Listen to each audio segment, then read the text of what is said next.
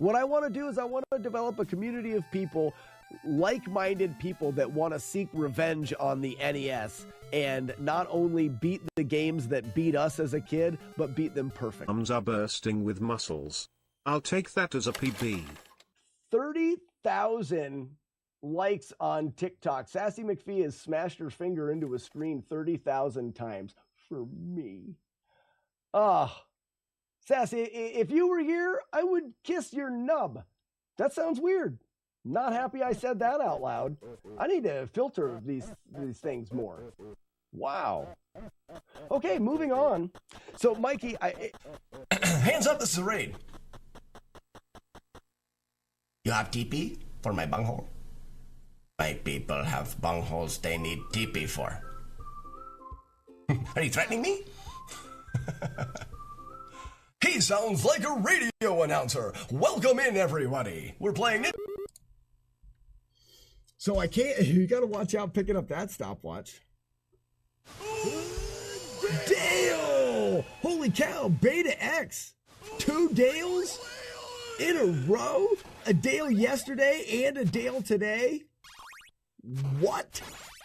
Because the Dale before that was HD Flex. That was Beta X's Dale. He had one yesterday. Now he's just showing off. That's 3 for the year. He's in the lead. No, wait. No, was the other one last year? Art Polly, that was your first Dale. I need the watch. Because I've seen people get the watch. I don't have to do anything to that guy. I see people hit him too. So far I think this is... Ooh, do I get that? I probably need that. So far I think this is what people do. I wouldn't do that at all. There it is.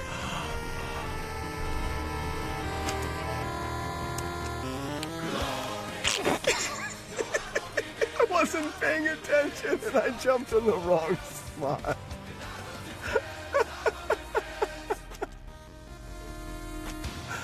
Oh, do we reset that? Oh, it is a reset. It was a gloriously timed. Damn it. Wow. I'll be back. I can do 7 for quite an amount of time. So 7 would be the most I would say I could do there. 8 I'm not very good at. Is a hot dog a sandwich? You already asked me this. I think I said no. Do you want to shave the beard? Don't you? No. No, I do not. Thanks, everybody, for being here. It's been a fantastic stream. I hope everyone has a great end to their day. Enjoy this raid. We are going to head on over to Tundra. This guy is 2 seconds from getting the... And maybe it's not that good. I think 39 is real good. That's not bad with the buff strat. Bing bong. Donkey Kong. Let's go. Oh, baby. Come on, Belvedere, do your thing. Nice fireball, Belvedere. Nice fireball, dude. All right, free jump. Dude, my heart rate just skyrocketed. Oh, shit! No! I saved it! I freaking saved it! Oh, that was a save like none other. I challenge anybody to do that save. Whew. I saved it while ripping my headphones out of my own head. Art Polly stumps me occasionally, because he cheats. He's a cheater. Art Polly the cheater. He cheats. So he stumps me occasionally. But other than that, I'm pretty good. Off, hold, boom. Did you see that? I was on the ladder and my arm stuck out and I hit him. Did you know, Shiner, that you could strike from the ladder? Someone clipped that. That was amazing. It did it again! That makes me happy, because that's weird. See, that wasn't right. That wasn't right. That wasn't right. That wasn't right. That wasn't right. That wasn't right. That wasn't right. That wasn't right.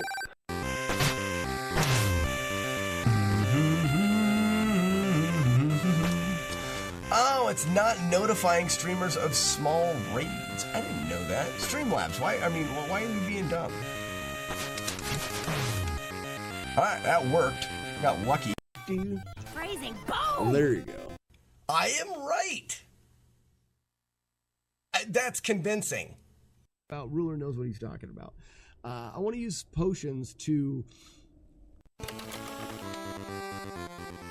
Yes, Rygar is definitely better than Karnov. Welcome in.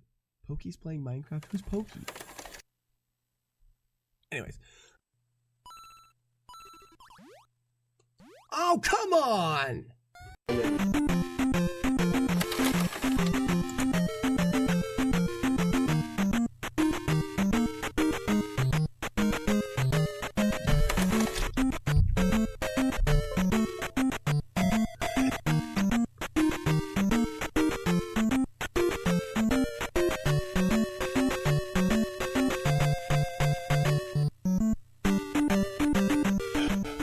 I don't know what happened. You suck! How did you already know? Sea creatures. I don't... And then I have no voice, so it made me sound stupider. And then it made me sound dumb.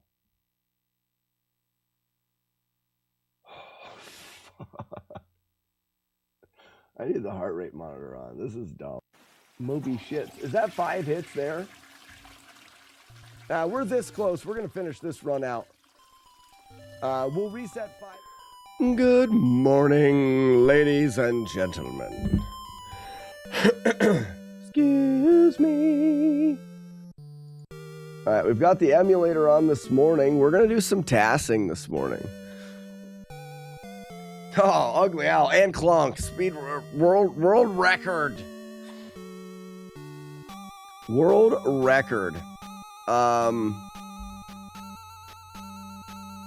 So we've got the tass up. The claw. Good morning, Julie Cat, Ugly Owl, Polly Blushy, Melody. Melody's back. And Lead Fed, Head, Devon, Queso Dog. Why don't you get me a cup of coffee? Who the hell is it? Jagard. What the Twist fuck? of lemon. Chief, what the fuck is this? Sweet and low.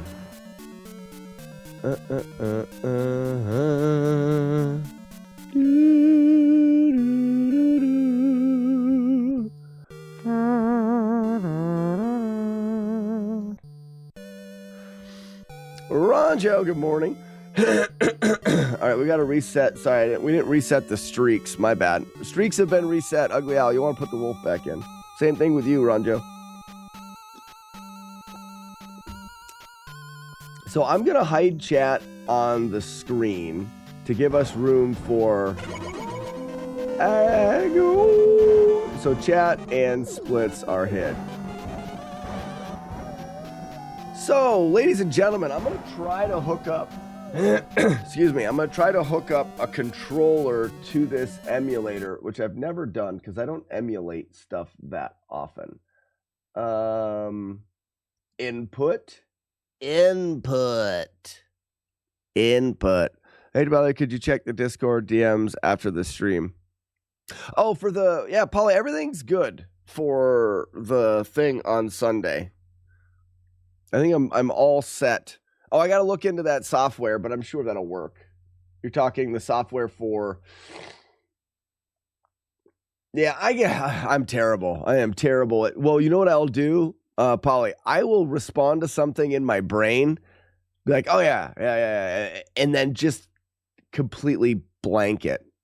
No, it's Ugly Owl. It's the emote. My fwee emote. Oh, you've got the free bird disappearing. That's good. I can make that one do it as well, Ugly Owl. Don't take it personally.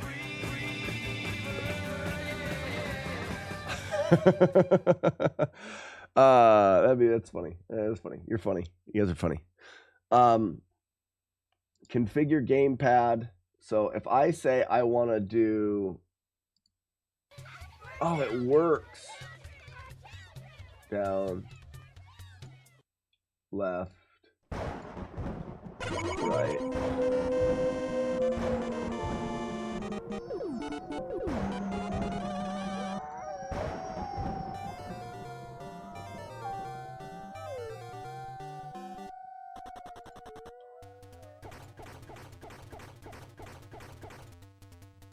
So can I play the game? Oh, I can just play the game? Nice. So I can just play the game through the emulator and record the task. That way I can get up to, so let's go task editor. Here we go. I'll bring up the task editor here. No. Good morning, Iron Monkey. Chip TV? What do you mean I never reply to you?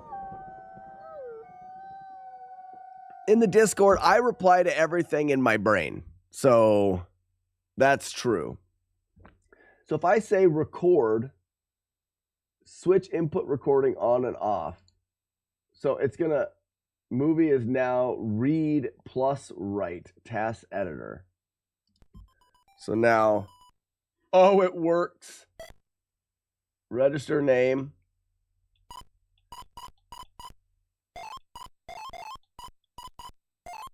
Peen.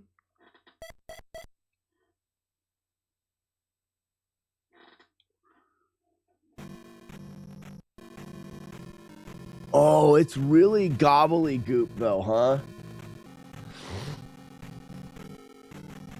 Do you ever feel not? Oh yeah, it's MB for sure. That's what it is. Does anybody know why it's doing this? It's better than having to type it in, though. Now, if I stop, I can go back up to here.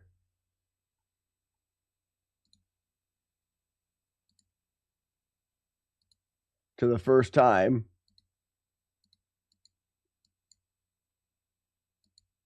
So we don't really have to...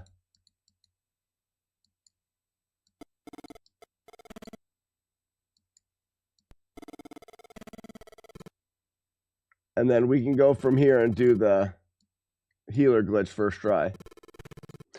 Slack teaching robots to type dirty words now. I did not. Who did what? Navard, thank you for the bit. I'll have to get that. I still got to get those bit things working. Stop moving, me.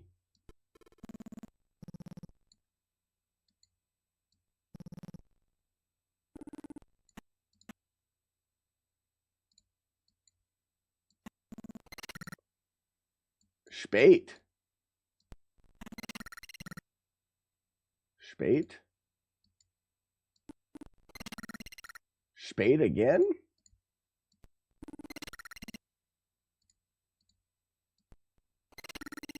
Wait, what?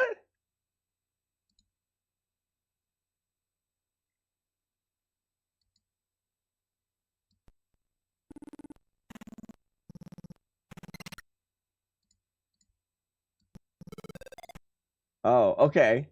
So what? Closer. It's precise. There, we're getting there. It's like right here. It's one of these two frames. Hey, we get to finally figure out if it's the later or the earlier frame. You taught the task to name itself Peen, which is not a bad word. I can think of a much worse word, Z. How are we doing this morning, Z? Monkey likes the sound in slow-mo. All right, so we'll be able to find out if it's the... So this is the first frame. Let's set a marker here. This is the first frame that works for the the frame perfect input. Oh, and then we can immediately untalk. How many frames is it between? There it goes. Here she comes. Somewhere in here. Too early. 1 frame too early, maybe. Okay, so that's late. That's late. Here it is. This is the right frame, but she doesn't turn around, meaning this input here is is 1 frame early. So if you're getting, this is something that I only assumed, but now we know. If you are getting the right pixel on this first input right there, but you're not getting it, it's because you put that in 1 frame early. This will now be the correct frame, but this frame is off. Generic internet.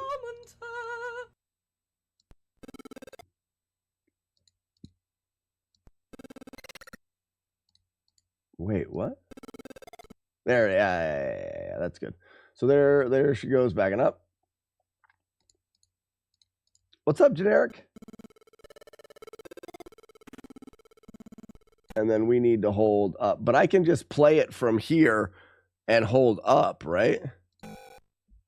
Yep. How we doing this morning, generic?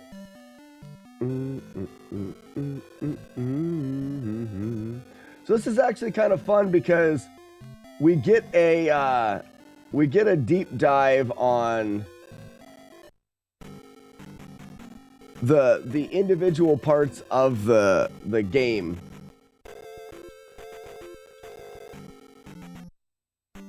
All right, so we'll go back into where the room loads. Whoops. We'll go back into where the room loads. Yoink. Okay, just dropping in for a bit before I have to skedaddle. I hope you're having a good morning so far. We are going to take a second. I want to have a better understanding of the Freebird strat. We need to stop letting it. What's up, Renegade?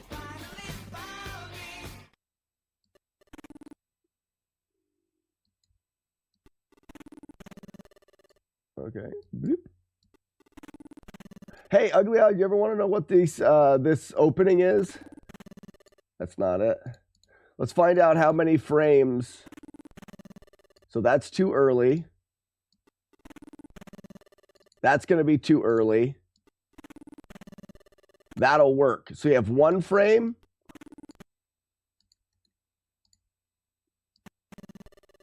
Two frames. 3 frames. 4 frames. I always said 8. 5. 6. 6 frames. So when you release the left button when doing Frosted Feet, the first button release is a 6 frame window. Same old Jets. We're into some technical shiz.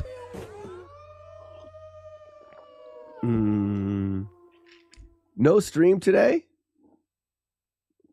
Wait a minute. Renegade, what do you mean by no stream? Oh, I'm not skedaddling. Yeah, Generic was skedaddling. What's up, Chief? So when I'm talking about Frosted Feet, we're coming in to this spot here. We're going to press right for 1 frame. Well, we have to come to a stop first. So we have to come to a complete stop, press right for 1 frame, and then from here, we're going to hold right towards the edge of the screen. But we need to hold right all the way to the edge, like we were just going to leave. But is that bubble going to hit us? We'll have time. And then we're going to Actually, I could probably start holding right sooner. Bubble is right there. So somewhere around here, we want to stab. Oh, that bubble's going to get us. What a puke. What a giant puke. So, excuse me, Chief, we're tasking Clown Shoes, but we're tasking the entire game all the way up through because I want to look at Bicula as my main thing. So let's actually wait on this right input so we go behind the bubble.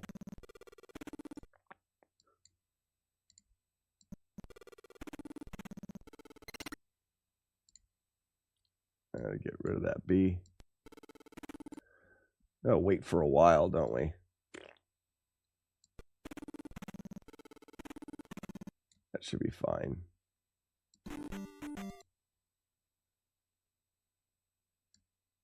You can see me putting inputs in. If you look below, these are the inputs. You know, we've got A, B, C, D, start, select, left and right, up and down.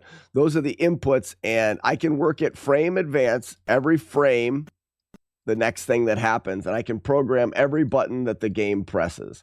So there's an exit. We want to stab on the last possible frame. So there's a stab. And there's a stab.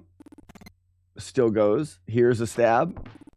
Still good. Here's a stab. We're moving this B press one frame later. And there we go. So the last possible B press is here. We'll set a marker for that.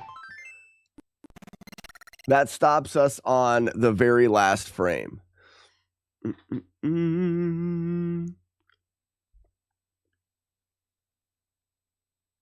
We should be so lucky that Slack is skedaddling. Instead, we're all trapped. No. Arno! Good morning, Arno. So this is actually something that Arno showed me that I want to do. Not only can we look at the task here, we could also look at, Arno, where did you find the variables? Was it memory watch? RAM search, memory, or RAM watch. So what I want to do, Arno, is I want to find link subpixel. You're brewing today, Arno. Congratulations. What a fan. RAM search to find. Boo-doo-beady-boo. Sandman, yeah. Let's move. Whoops. Incorrect. -5. Let's move this over here. Hopefully you guys can still read this. I can't really tell. So now we're going to bring up another source, which is going to be a Windows source. And it's going to be called RAM Search. And there it is. Boop. All right, so now we've got the RAM search window.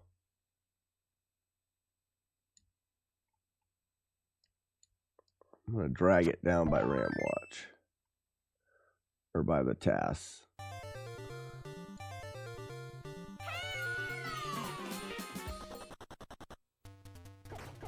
It's Arno, not Arnold. Arno, France. Arno's France. There's tasks. Okay. So now we've got the inputs here, and then over here we've got the RAM search. So what we want to do is from here, when we're standing right here, we're going to go one frame forward, and in that one frame, we're going to affect and birthday today too. Arno, it's your birthday? Happy birthday, Arno. Let's do some fireworks for Arno. Oh yeah. Oh, it's your birthday. It's your birthday. You're older now, closer to death. Good job, bud. Oh, great. That is a great. That's my birthday song. So,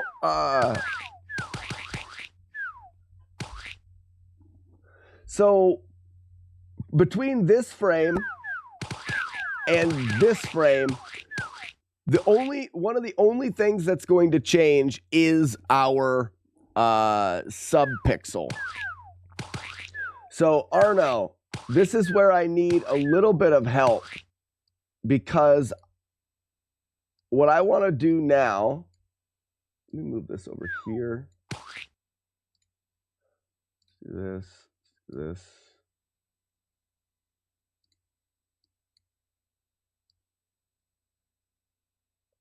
Is I want to find out, so we're going to search invalid. Okay, so I got to find something. Oh, search for something that is less than or greater to. So I want to say equal to, not equal to. So compared by previous value. So the previous value, the new value is not going to be equal to it. It's going to be, I'm sure, 1 byte. And I don't know what this means. Okay, so now reset. And now, do I hit search here, or do I just move the frame forward? So let's move the frame back. All right, so it's here. This is where I want to be.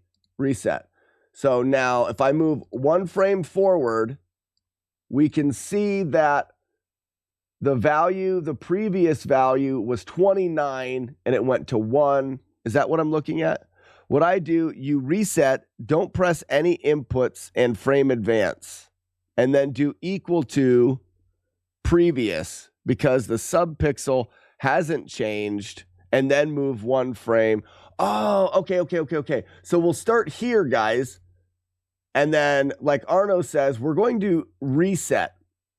We're going to say equal to, because now we know in this next frame of movement, boom, that will be equal to, the subpixel will be equal. So now, Arno, there's a bunch of variables, but is it just the red ones that are equal?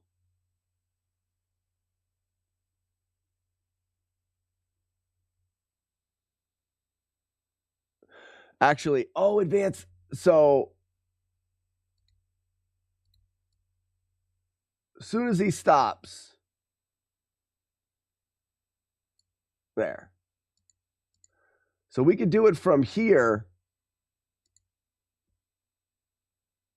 Reset. We're equal to the previous value. And we're going to go bop, bop, bop, bop, bop, bop. So now we've went for quite a few frames. Now, I don't know what I'm looking for, Arno, in the red or what? Is the red the value that didn't change? It looks like it. But these values also didn't change. Looks like there's, so it's going to eliminate any value that didn't change. You click search. So you run through the frames and then you click search so you reset, run through the frames, and you search. And this will give you the values that didn't change, which is a ton of them. But it did some.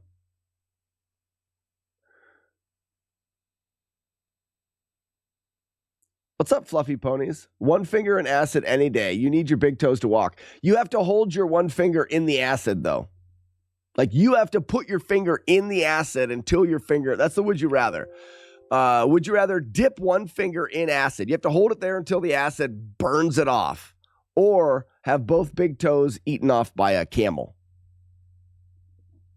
So, Arno, now I could switch it to not equal to, go the frame that I know it's going to change,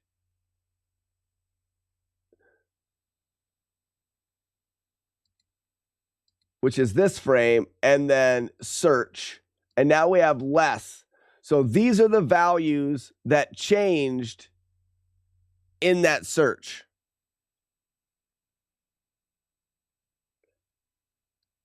And we're looking for any of them that are changed by 1.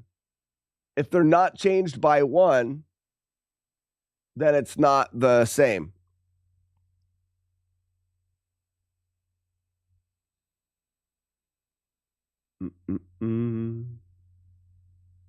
Like these are changed by 8.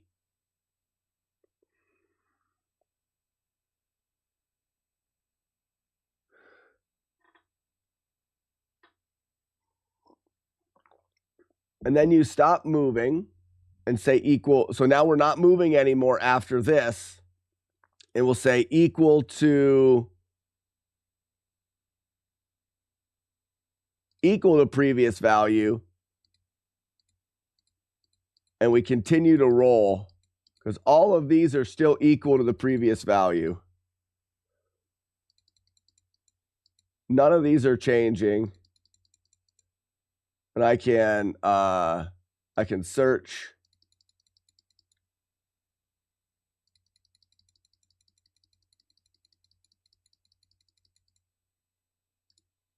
So right now, these are the values that we have, which is still quite a big list.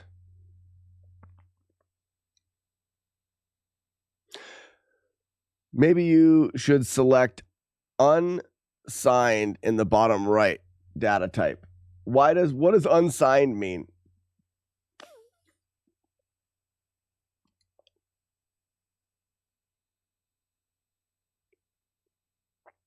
Oh, I see what you're saying, because it gives you, it doesn't make a positive or negative. It gives you the 1 through 255 or whatever.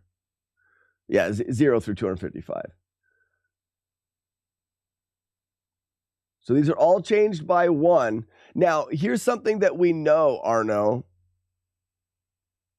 Here's something that we know.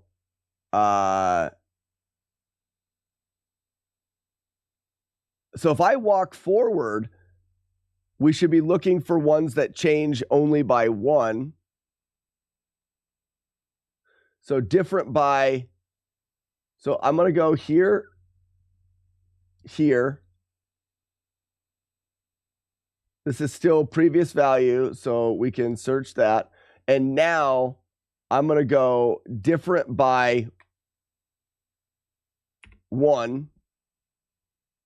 And I can move forward. That should be 1 frame of right, different by 1. Hey! And it's had 2 changes since the search. That's it. That is the RAM value for 00AE equals your subpixel.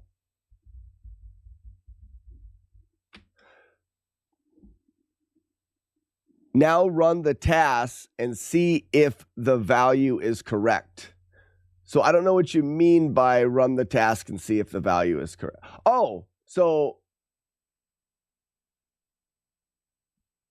if I go back here, it'll... So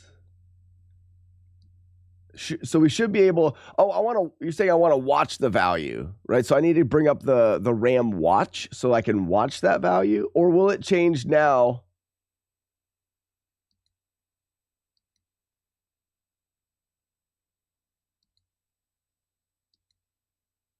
Oh, I see. So this is just, it's changing every time. It's changing by 1.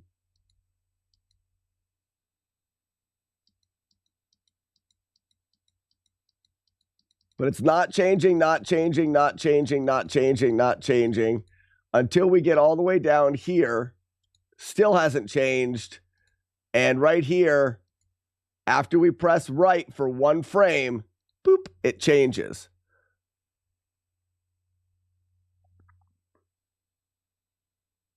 Now, on this frame, it's going to change by more than 1.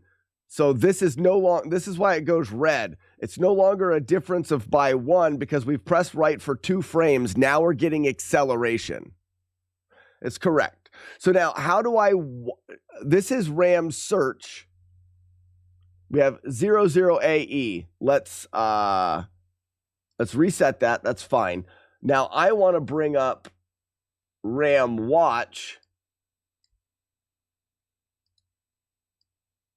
And I want to add a new, the address is 00AE, unsigned. Okay, So now I have the value right there.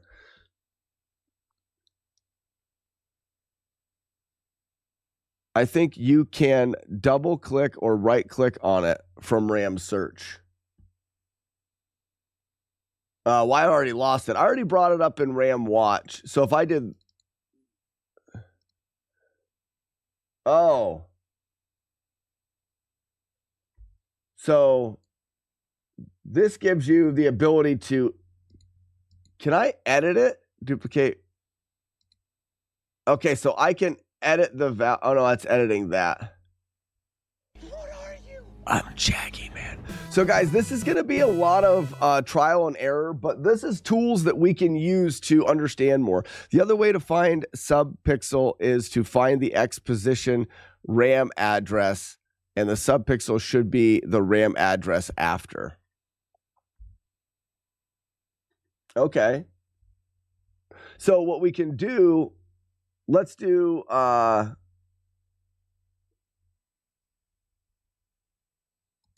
this again, just to get an idea. We're going to go to the frame before the movement again. And we're going to reset the search. We're going to go different by 1 from the previous value.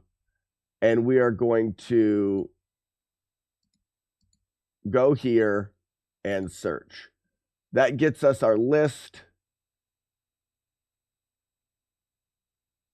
Huh?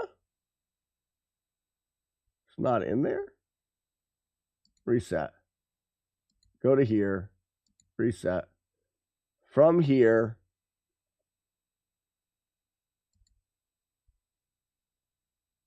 To here. Search. 0, 0.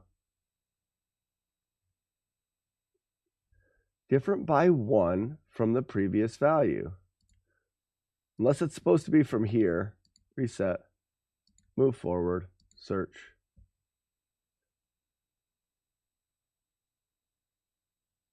How am I not getting the value now? That's weird. It must be this different by 1. Not equal to.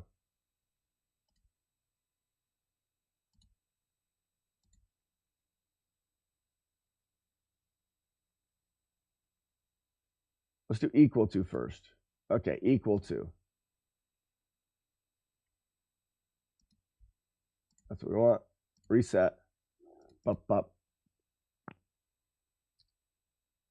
Search.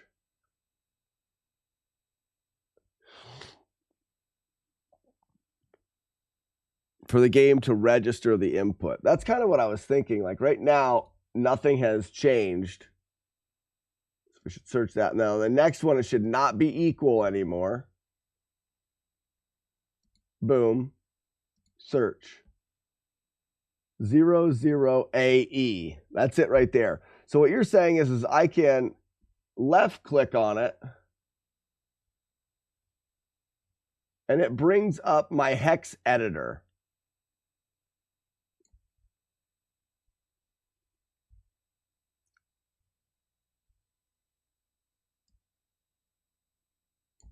Let's get one more window up here because we just need another window. Window capture, hex, open, okay. So now at the bottom, you guys can see the hex editor. Now we are in 00. Okay, here is the value. Whoa, poop. Let me go back to it. 00A, boom. So it's right here. It should be set A0, AE. This is the value it's telling me it is. You can also select it and use the convenient labeled watch button. Select it. Watch. Oh, got it. That's nicer.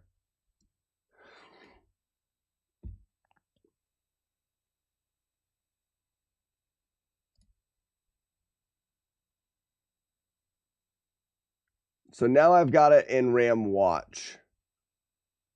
Let's bring up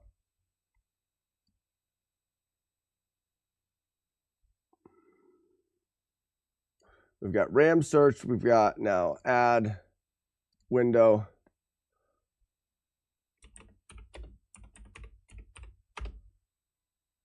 Okay, so now we've got our RAM watch window.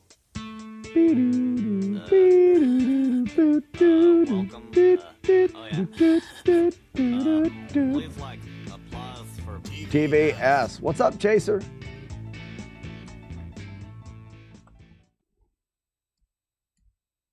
So I'm going to put watch by search. And when we need to search for a new one, we can bring it up here and I can take search off. And now we've got watch. So AE would be the 15th item in the row, which has 16 items per row. Now, my question is with this watch, can I, like right now, we can watch it and it'll change as we move. Sure. Boop, beep, doop, doo, doo. Is that guy? Values 2, value 0, value 1, value 2. Okay, that's not it.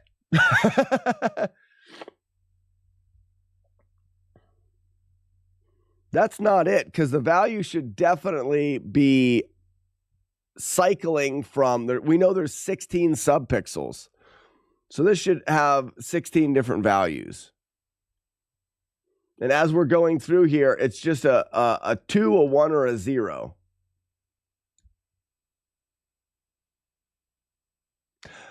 My boy Leatherface, how we doing? Leatherface, we're doing some tassing. So we are trying to play Zelda 2, and we're taking it into a. We're not just tassing. I guess a better way to say it is we are trying to get a better understanding of the game itself. So we're looking at where the code stores information so that we can track some information as we do different things in the game and give us a better understanding of how the game works. Give me 1 second. Be right back.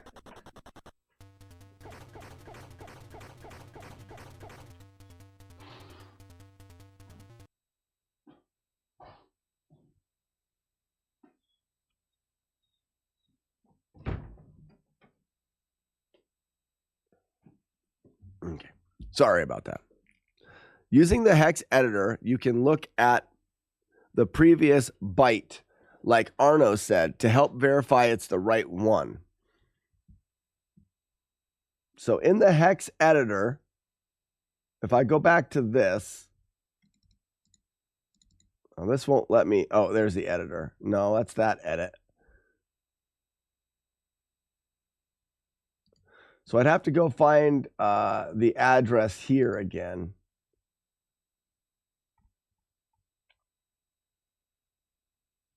Reset. It was 00 AE, which is right here. I click on it. So AE,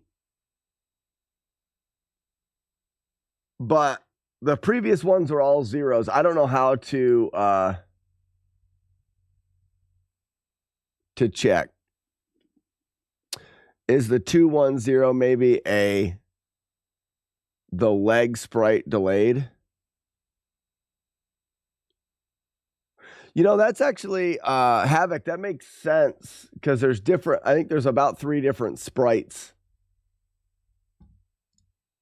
If we go back, so we've got 0 is the standing sprite. Nah, well, he changes to 1. And now that changes it. No, it's still the same sprite. And now it changes the frame before. 0 again.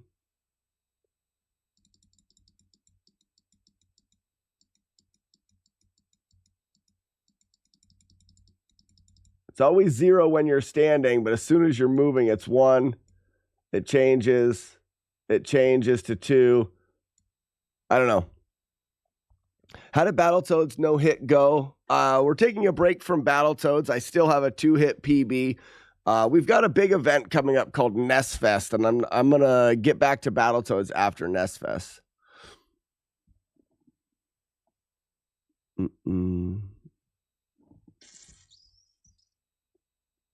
Well, I don't need to look at this right now, though I kind of want to. Well, I can set this up better. Like here.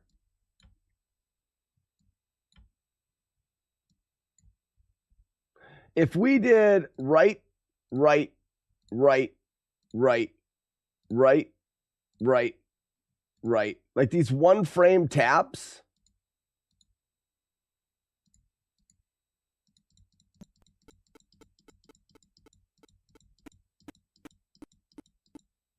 We'll eventually move 1 pixel after 16 of them, or when we move, we know we're on the,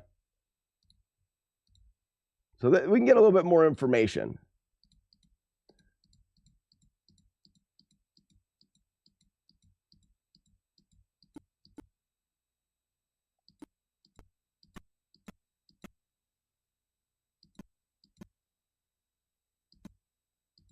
Hey, there it is.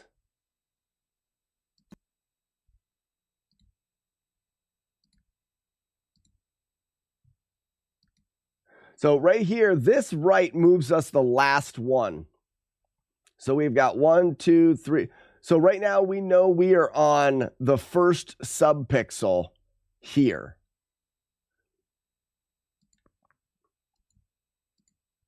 So we are on subpixel 0. And from here, 1, 2, 3, 4, 5, 6, 7, 8, 9, 10, 11, 12, 13, 14, 15. We should be able to go through here and we'll move subpixel at a time.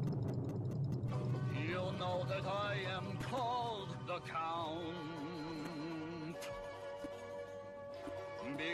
And at the very end, we moved 1 pixel. So this is subpixel 0, 1, 2, 3, 4, 5, 6, 7, 8, 9, 10, 11, 12, 13, 14. Seems like we shouldn't have moved there. If we're at 0, 1, 2, 3, 4, 5, 6, 7, 8, 9, 10, 11, 12, 13, 14, 15. And 0 counts as 1. Correct.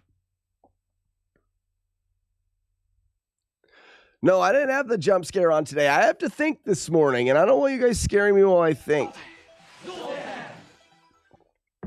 Zoltan! So, we should be able to use this. Put that cookie down now! You're a monster! Greater than or equal to. So, reset search. And this should, as I go through here, the value will be either greater than or equal to all the way through there.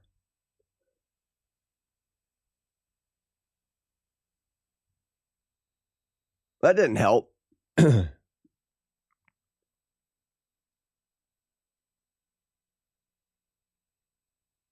There's so many of them still that are greater than or equal to.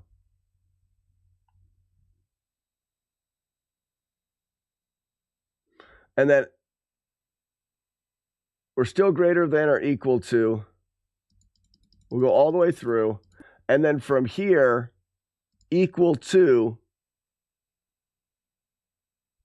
And we'll run it for a while because it should be equal.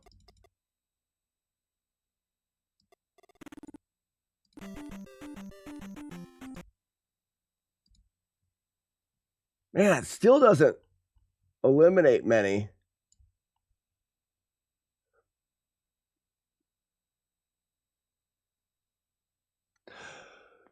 Havoc, I think that this map would be fine. We want other variables to change. So the bubbles changing variables, I think, is kind of a good thing.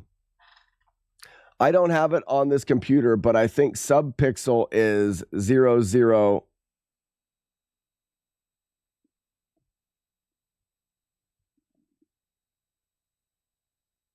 So changing by 16, not 1.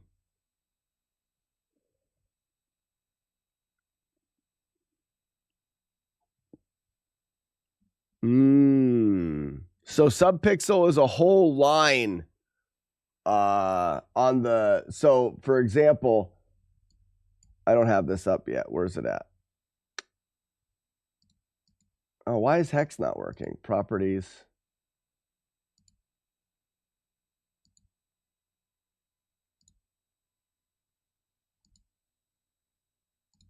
Oops, properties.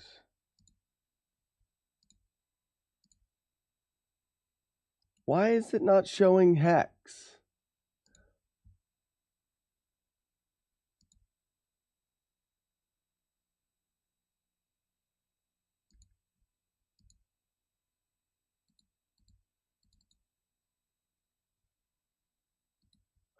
Anyways, so there are X amount of values here. They just read the upper half of the byte. But he's viewing whole bytes and trying to filter by what changes by 1. Because that won't work. Okay. So Frosted Pears, I'm not looking so much for answers. I'm looking for, I'm trying to learn here. So if I wanted to find that, my search would be different. I would search for, I would search for, not bytes, specific values, specific addresses, number of changes. Because I'm essentially right here, I'm on the first subpixel, and I walked through all 15 of them there. I should be able to use that as a way to narrow this down. I'm just curious. Yeah, but guys, I need the explanation. I need the explanation. I mean, obviously, we could go through a, go here, reset. We could play this for a while.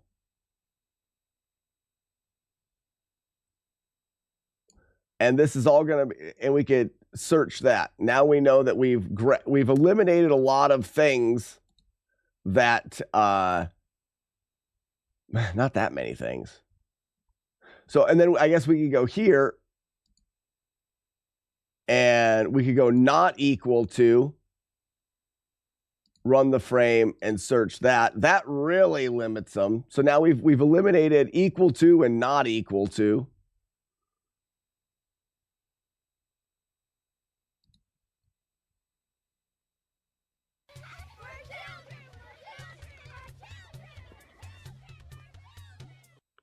When I want to find a variable, I stare at the hex editor while I play. No joke. That would hurt my head. That would hurt my head. So we've limited it to a handful.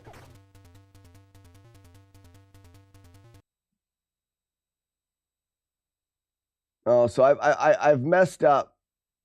Clear change counts. Undo. Oh, crap. All right, back to the beginning. This is good for me to learn. I'm here. Reset search. So reset. Here's a handful of frames where things will change, but your sub count will not change, or your subpixel will not change.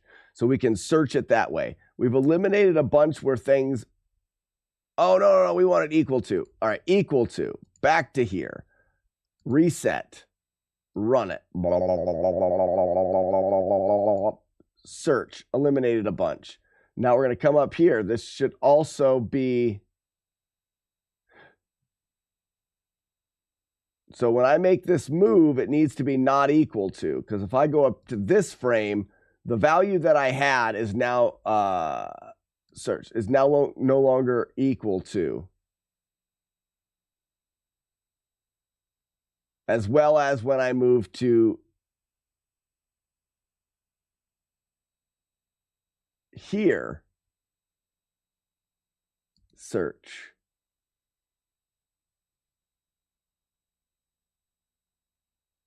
And this is going to change every other frame. I believe it changes.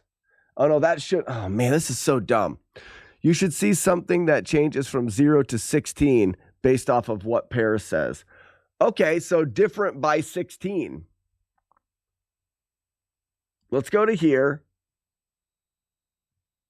Reset. We've got them all.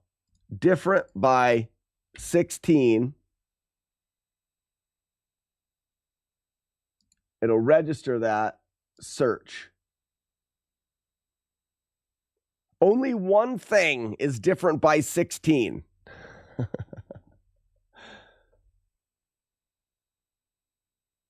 And now it should be equal on the next frame. So equal to next frame. Search, still there. This next one will be different by 16. But it didn't change there.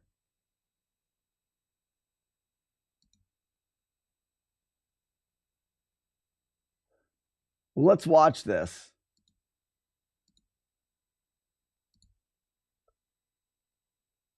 So now we've got it in the watch, which is here. It is 03D6. Oh, it's not going to change though, because we're looking for we're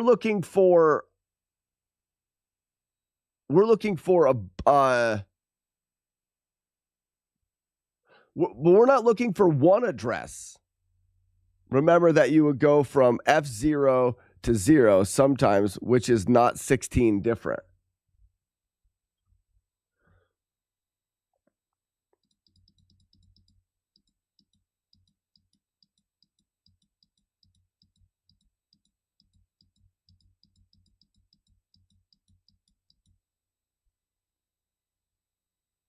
So if we look at watch here, we start here and we're at 16.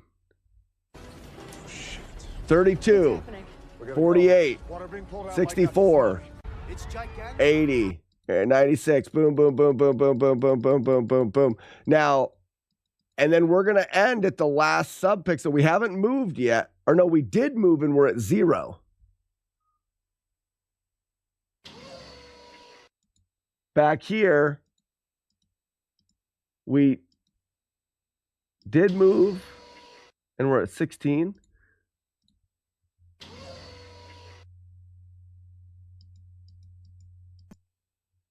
Oh, that was my issue there. I was on the second subpixel. So we're at 0 right now, which is the 0 subpixel. It's the first time our toe has been here. We run through, it changes, and we grab this one, which brings us back to 0, and we move 1 pixel forward. This is it right here. Can you debug this program over the phone with a friend who knows a little and mostly doesn't listen? What are you talking about? What's up, Tsunami? As fun as this is off a stupid meeting. All right, McMonkey, I will be here. Believe me, we'll probably still be looking for subpixels, but I think we found it. I guess here we go. If this is subpixel, it means on the last subpixel before you move, this value is at 240. 240, right? So you guys can see it right beside me at 240. Now, if I say, let's eliminate all of this except for the first turnaround. We know that when we come in the room, okay, there's the first turnaround right there. So when we first come in the room and we got full speed going, bop, bop, bop, bop, bop, bop, bop.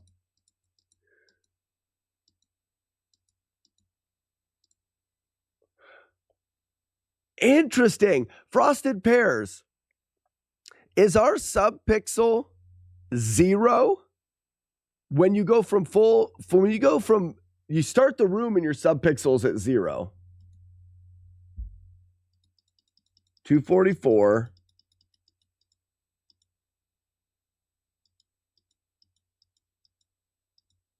Why did it change in the middle there? Right there, 0. It sets your subpixel to 0 right before you start the room. And you get up to full speed, and when you let yourself coast, does it put you at 0 again? So that's why when we coast to a stop, we know what the subpixel is. Interesting. We press right for 1 frame to offset our subpixel to 32 because it goes by, it goes to 48.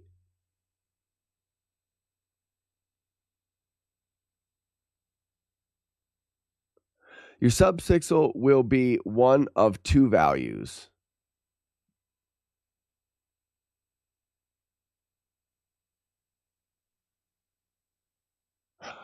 Oh. So when you go full speed and stop, it's either going to be one or the other.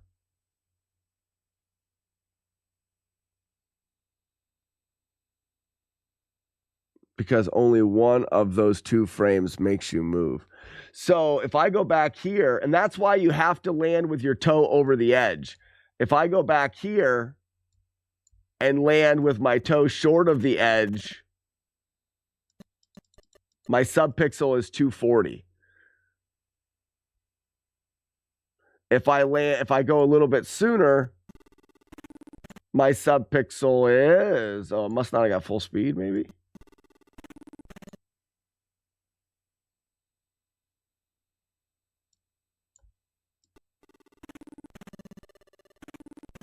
Weird.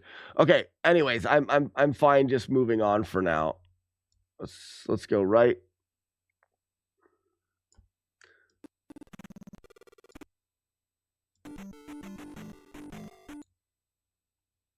Where were those right inputs I just put in? I guess they didn't register.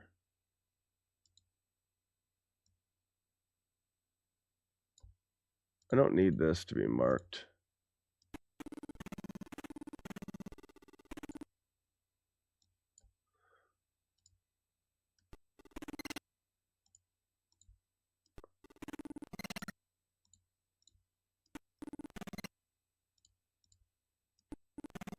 All right, so that's late. That's late. That's perfect. Subpixel is 240, which is the very last one. So this is the correct address anyways. And we know that because we're getting the numbers we want. So the frame perfect stab at the end leaves subpixel 241. That means that after the stab, if we press right for 1 frame, we'll exit the screen.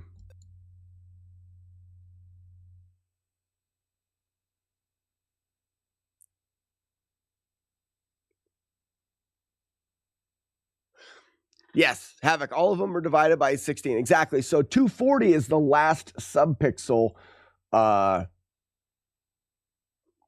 we have. That's what we need to know for this trick. So for this trick, we stab on the last frame, and then we move right, but on the next frame, we move left.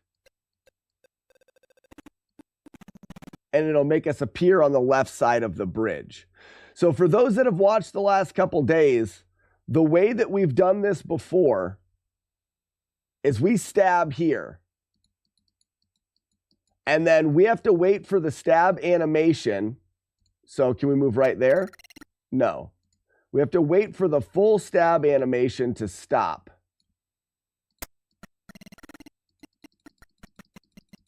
There. Now, after the stab animation, we can move right and then we pause the game. And then as soon as the pause menu can be unpaused, we unpause the game.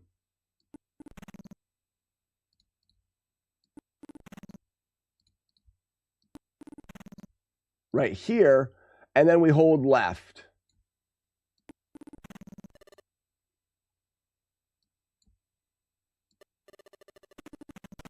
Right there. So you'll notice that with the old strategy, the fastest that we can do it gets us entering the overworld right here.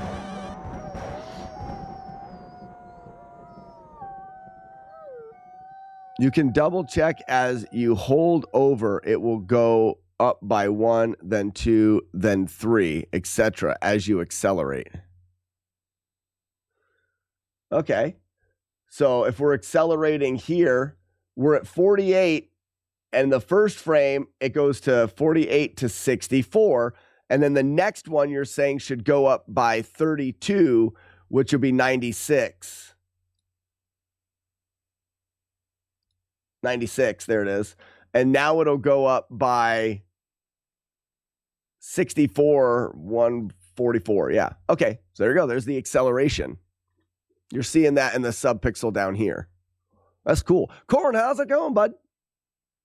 So we've learned some, and this is, like I said, this is the issue with the strategy of Frosted Feet, which this is how slow it is.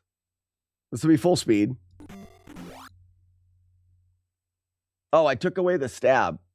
Why?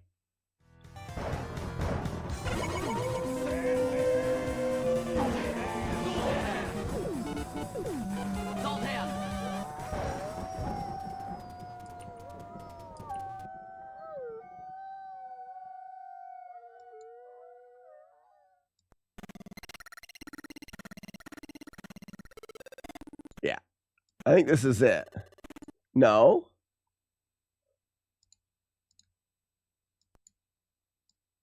Come on.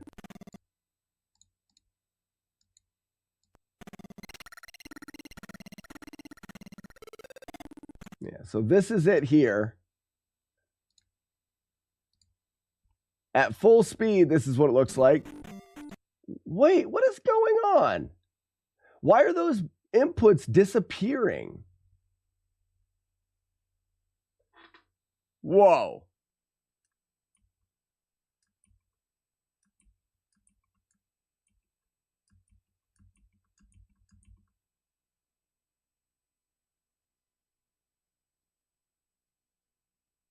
Why are the inputs red?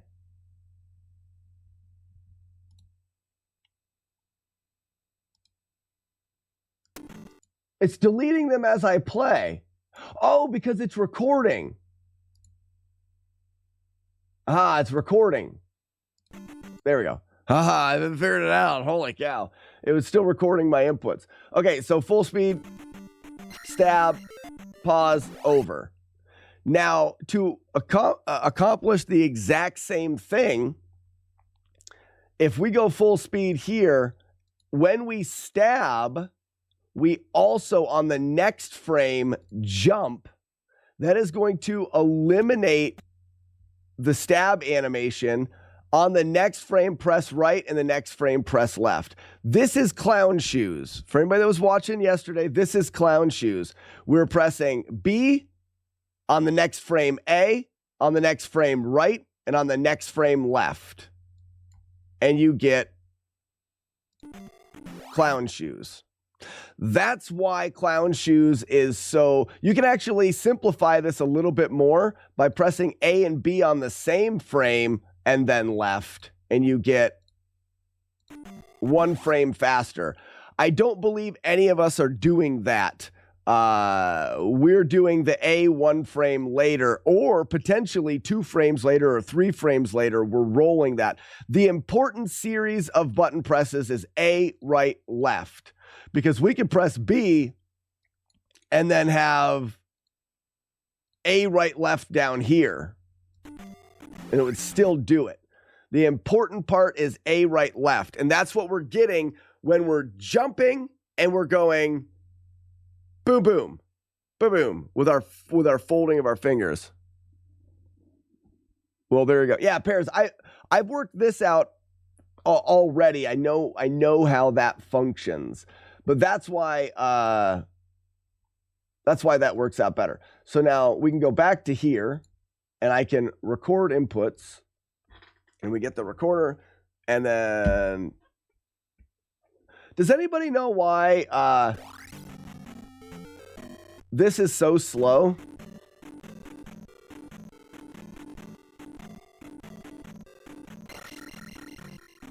I mean, it still works. It's faster than recording these in. It actually makes it a little bit easier because the game's playing in slow motion for me.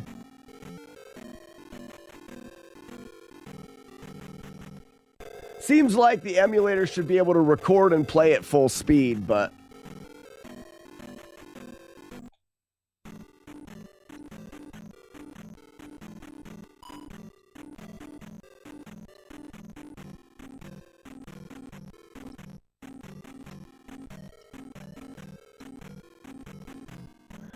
and this is another fun part about it. Now I can go back and find out why we get that bop sometimes in the middle of the bridge. Let's go back up and we'll have a, wow. Yeah. There. We'll set a marker at the load of this.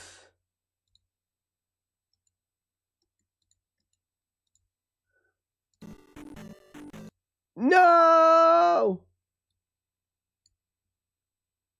I gotta stop, make sure I'm not recording. I must have eliminated that jump input.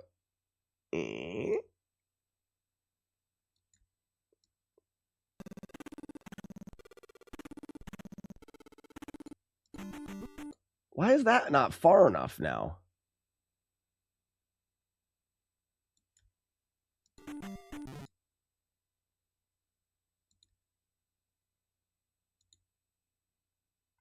Oh, it's not that jump input. It was this jump input.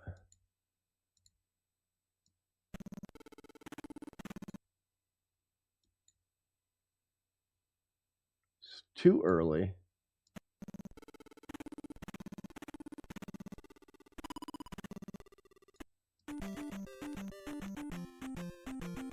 So now I'm, this is dumb. Why did it change? I'm catching my feet on this one. So I need to jump a little bit later.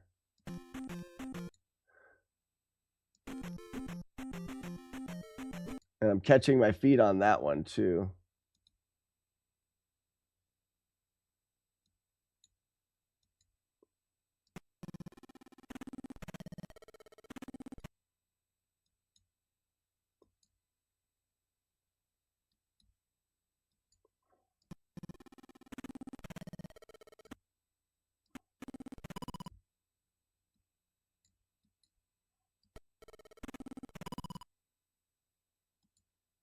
Why is this? Oh, I'm jumping too soon.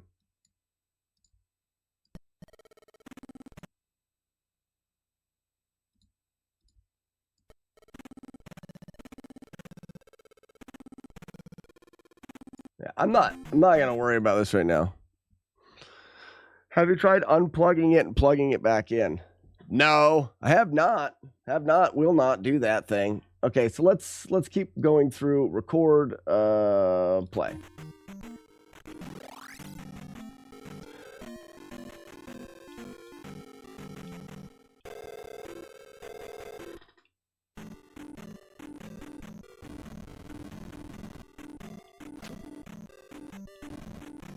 Wait, what happened there?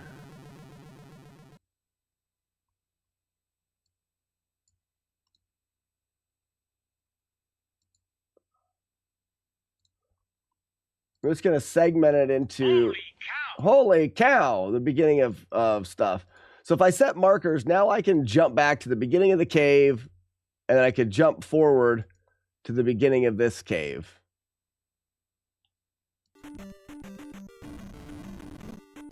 Oh. Stop. Go back. Record.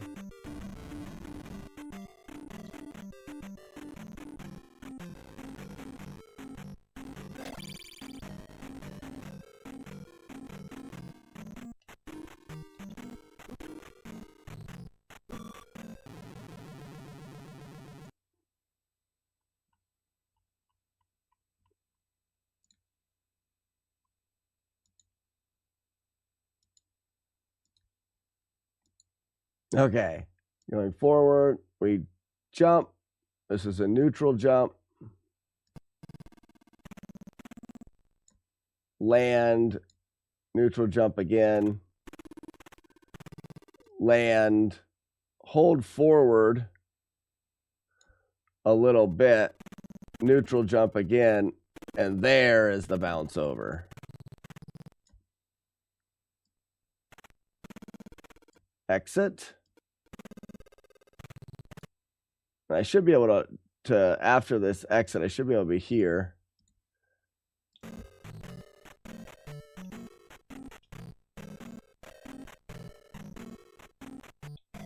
Oops. This is a lot. It's easier than programming the whole game, but it's quite a bit harder than I thought it was going to be.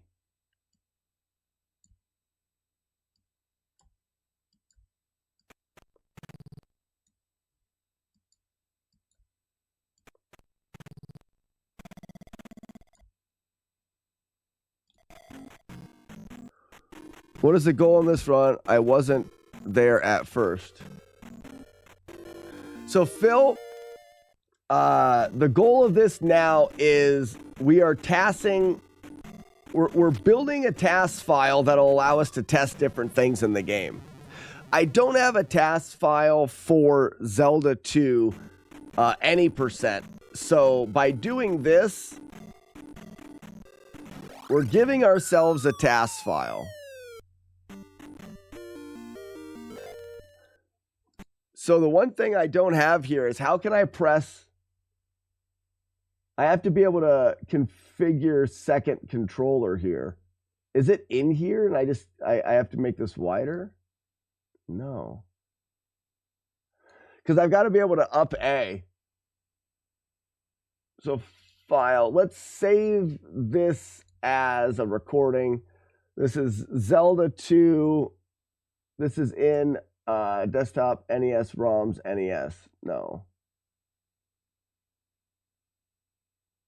No, I mean, that's fine where it goes. Zelda 2, any percent.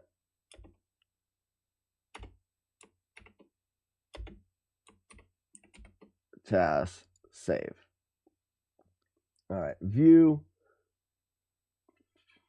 configure,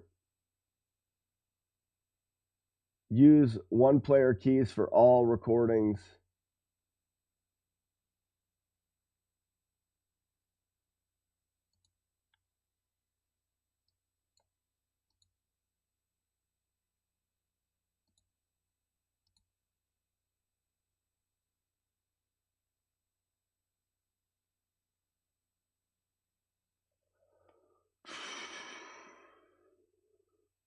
Combine consecutive recordings and drawings.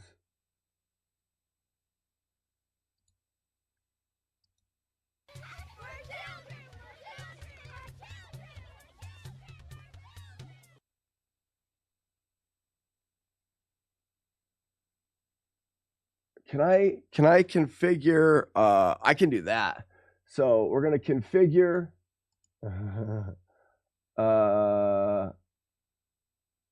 in here, input, port 2.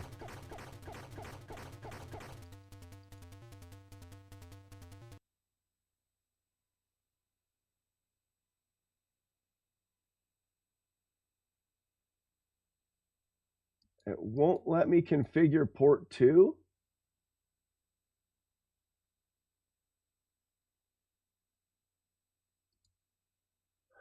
Damn it.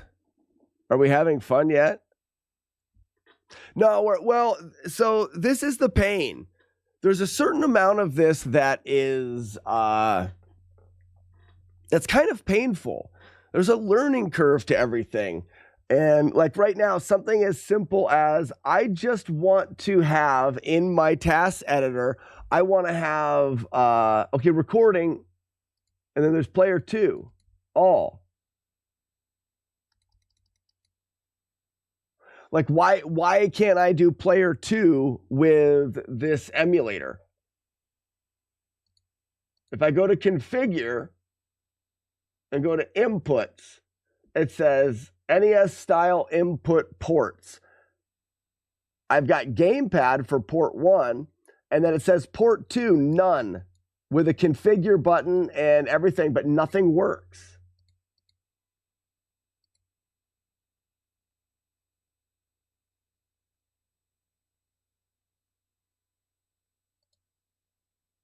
Does anybody use FCEUX?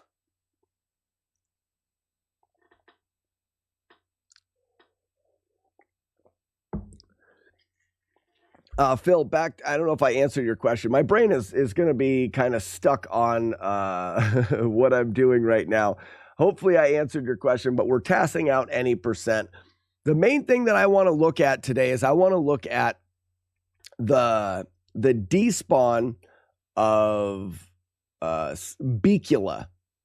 The despawn of Becula in Great Palace. But in order for me to task it, I need to get the character there. So I'm playing through the game.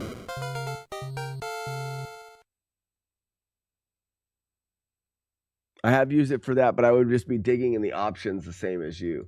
I don't know where the hell else to go. I can configure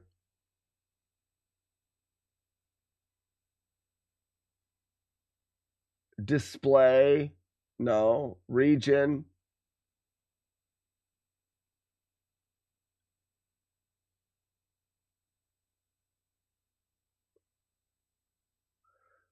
There's a configure inputs. It does not let me configure inputs. Well, look here. In fact, this is probably the best way to do this, guys. We should be looking at it this way.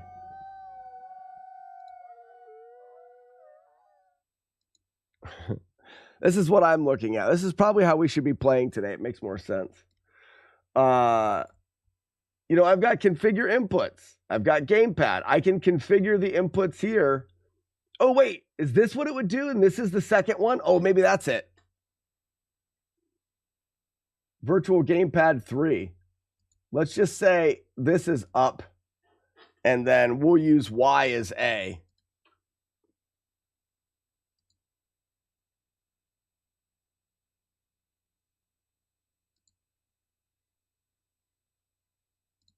I don't think that's it.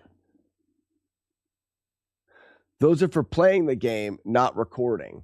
Okay, so if I go over here, this is the task file. Import, no, cancel. Configure. Use one player keys for all single recordings.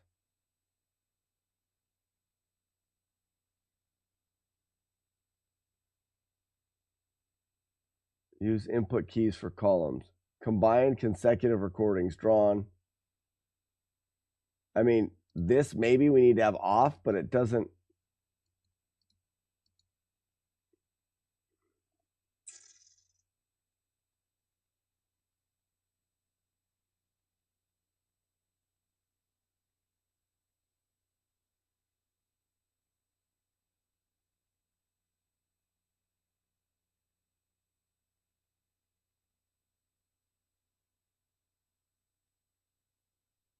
You might need to make a brand new recording and choose 2-player as the type of recording.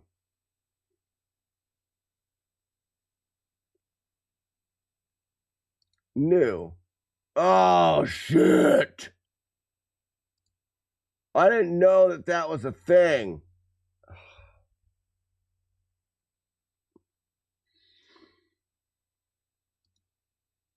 Import input.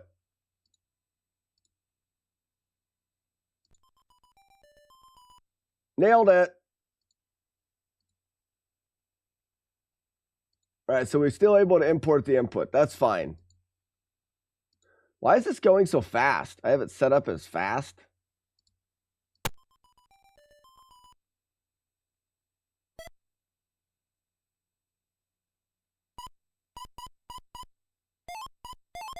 It's not going fast. Turbo seek. It's playing and I hit seek, so it's turbo seeking. Okay. And it'll end up playing normal when it gets to a thing. Nope. Okay. How do I make it not turbo seek?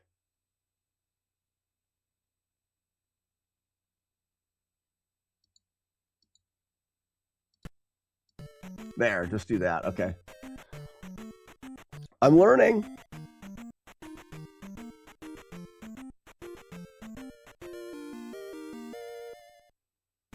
So we can turbo seek. We can wait to this. We go back to frame advance. We get a pause menu. And then on the second controller, we up and A. And then we can bring this way because we don't need to see that again for a while. And then we continue.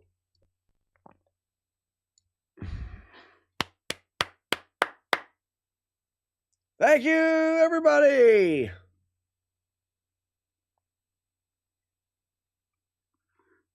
Bottom left is number of frame. Yeah, so this right here is the frame number.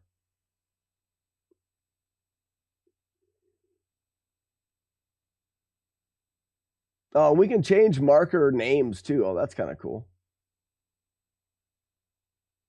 So let's set a marker here for,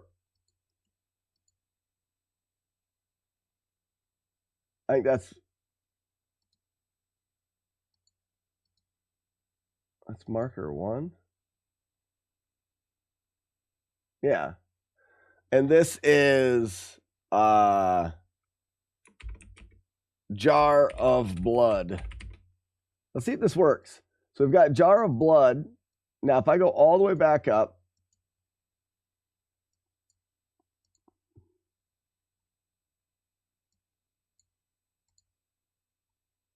I'm learning.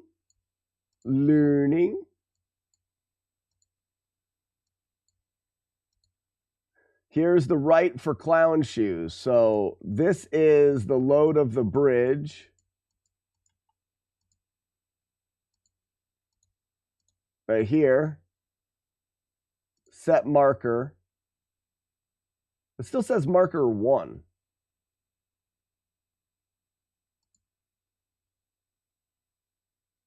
And this is clown shoes. Can I do that? Oh, right here, markers, history. Oh, that's history. Bookmarks and branches. Marker 1, clown shoes. Yeah, but I want to be able to switch. Ooh, click here to scroll piano roll to playback.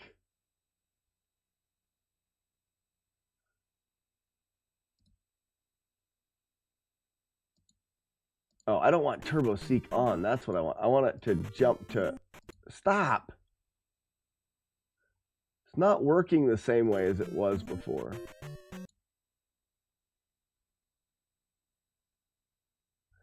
It's weird. Like, I don't know why this is, I don't know why that's flashing.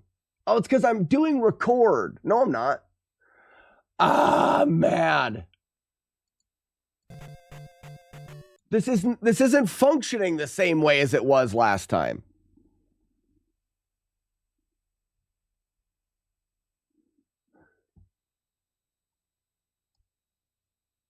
Like, I should be able to go back up in here. Okay, I am now. And from here, I can go to my markers. Oh, it's because I was like out of where it's been done? I don't know. So I'm at Clown Shoes. The next...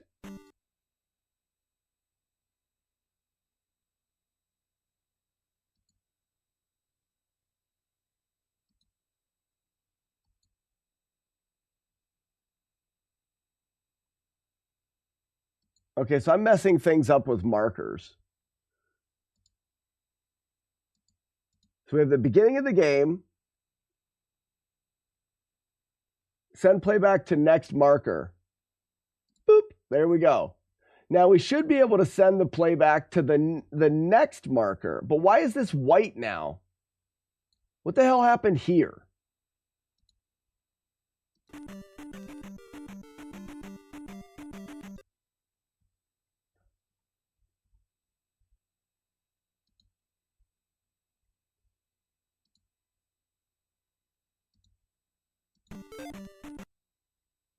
Oh, I accidentally put a T in there.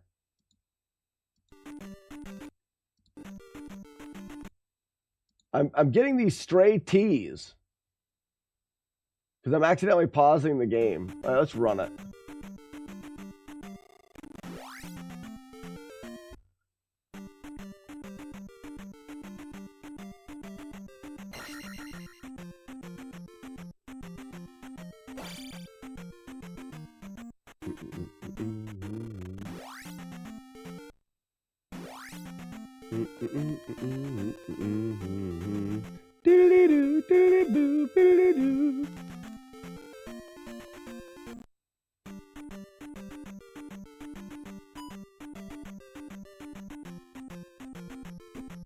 So here is where I think if you jump too big on the next jump, maybe it's just too early. Let's try something here.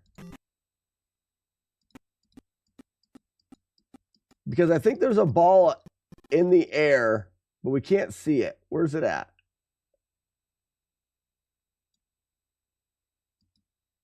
So we got hit by the ball here.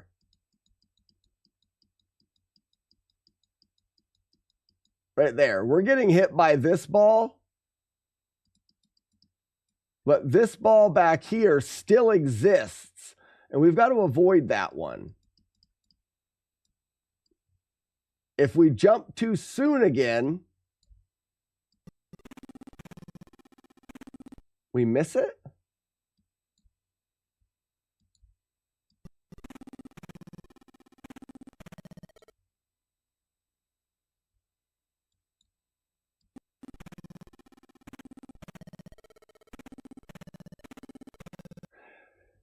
That's weird. Sometimes you get hit there. I'm not looking at it right now.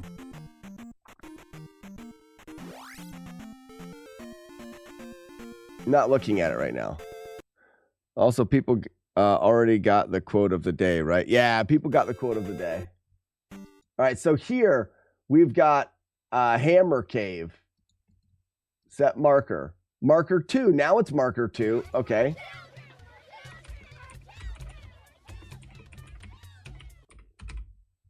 Hammer Sandwich.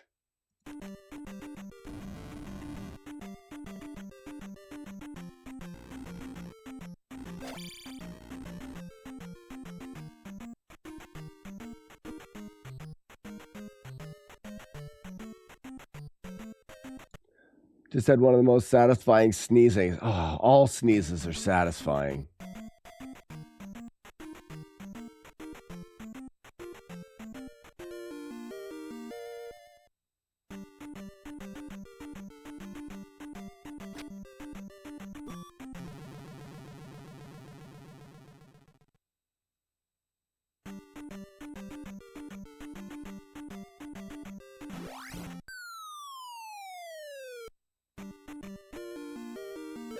Up A. And this marker starts Jar of Blood.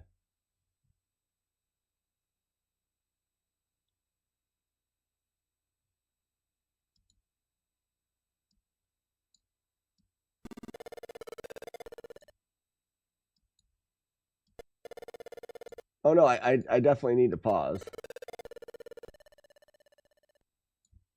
I gotta pause up here. I don't know what I'm doing. Up A, and then we need to start again.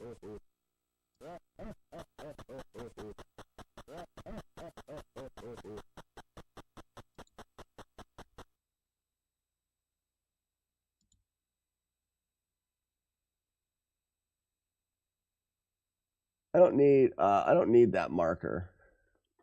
All right, let's record.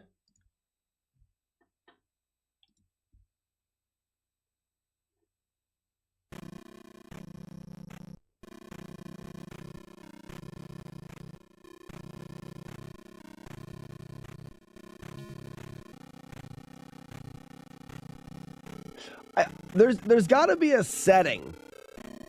There's got to be a setting that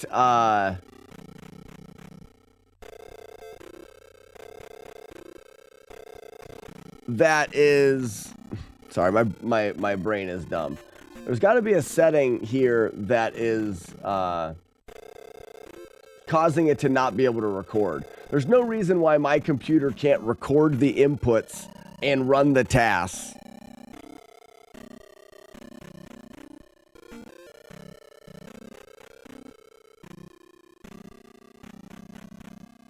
If you minimize the piano roll, what the hell is the piano roll?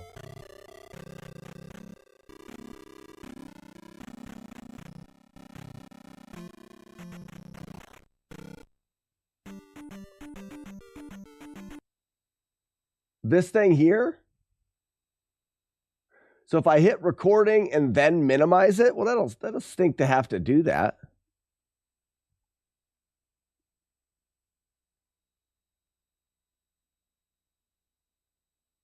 Well, I'd rather play it in slow motion, to be honest with you.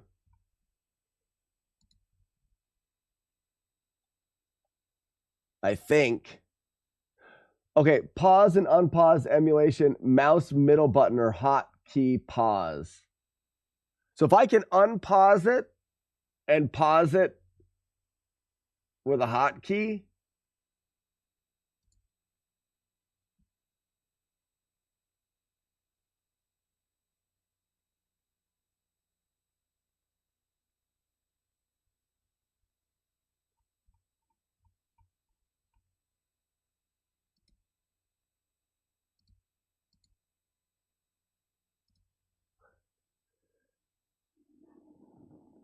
you can just turn off piano thing in the view menu. Yeah, but I want to see it. Pause. Oh, okay. So it's this button? Negative. All right, hold on. Positive. So if I minimize this, I can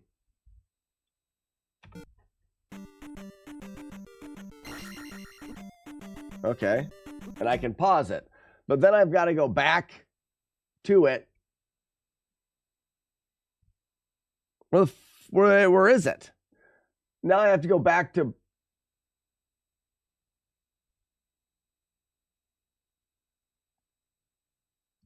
task editor. Oh, that's stupid. No.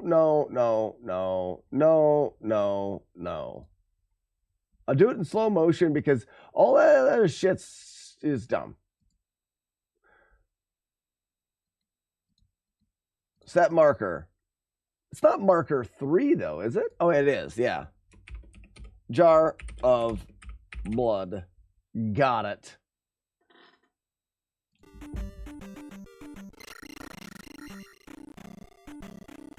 That was too early. I don't care. Fine. I'm fine. I'm just going to take a death abuse. What's up, Weevil of Doom? Hey, Weevil, that was the weirdest thing last night. It was not... those were not there.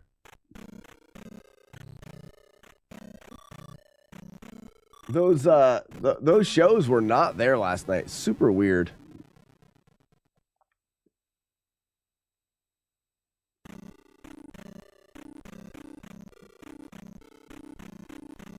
I mean, this isn't bad working in slow motion. Whoops.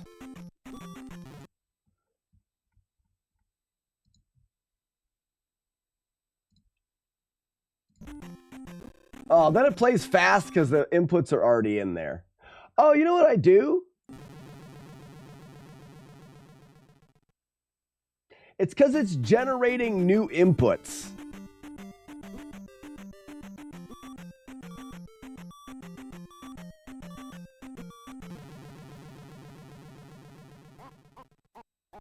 Now stop it, go back to the beginning of Jar of Blood, and then play it. Nope, but... Have you seen my wiener? Have not. Yeah, never mind. I thought that would be smart. It's not smart.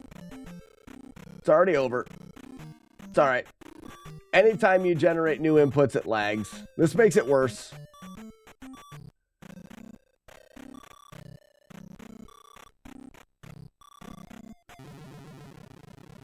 Now it's sometimes slow and sometimes fast. That makes it worse.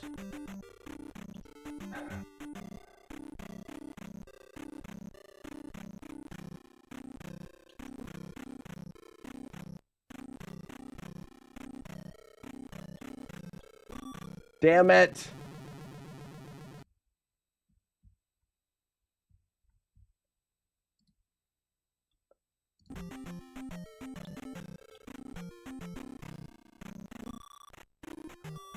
It's so dumb. I only have to do it once, though.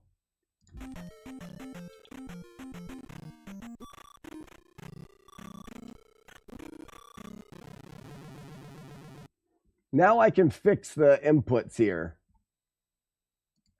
I need to get closer to them here.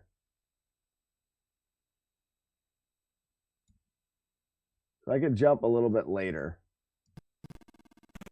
Nope, not that late.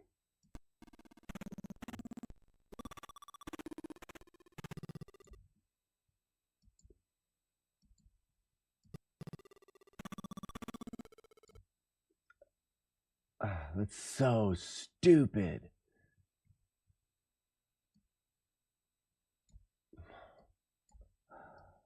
I'm not mad. It's just dumb.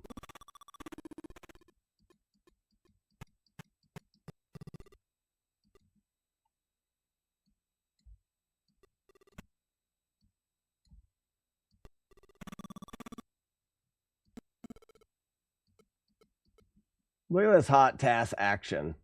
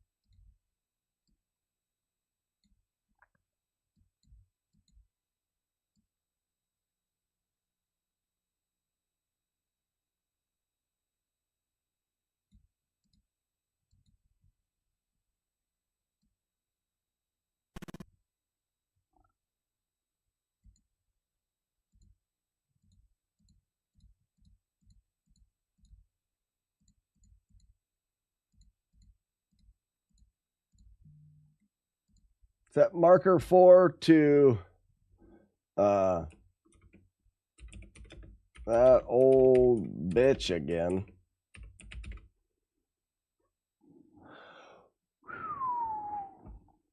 Set hotkeys to like Control T, then you can use pause button to pause and unpause, and Control T to quickly open the task viewer.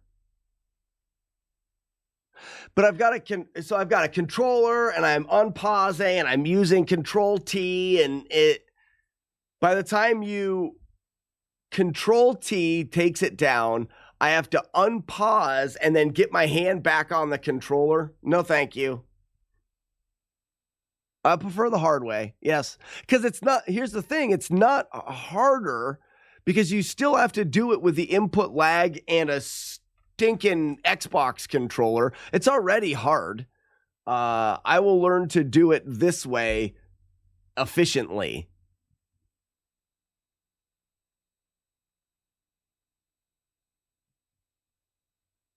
I'm not making it harder because it's hard to do even at full speed because the controller still sucks. It's going to be hard either way.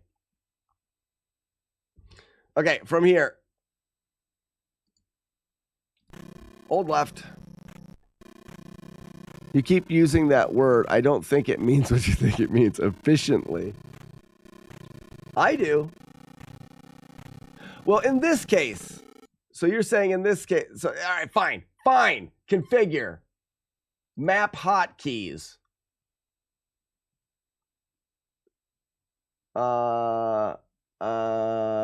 Play, remove, insert, frame, toggle.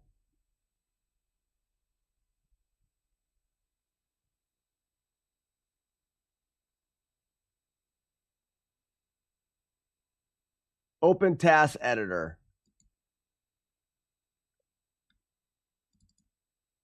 To open task editor, can I do page up? Because it's right.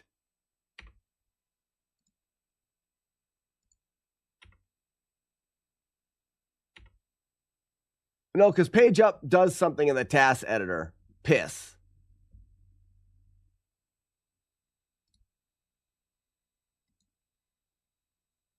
Map hotkeys. And is there a closed task editor as well?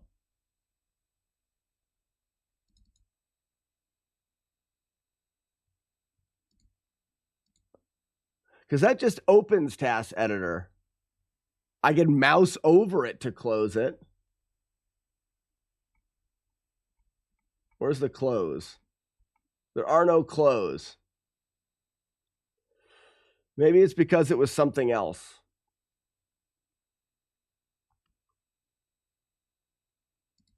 Open task editor. It's under tools. Cancel. What's under tools? Task editor is under tools. Yeah. Oh, I see. You can go over here and it's tools. Yeah. But there's just open task editor. Yeah, I don't want to do that.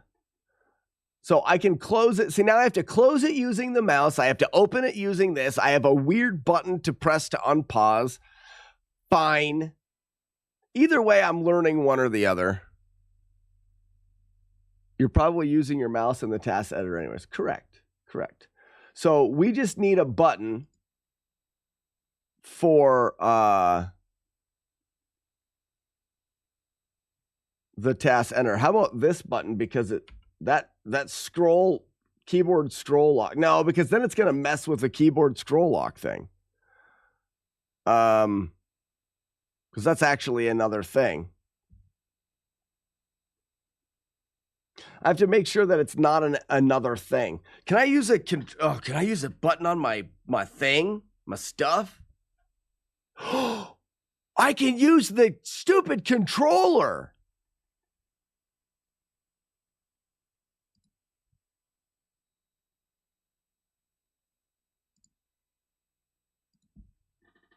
I can use the controller in my hand. Now it's easier. Efficiency plus 12. Oh, yeah. Change pause too. Yeah, smart. Yeah, even smarter. Yeah, yes. Map keys. Pause. Incorrect. How about this button? Okay. So now I close this and I unpause. Oh, yeah, great. Pause it. Yes! That's convenient and smart. So it's like, all right, I want to go over here and I want to do the healer glitch. I can pause it and then I can, and I can open the task editor. That is weird and black now. What happened here? Oh, it didn't like to be opened with that. Close. Oh, it did work fine that time. It's fine.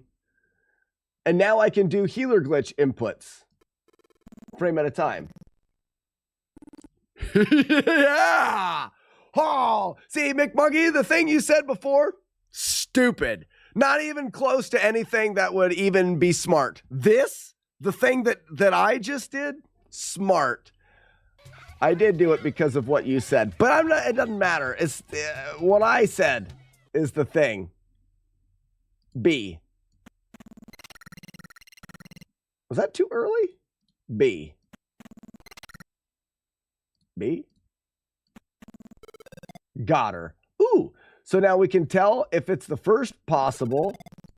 Nope. So this is the first possible B input, and that's one frame too early. That's the correct B input.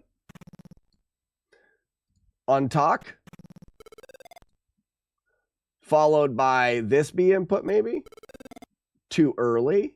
This B input. Too early. Miss, so it's one before that. There it is. Healer glitch. So now we untalk. And from here, I can say, I want to play the game again. I minimize this. I unpause here, and I play the game. Oh, yeah. Oh, man. You're welcome. Stupid. No. Oh, I don't want to jump. Hi, lady. We're doing good things now, lady. So go in the... I was wrong. You were right. You are the best. I am the worst. You're very good looking. I am not. That's right, dude. I didn't say it. You said it.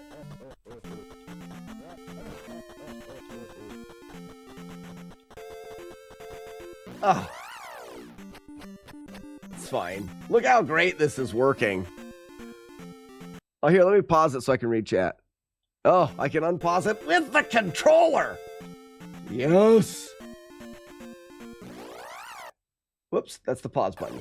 Don't the encounters seem to be moving like super fast?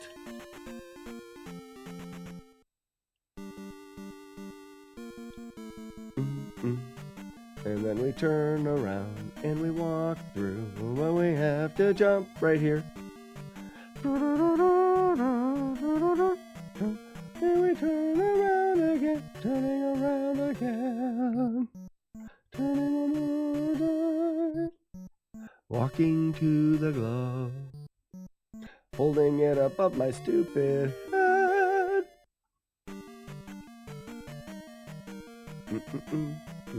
And we're out of power. Look how fast we're doing this. Aren't they making a sequel to Happy Gilmore? Should they? Should they make a sequel to Happy Gilmore is the question that I think you should be asking.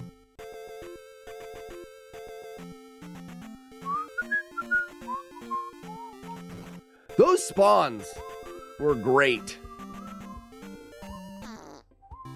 Hey, let's pause it here. Let's bring up the task editor and let's add a set a marker. Frickin' fairy, spelled that way. Town. Frickin' fairy town. Nailed it. Let's go. Wait a second. Am I even recording inputs? Okay, good. I am recording inputs. That would have sucked.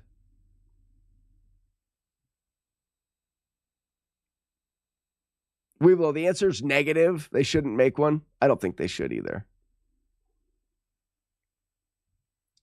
I don't think so either. Oh, that was wrong. Let me bring up the task editor and go back to the start of town. And then we'll run it from here. 1, 2.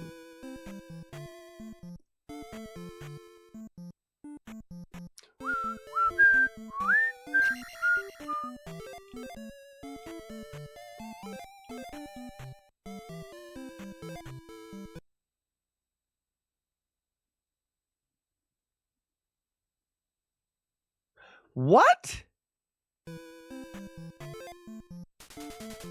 Please, my daughter. Did I not collect the jar of blood? Pfft, bring up the editor. Back.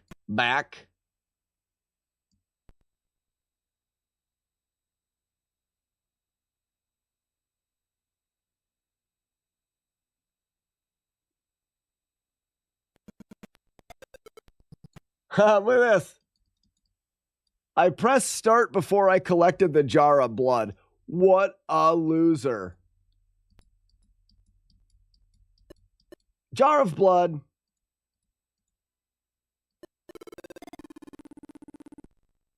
Now everything should be the same. We should be able to skip back to, pause. No, I was recording shit.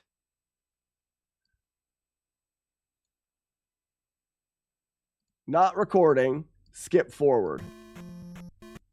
I want to skip forward to marker. No.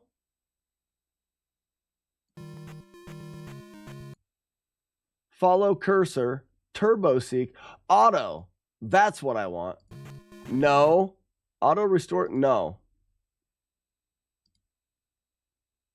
Why is it pausing thing?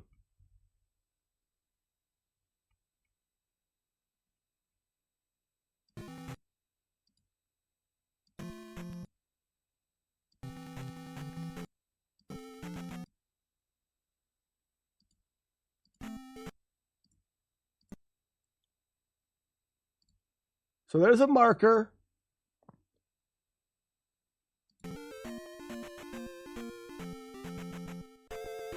It's because I hit record, I think.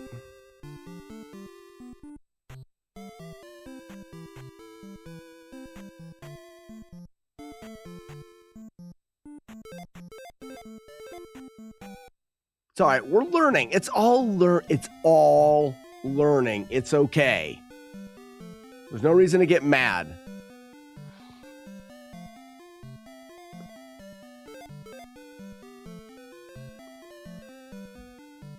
Who's the queen? Who are you killing?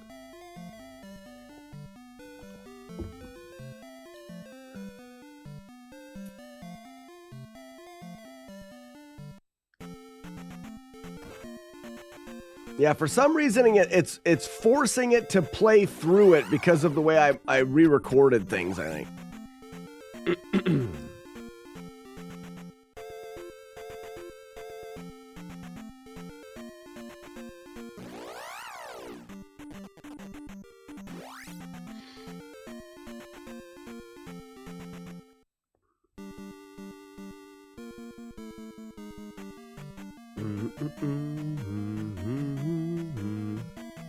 It's all in the hips.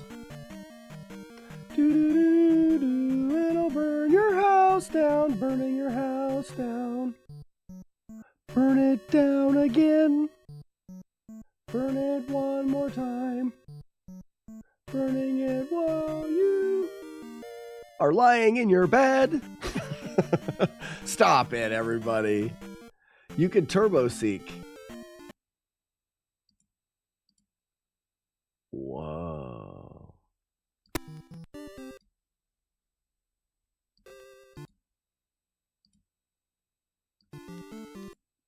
What's this button do? I don't know. Now when we go to talk to that lady again, she's not going to be such a bitch, you know? Joe Beer, Panda Savage. Ugly how you worked on the burning house song last night. It's burn your house down. It has to be your house down. Otherwise, it's not good. Like, it's not mean enough. What do you have to say for yourself now? Oh, yeah. So ready? Now we can go back up here. And we can say goodbye. Unpause. Oh, I don't have it set to record. Bring it back up. Stop. Look at you, you fool. You look like an idiot.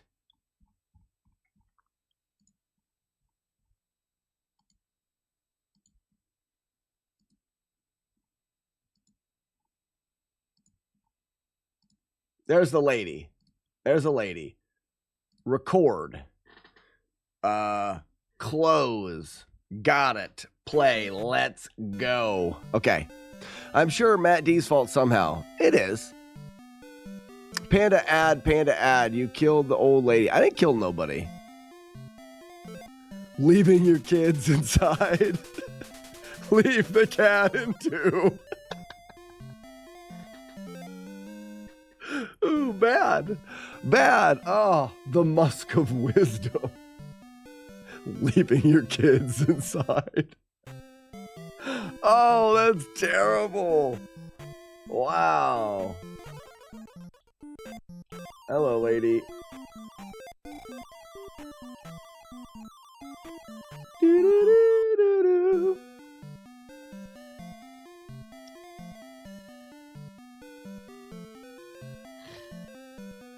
Leaving your kids inside.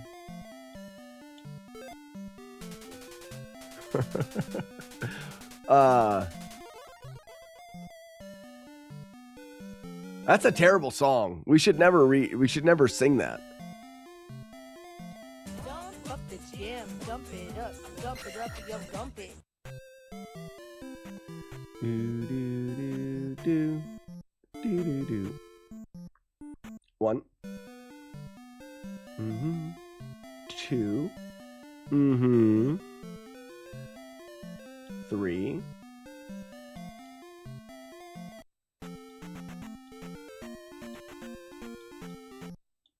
How about I pause it right there? Watch this. Pause it. Bring up the thing. Don't record inputs. We're going to hold left on the way in.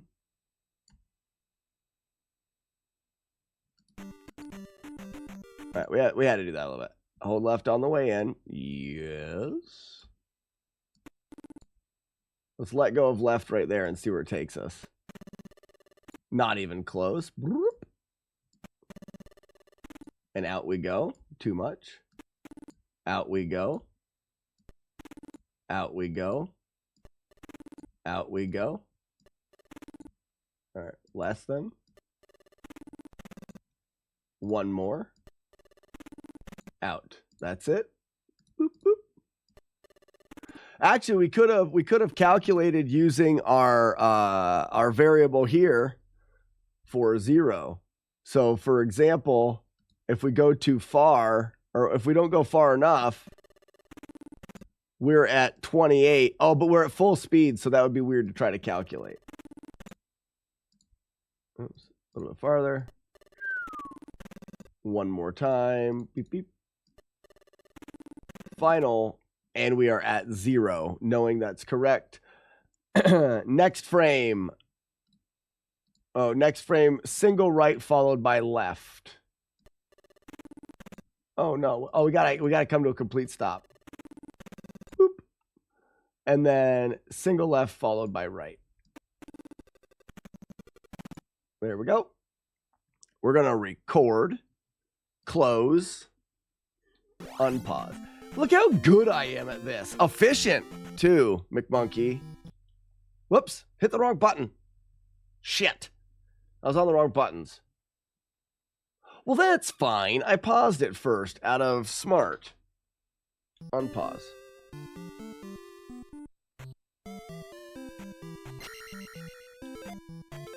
Read that sign. It's part of the run now. Ouch. It's fine.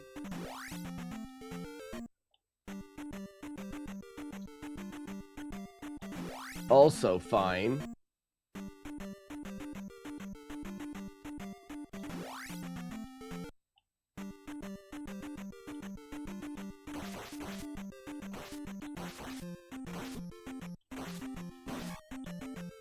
Again, fine.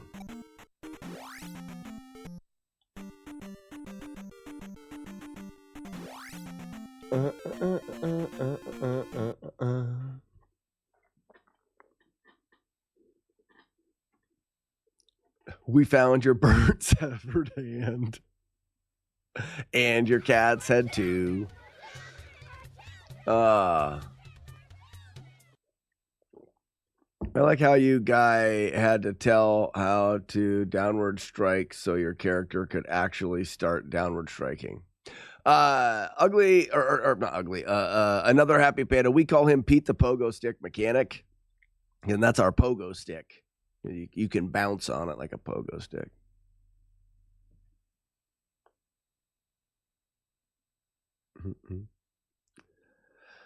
Okay, what am I doing?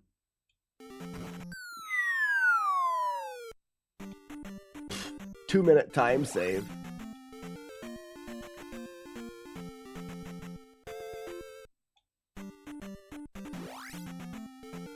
Pause. Tasks. Don't record. Come in.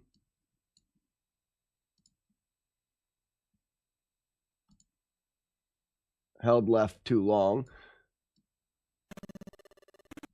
144. A little more. We're out. Out. In. That's 0. We've come to a stop. Left.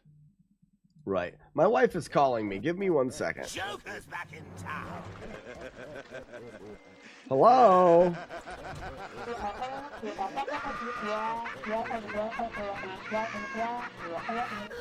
times roll. Okay. Do you want me to go check on them for you so you can...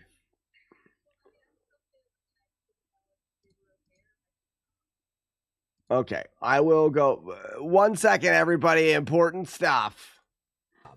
Oh, man. Feels so good to get a boner so quickly. Here, I think. Where is everybody? Oh, wait. We've already killed everybody here. Oh, nice. We're just coming here for the hundo.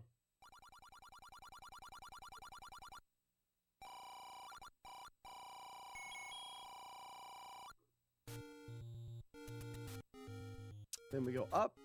We've already killed everybody. Over. We've already...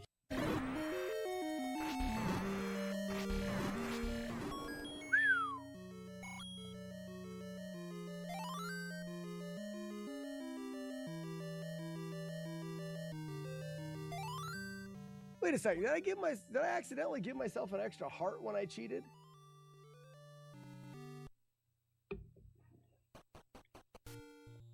I feel like I have 1 extra heart.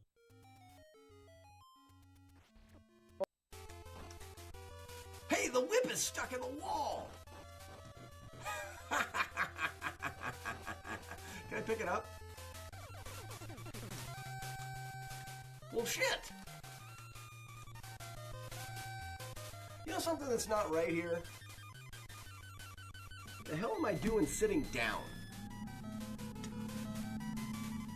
Down periscope.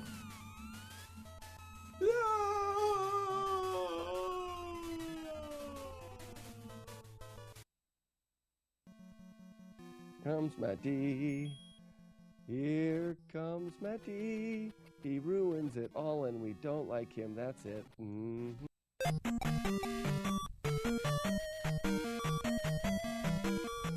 One. Everybody on? Good. Right. Right. 2. Wonderful. No yelling on the bus. 1. 2.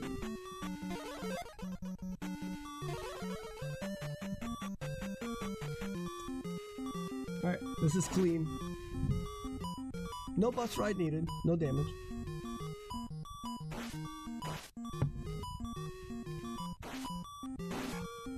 Guaranteed. Thank you, Frosted Pears.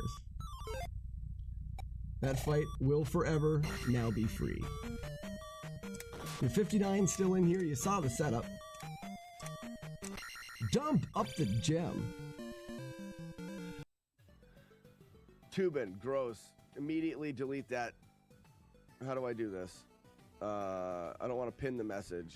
I don't want to reply to it. Inspect. No, how do I delete this message? Can I not delete that message? Oh, gross. How do I get it? Pin to the garbage? Oh, I pinned it to the top. Shit. Manually unpin. No. Thing that is called a VLC source. So it would be MP4s, and if storage is an issue, I would be very surprised. And what you do is you choose a playlist, and then you could have it.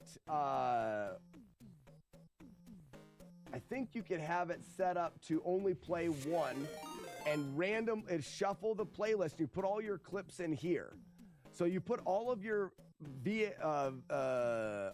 clips of the Kenny dying in here, and all you'd have to do is you could even take this VLC and make it a keyboard input, so make it like spacebar.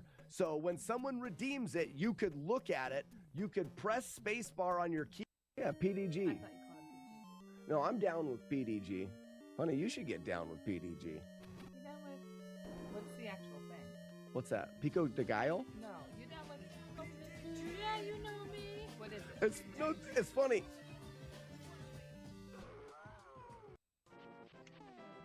Warlord's Den has a fantastic package.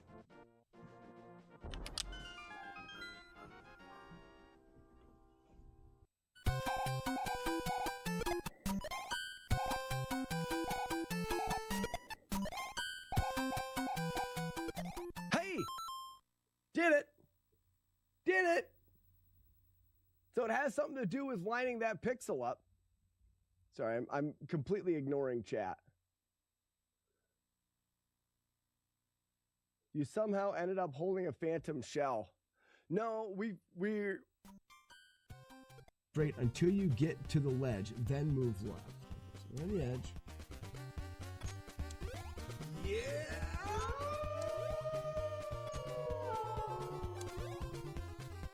Who makes the wolf howl? Haas, I think this is another guy that doesn't want to be here anymore. Another follower. We'll have to watch out.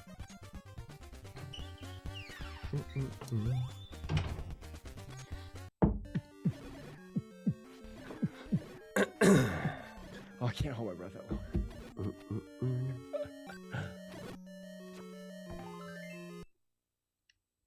What? No way! He got 100% accuracy. Wow, 28,000. That is the best you can do on every one. 100% accuracy. Ain't gonna get you a high score because you never shot any of the yellow targets. But Nintendo, old Deadeye, living up to it with a 100% accuracy. Mr. D, Mr. Dorky One. Good. Wow, I forgot all about that. Hey, Professor Retro with a raid. Professor Retro, thank you so much for the raid. For you, everyone jumping in on the raid, hi, how are you? We're doing really dorky stuff today. In fact, we're spending most of our time here in Dorksville. Sir, are you classified as human? Negative. Lady G, Mrs. Beta, Professor Retro. What's up, Drunk? Look at everybody. The Tassinator. Joker, sorry. Here, let's do this while Joker's playing his game. You just luckily hit a yellow? Mrs. Beta, 12 months!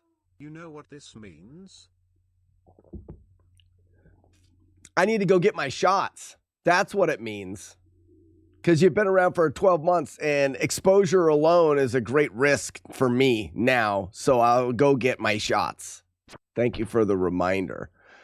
Joker, you probably couldn't hit a yellow one if you tried. You got one luckily. Joker, put in the free emote. In fact, Ugly Owl, let me do it with yours too. Oh, watch me. Finish this, Sloker. Did it. All right. So let's use the emote bot.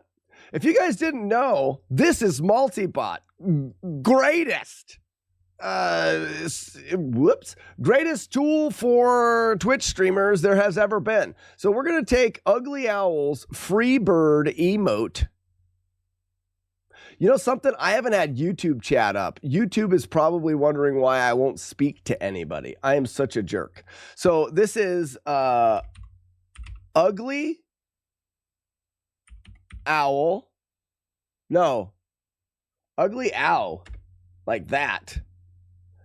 And then free bird.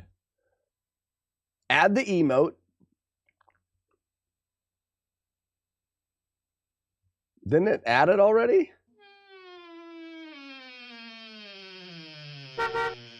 Ugly Owl Freebird. We're going to select the file, which I have as FWE open.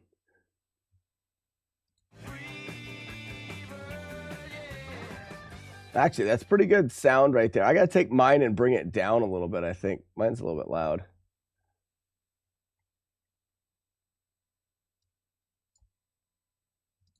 All right, so now both of those emotes, both of the Ugly Owl's emote and my FWE emote should play the Freebird sound for Beacula.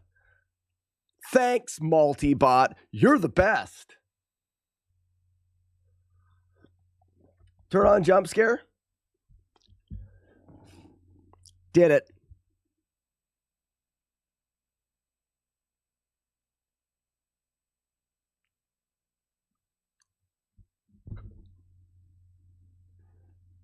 I'm watching. Oh, fuck that. No. Off. Offed. After I shut it off. The Freebird got me that time. Because I was thinking and stuff. Ugly Owl, do yours. It was Freebird that got me. I want to see if Ugly Owl's emote works. You seem jumpy. Shut up. Someone put Ugly Owl's emote in there. If you don't have it, you need to go subscribe to his channel and stop being dumb. I mean, you're not going to be able to see this, but you know what I'm talking about. There it is. So I would like to apologize to anybody that's on YouTube. I'm going to bring up the chat. Oh, I feel so bad. All morning I've been just doing Twitch chat, so there could have been YouTube in here and talking and such that I completely missed. How was I supposed to know? Really, if you think about it, really.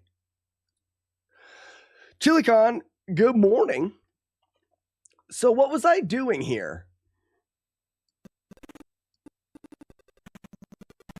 All right, I'm here, so I can set recording, close, and record.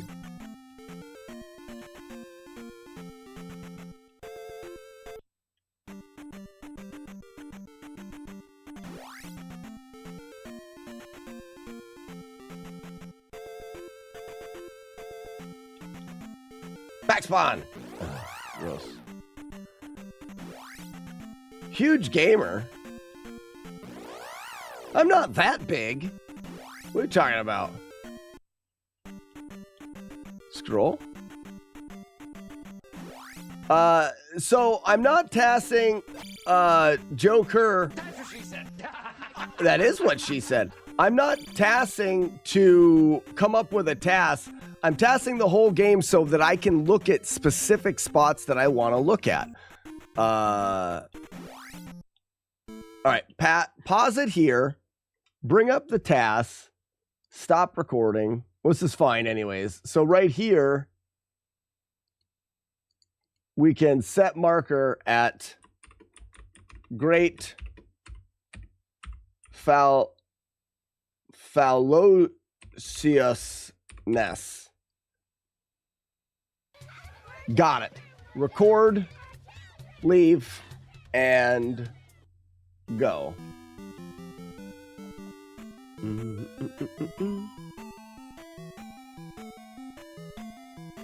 YouTube 93 minutes ago. You can configure hotkeys to the controller. I know, right? Jingo is me. Welcome. You followed late yesterday, right, Jingo? I think you did. It's Beta's sound when he does a dumb streamer thing. I've never done that. Weevilo, congratulations on finishing the last meeting. So, didn't I say, I don't know if I told you how weird it was yesterday trying to get the Big Bang thing to work. It's super weird.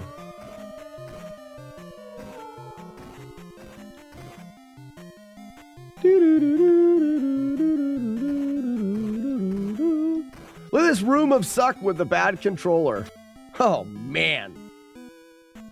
Right arm. Right arm, everybody. Right arm.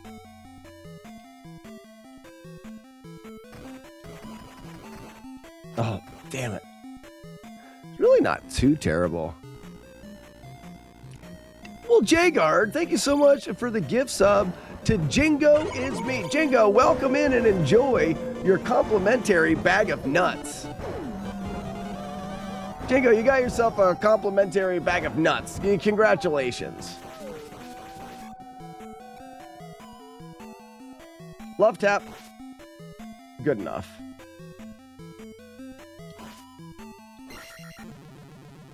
It's fine. Watch this. Bring this back up. Rewind. Everybody, look at my fancy nuts. What if I decided, hey, you know, I shouldn't have jumped there. I should have just like crouched. Oh, almost. What if I crouch? Will he miss me if I crouch? Oh, almost. What if I crouch and move to the right a little bit? Me. Nope, didn't work. Yeah.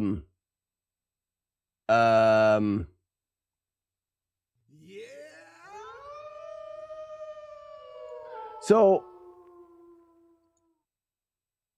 this jump, why did I get the guy from the right?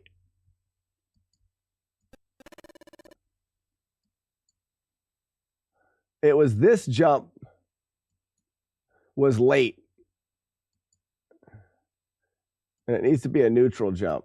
There we go.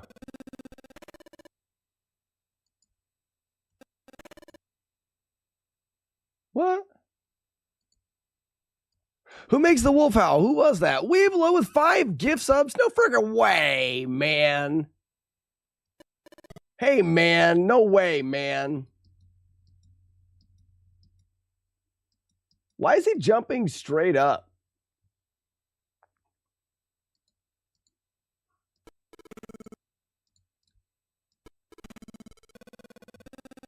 All right, because he was hitting the thing weird. They're both from the right?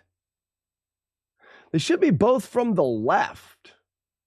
This is something to figure out how it works.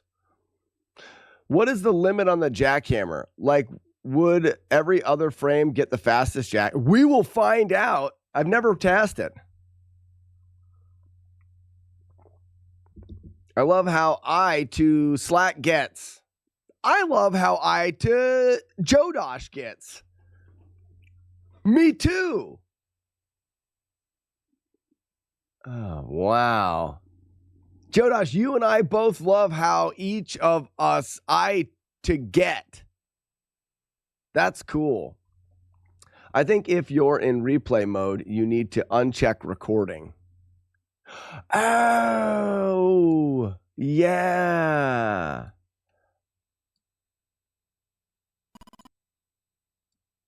That's a thing. You're right about that. That's the bird.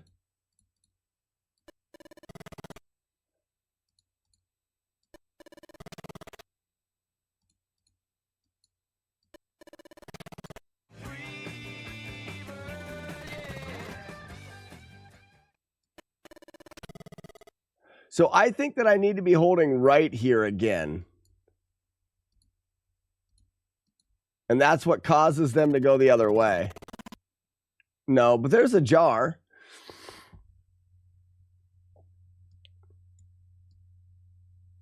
So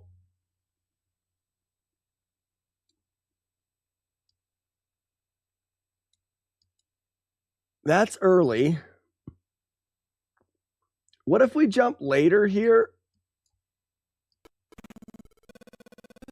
We still neutral jump. No, this jump is too... But this guy's going to the right. I think it must be back to the...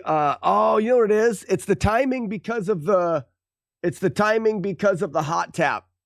Watch my hot tap.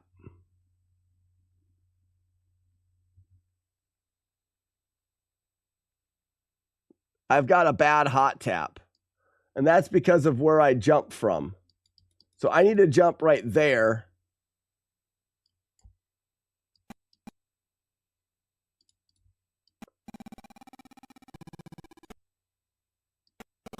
See how I bounce over? Oh, whoops. Like that. Now I'm faster. That's fine. Why am I...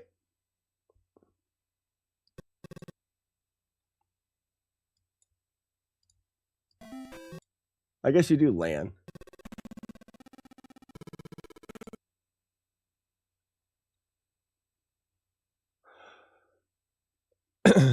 Ask your doctor if morning butthole is for you.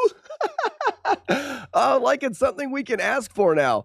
I think 3 frames is the fastest mash gap. I'm not sure. We'll find out. So now we should see with that neutral jump. No.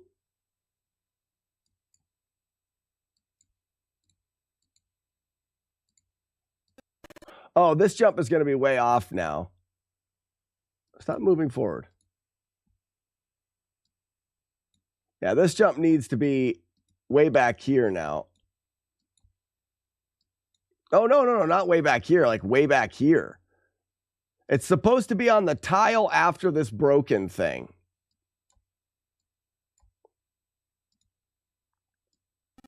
Right there. And now we jump again.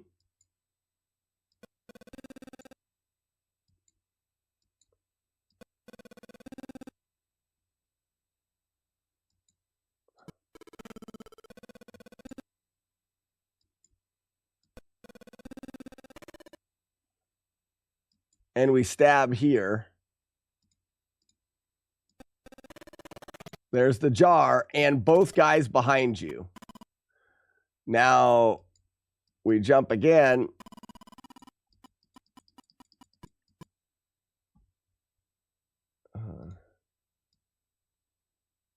Jar. Jump. Why are they so close, though? And I think I can be holding right the whole time here.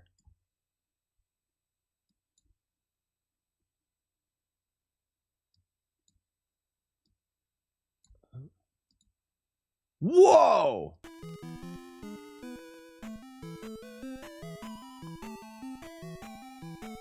Whatever.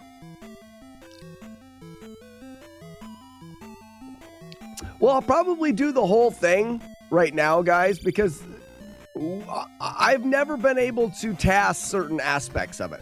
For example, what I'm doing right now allows me to know why those heads... I've worked it out with inputs on my own, and I know that I get heads behind me every time, but I don't know why.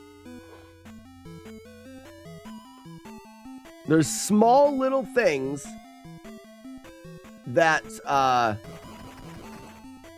going to be really interesting to know. But main thing I want to look at is whoa. Weeblo says, wait, when did that happen? When did what happen?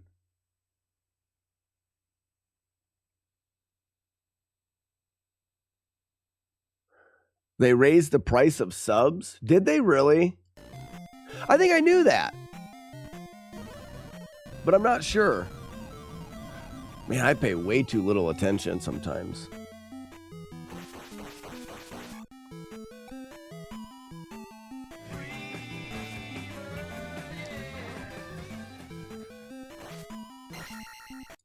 No, that's about right. That seems like the right amount of time. Hold right. Yeah. And then start holding down and right.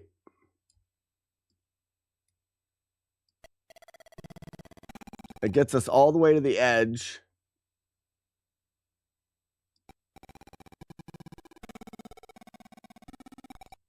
All right, so I want to actually go back here. This is Bicula. Set marker. Fweebird. Now, we will record inputs just for the first little bit. We'll get this away. And...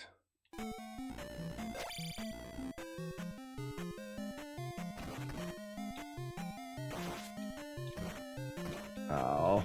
Huh.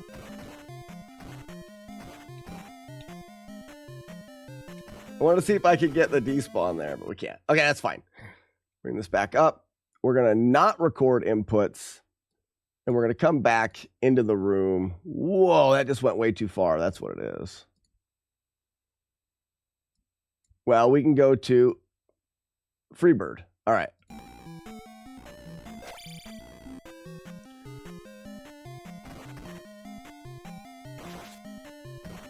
Okay.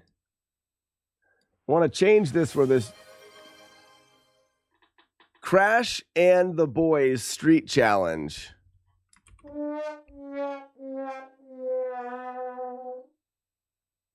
Never even heard of it. So this is because I'm holding forward. So Ugly Owl, this is something that's good to know here. When you break this block, you want to let go of forward when you break it. That'll knock you back a little bit, and that guarantees that you're going to be able to get the double block break there. Now everything's kind of mixed up here. Block break, and then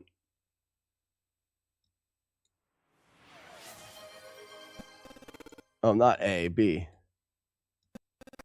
Too early.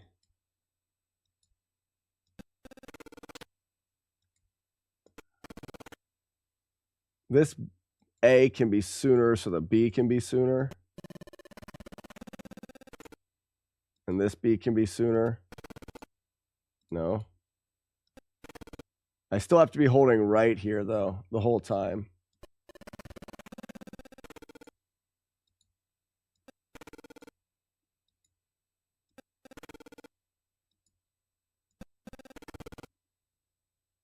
Oh, and it's down, too.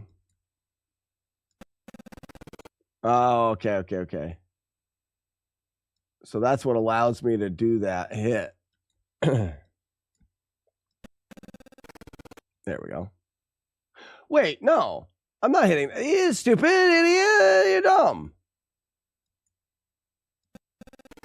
I want to hit those ones. Yeah.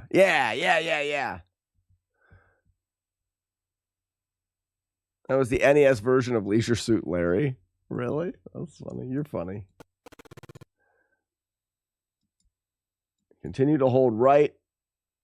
Get an A jump with a stab. A little higher with a stab. Later stab, so we're a little farther on the ledge.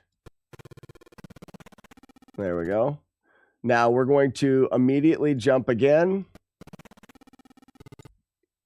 In here. A little bit later, so we run forward a little bit. We got to run forward a little bit. Holding forward. We're going to stab up here. But we want to stab on the way down.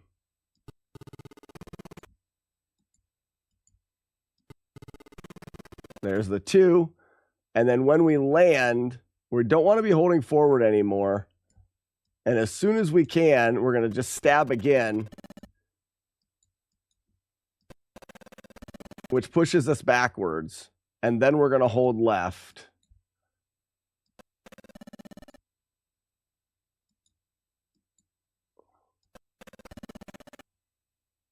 Well, like that, I guess.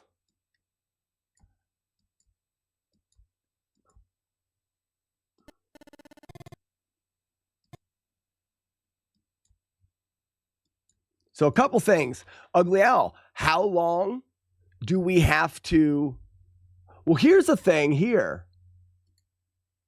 I want to see something. What's our subpixel at here? I'm sure our subpixel is random. It's at 80. It's above my head. We're going to stab. And then turn around, and it puts our subpixel at 0.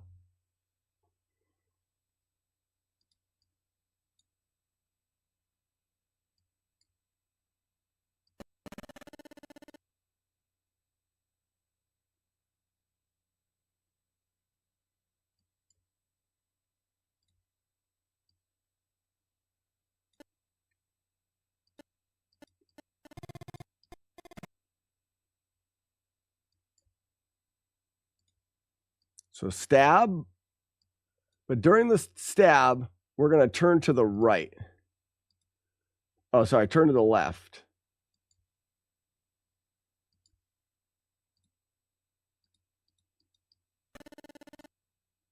Our subpixel is not at 0. Okay.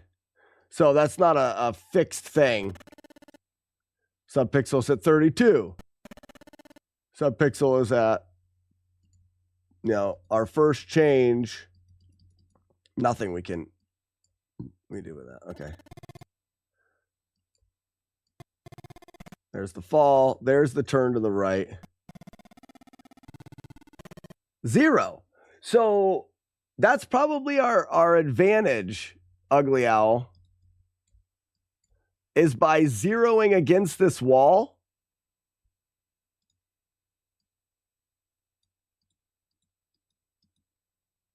As soon as we hit the wall, subpixel is 0 and stays 0. So if we're looking for why this helps, I'm imagining it's because it sets our subpixel to 0. And we're starting this approach with the same subpixel. Now, let's say we held left for longer and we ran. What was that?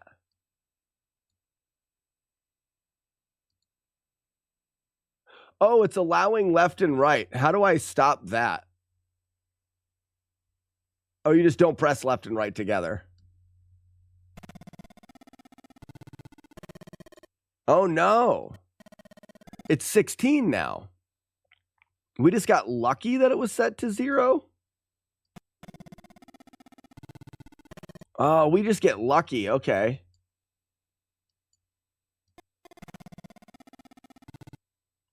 Never mind. When he's on these weird tangents. Senior tunnel vision. What am I ignoring? You guys are supposed to be... I'll have this up. At me bot. Oh, see, now you can see all of the at me stuff. This is the stuff that you guys want me to pay attention to. This is earlier. Cheers. Very nice. Cheer message. What's up? Same old Jets. Not a whole lot. That was back from like 8 o'clock this morning. Good morning, Wander Boy. Happy Friday. Boom. There. I'm all caught up with the important stuff. You made a Go Fish. Bubble Bath Babes. At me. Weeble of Doom. I made a fish. Got it. Multi-bot. That's good. So, right now, there's no way. We're not zeroing any...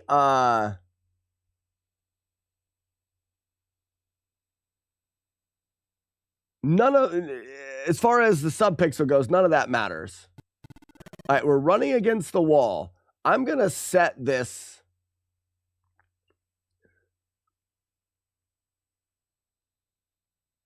right here. Set marker to our stop block. And then, so I can go back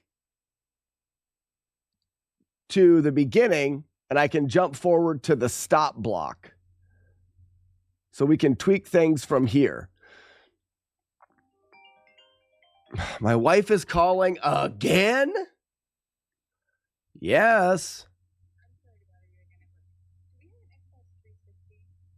We have a very old Xbox 360. The kids don't use it anymore.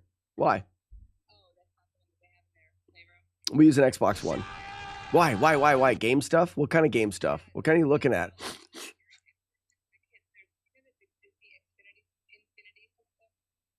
Disney Infinity System?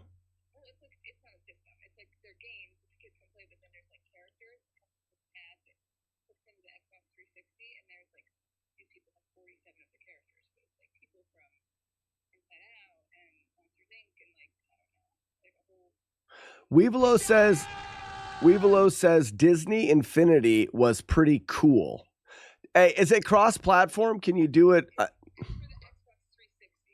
That's why I'm asking if it was cross. I'm asking the guys in chat if it's cross-platform. Sometimes Xbox 360, Xbox One games are whatever.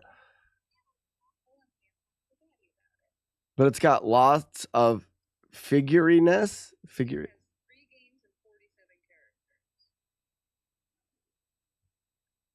Julie Cat, I bet. I think the Xbox 3 version only works on Xbox 360. So I have an old Xbox 360 that I believe works. What do they want for it? What's it worth, chat?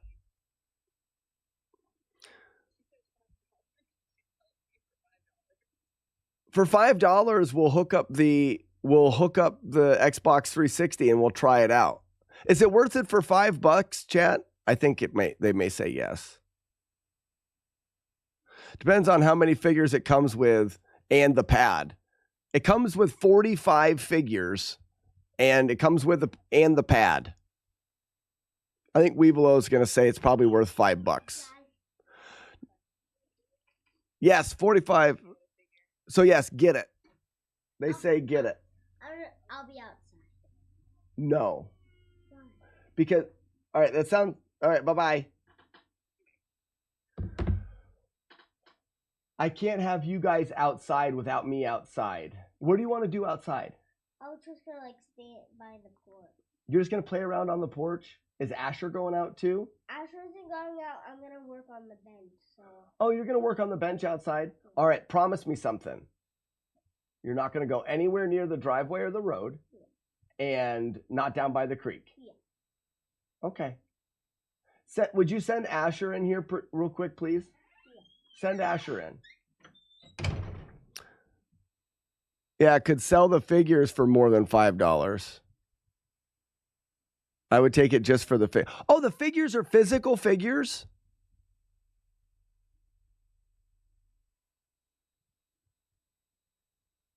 Oh, 45 physical figures.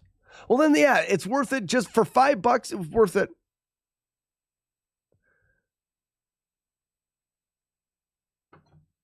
Oh, win. Hey, yep. All I want to know is Henry's going outside. Will you do me a favor and check on him outside every once in a while? I know you don't want to go outside.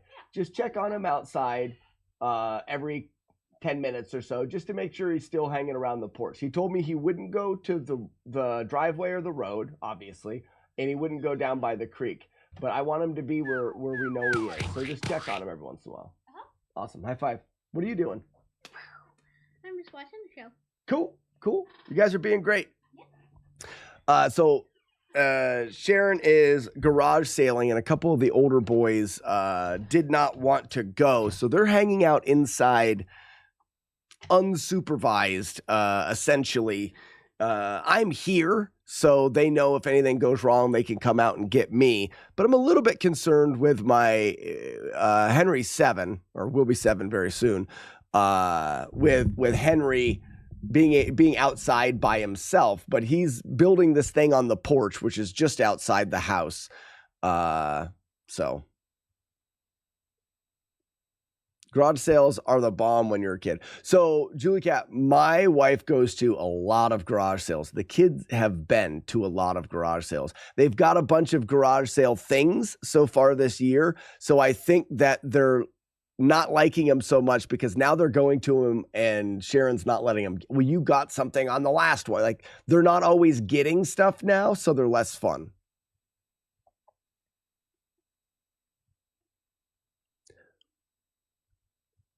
But they already had they do garage selling at the beginning of the year, the beginning of the season, and then they kind of we limit the amount of stuff. I just don't want them going to a garage sale and coming home with stuff every single time.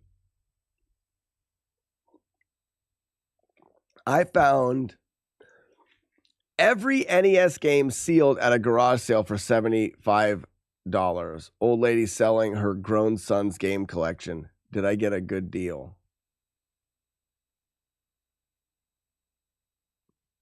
Okay, yeah. You is probably you got screwed.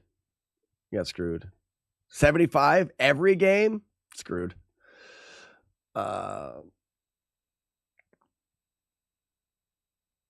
You live in the middle of nowhere. He is safer than my kids being outside with me. Correct. And the road is rarely traveled. I live nowhere, so barely anybody on the road. And the road is 300 yards. No, probably not. 200 yards from our house. So he has to go a long ways away from the house to even get to the road. So my only concern would be if he decided to go down by the creek, got in the creek, and slipped and fell in the creek. But he's not going down there. And the creek is 100 yards from the house, and he knows better. That's why I had Ash go out and check on him occasionally. If Sharon sees a national cash register at a good place, I will drive out and pick it up. Okay. A national cash, just like a regular cash register? I don't know what that means. What was I doing? I'm doing this thing, everybody, so be quiet. This is the spot that I've been working all morning at this. Stop talking about garage sales. Okay, so we can go back, and this is the register. From here, we're going to hold right. We're going to jump. So first off, I want to jump as fast as I can. There's a little jump, and I want to jump again as fast as I can. That's not there.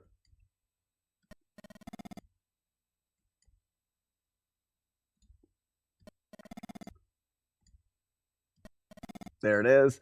And I want to jump. I'm going to hold right the whole time. And I want to do a big jump. Okay, so first thing that we know is we know that you can jump too fast, which I think I knew this from before, but let's see how many frames.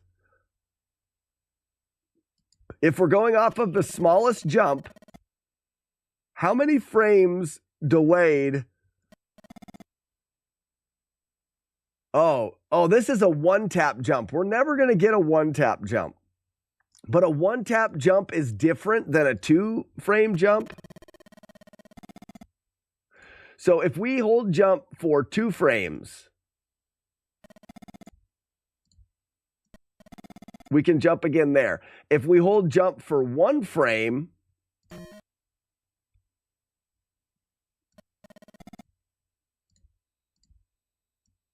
we can jump 1 frame earlier. 2 frames, we can't. We have to go a frame later. If we hold it for 3 frames, that still works. If we hold it for 4 frames, that still works. If we hold it for 4 frames, that doesn't work anymore. So if we've got a 4 frame, We have to delay a little bit, and we hit our head there.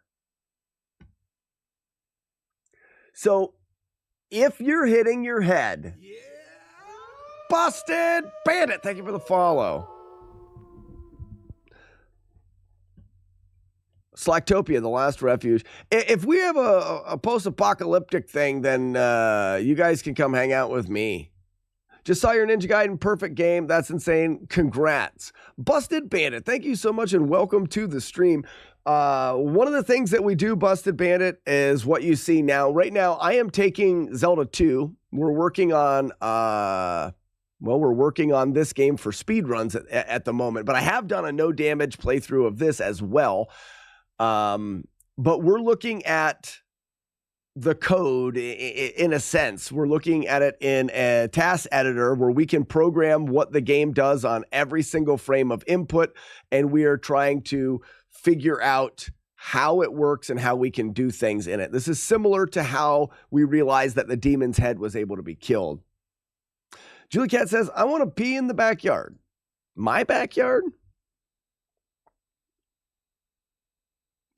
The remains of civilization congregate at Slackinator's place. Mankind dies out. Yes, that's the only way to truly get rid of MB, Julie Cat. You're correct with that.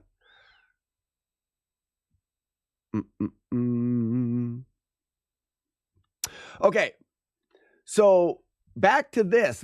We know that in order to get, we do like a 2-frame jump here.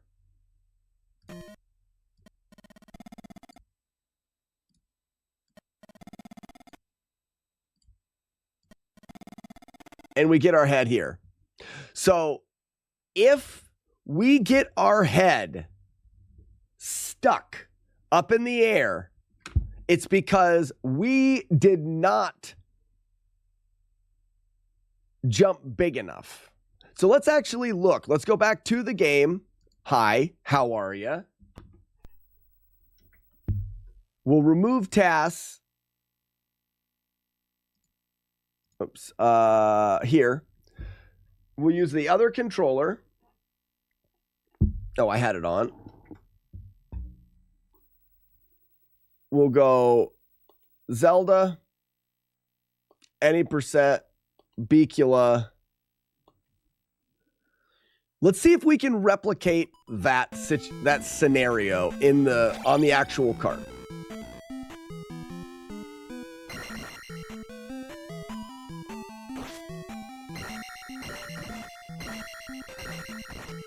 All right, so here we are, and we're pushing.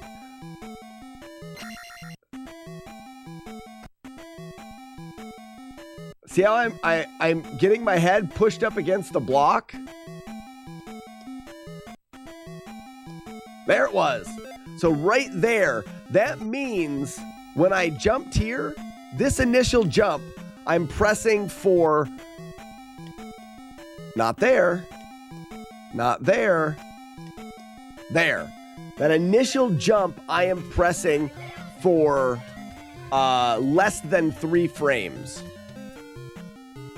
And that's important to know. All right, we're here again. So that's important to know as we try to suss out how to know what we're doing right or wrong with this setup. So we've got this setup and we're trying to be able to despawn Bicula as optimally as possible. We need to know from the setup the do's and don'ts. This up here is a don't. Don't hold the A button for less than that. We're going to want to hold the A button for more at the beginning than this. Now, I obviously can tap it for less and then wait. And now we're not going to hit our head. So maybe we should work this out first. But then the variable here is random. So this is where we run into a problem with random variables. So let's just jump. That is too fast. We're going to wait a little bit longer. There, now we're underneath and we're rubbing our head. If we are rubbing our head, we're going to stab there. And do we get Bicula? We do. Let's stab a frame earlier. So this is what we're looking for is visually here. Do we get Bicula? We don't.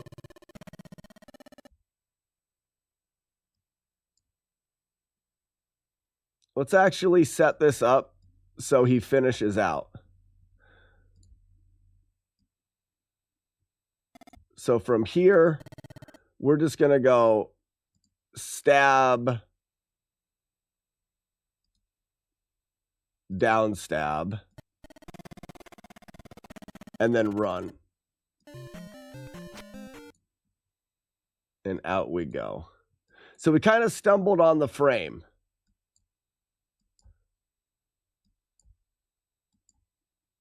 We can go back to here. So the setup,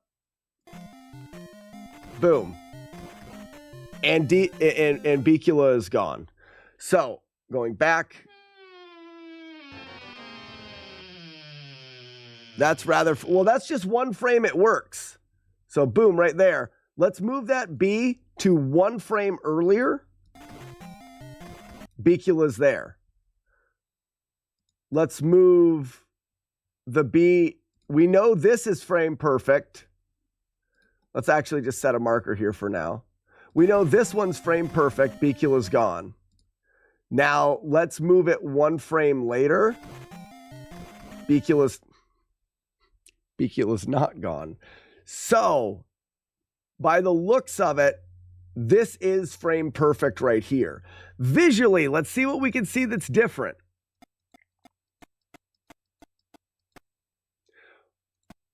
When I stab, my shield is lined up directly with the block.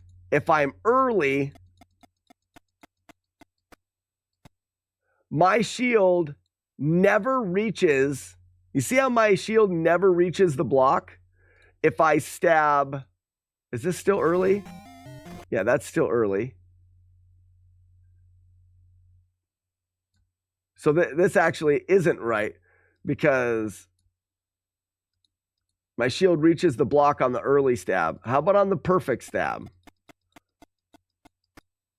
My shield clips into the block. My shield clips into the block by 2 pixels and it pushes me out. If I stab even later, my shield pushes into the block 3 pixels. So it looks like 2 pixels is right. What if we could find a setup that has multiple stab locations that clip us in by 2 pixels?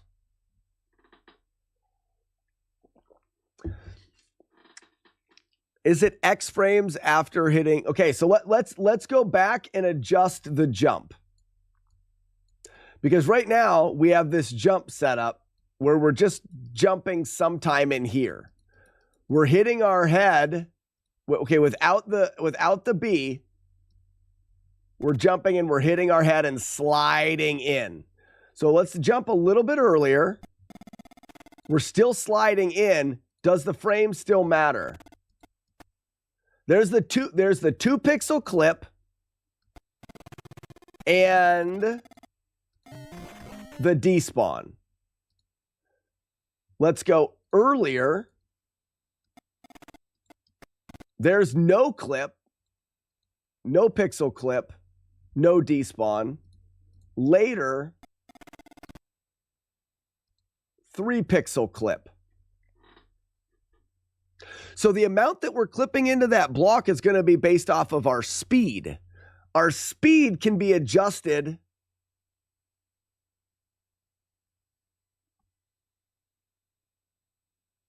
most likely not by this jump,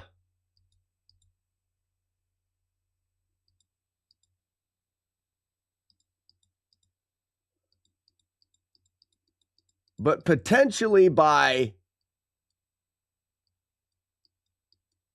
this jump.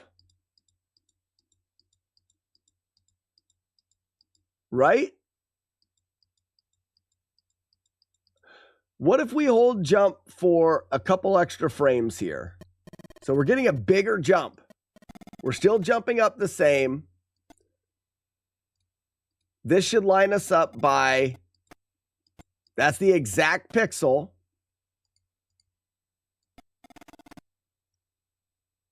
There's our 2 pixel clip. There's our 3 pixel clip. So already this is great information for us to know. The height of the little jump, this jump here, this height doesn't freaking matter. It doesn't freaking matter at all. You can do a little jump, you can do big. You can't jump too soon to land up in here, but it doesn't matter. That is great information. We don't have to focus on that jump. We can completely rule that out. Let's do a big jump, bigger jump. As long as we still can jump again.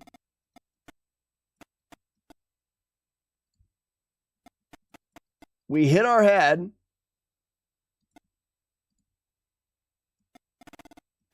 We still clip in by 2. And Bicula still despawns. Or, come out. Back here again. We don't clip into the block at all. Perfect. Bicula doesn't despawn. Okay. Who's Bicula? Bicula is this guy right here. This blue dickhead. Scott Bicula. In the 100% all keys run, in order to get by this guy, we do a jump stab with jump spell that we call a quantum leap. It allows us to get up higher, and we pass this guy. Because of it being called the quantum leap, we called this guy, not Scott Bakula from Quantum Leap, but Scott Bicula, because he's a bird. So this guy became Scott Bicula because of the quantum leaps. We've shortened it to Bicula. And now we have a despawn that makes him disappear that we have termed, Ugly Owl did it last night because he is a genius as... If we can make him disappear, we're going to play that little clip because we got the free bird. And to make him disappear, we're trying to look for the best scenario for a setup right here. This here makes him disappear. Whoops. Right here, this is the perfect frame so far. And this makes him disappear. And we get a free bird. Yep, Bakula, Scott Bakula. So you can see the memory address of Bicula, so you know if he spawns or despawns, or does he never spawn? So he never spawns. The way that I understand this, and maybe we should dive in a little bit more, but for right now, I'm looking at inputs. Input. So right here,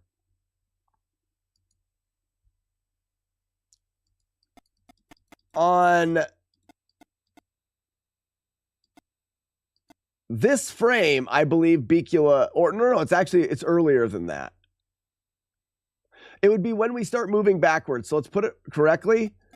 So right here,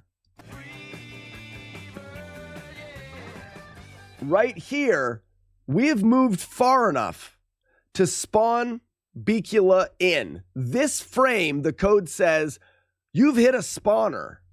This frame, the code says, what direction are you moving?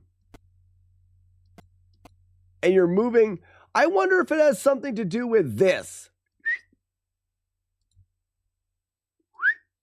Going from the stand and stabbing up, you're backtracking past the spawner.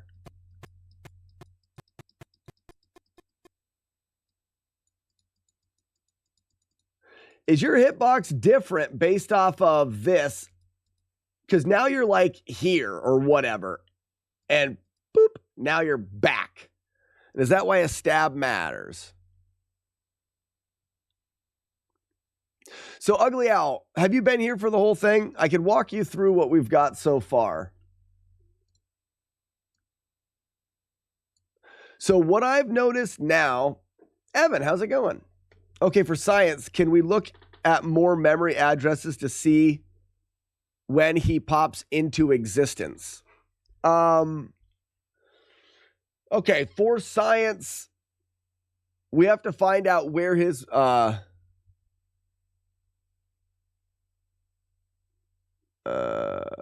up to date. Lurkin Horde. Okay. What memory addresses do we check? If you know them, Keyboard Cowboy, that'd be great. Otherwise, we're going to have to try to find what memory address he is in. Which is something that we need to learn how to do.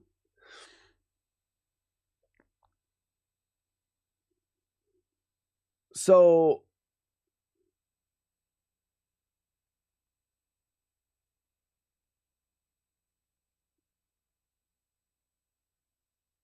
I'm casting Home Alone.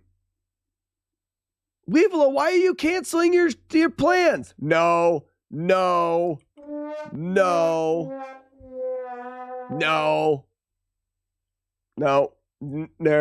Sorry. You're not allowed.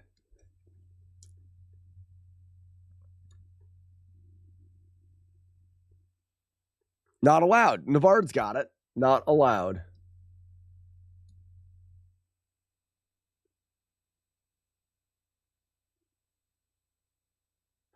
So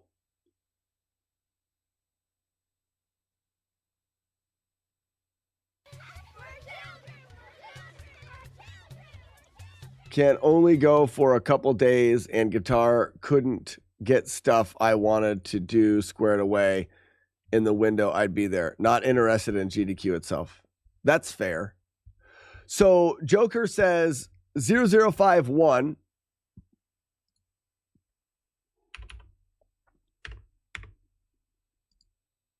Zero 0051 is 0. That is the Joker saying that's the spawn. So if we don't, he lives at 80. I'm getting.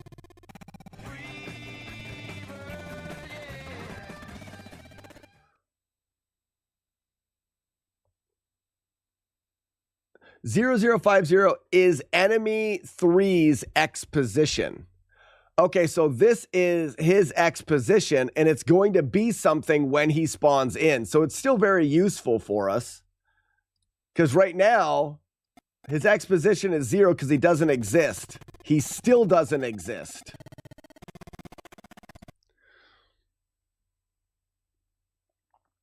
Enemy 6. Okay, enemy 3 is 0040.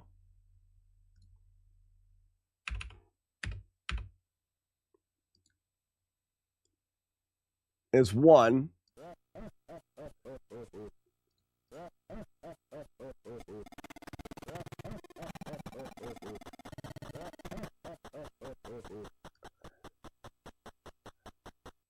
I don't know if that's right, because he's there. It's still 1.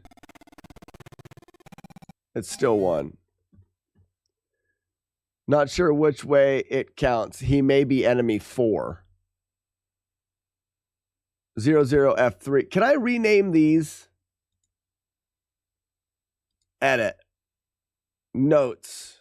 This is enemy 3.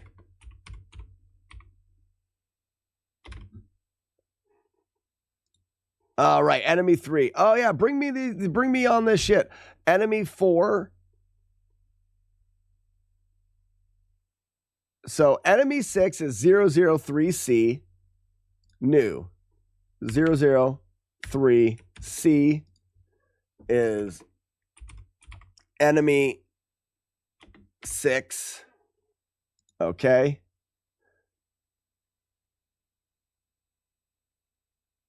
Can I move them? Like, can I move this one down?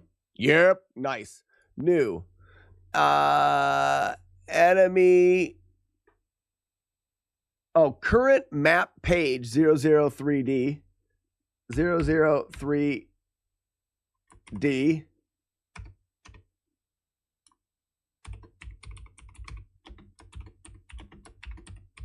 Current map page. Oh, crap. Cap lock.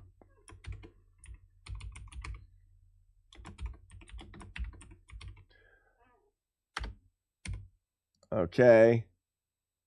New. You've got enemy 5 is 003E.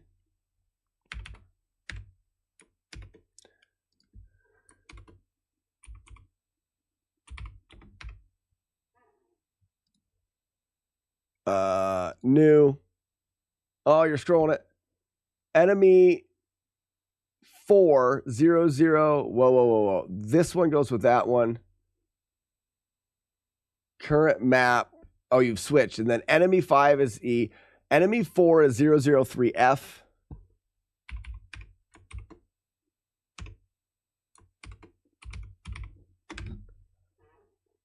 Okay. Enemy 3. Enemy 2 is... Whoa.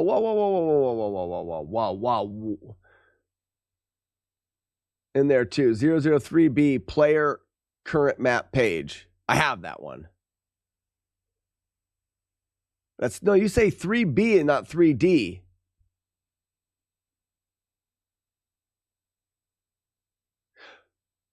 So you threw it in there, but it's okay.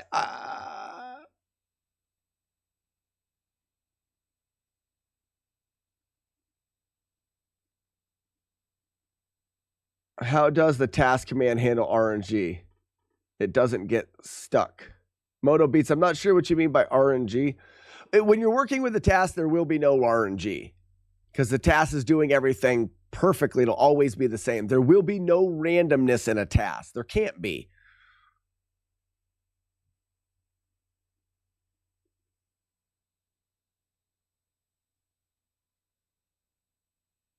Yeah. Essentially, there will be no randomness. Quite a few of Z2's memory addresses are documented in Data Crystal. Okay. Well, I'm not going there right now. Busted Bandit. Oh, that's a follow. Never mind. I just looked at that again. I thought it was, I saw a bunch of people jumping in, but it's not. It's just a rewind and let's see what we're working with. Well, first off, I want to, so you say that you can toss this one in there too, please. 003B is player's current map. So you have current map is 3D. You're saying it's 3B. Map 1. That would make sense there. And for enemies, 0041 is enemy 1 you have. New. 0041. Enemy 1. Okay. So enemy 1 is there. And working my way backwards, you have 0040 is enemy.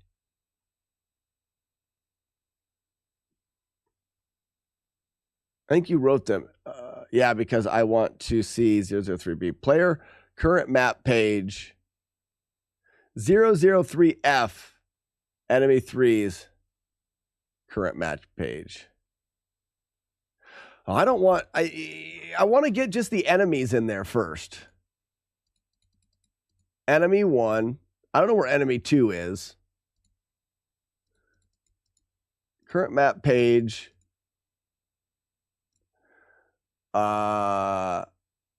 This one here, edit. This is,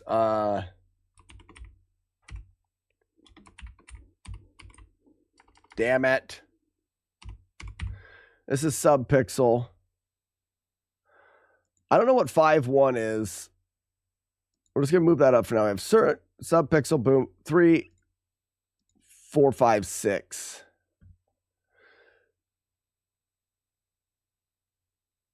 Yeah, Teddy, we're going through and trying to understand as much as we can about the game. So we can actually go back now. Let's go back to Bicula here.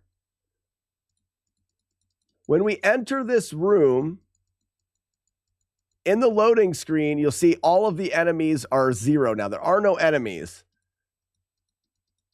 The game loads up.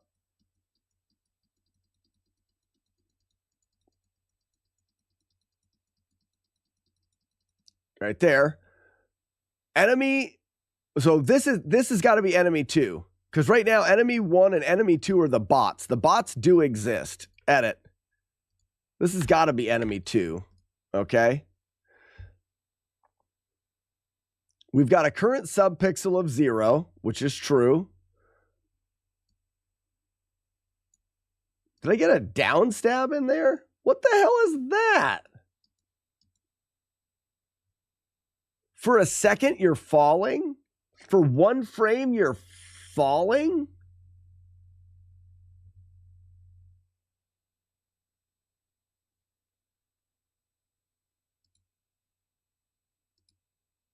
Really?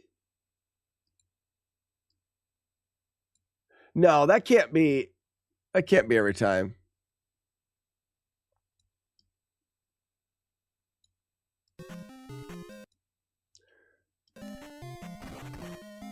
So we're getting them out. Now we're here. So this is the perfect frame. This will spawn the enemy in. Aha, enemy 4 is 2 now. So enemy 4 should be enemy 3, because that's Bicula there.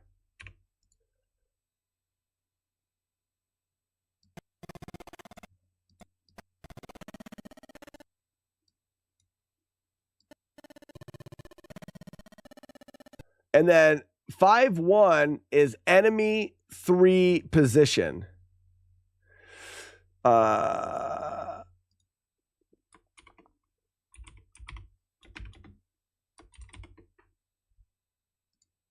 And I can bring that one down as a part of enemy 3. Enemy 3 position. It's like streamer 1 and streamer 2. I also can't find them.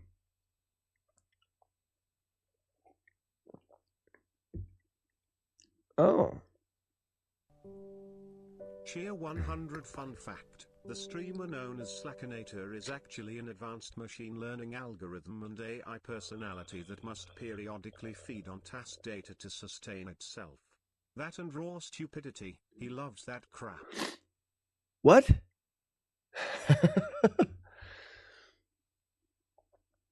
Can you make him disappear by zeroing out? So I don't think I can, hey, yo! I don't think I can take enemy 3, edit, and actually change the value. Enemy 3, add cheat? That doesn't do anything.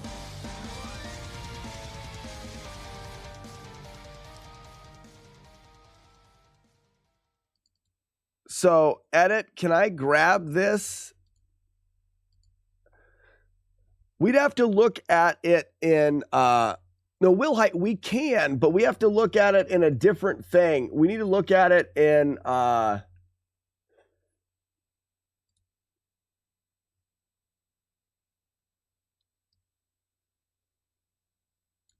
so enemy is this 003F, address is 003F. Oh, does that have to be capital? Value of 2. Oh no, this isn't what I want.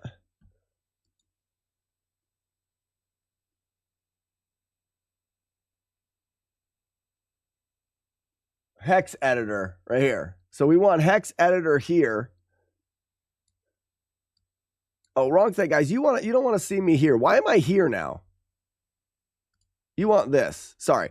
So now we have hex editor. If we take the hex editor and we find our enemy 3, which is 003F, and I'm not sure exactly how hex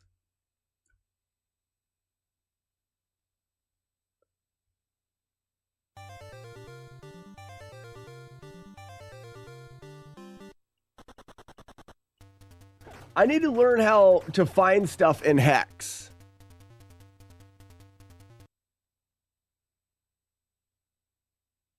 I know So if I've got like, what is 003F? If we're looking at it here, we've got our numbers here. How do I associate this? Do we see that number? Then go 2 and then 0. No, what I'm saying is I don't understand the correlation between the address and finding it here. Maybe I can see it a different way that makes more sense. 3F equals 63. So it's 0063? Like, what would that mean? 16 columns across.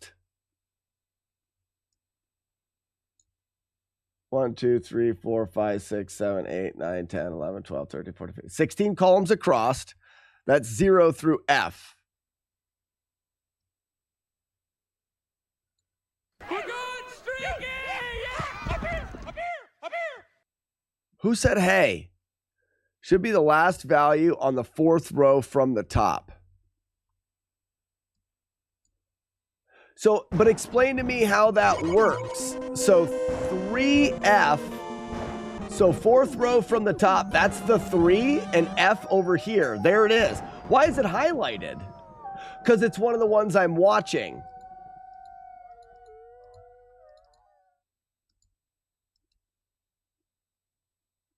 Freeze. I just drank beer. Who wants to do me?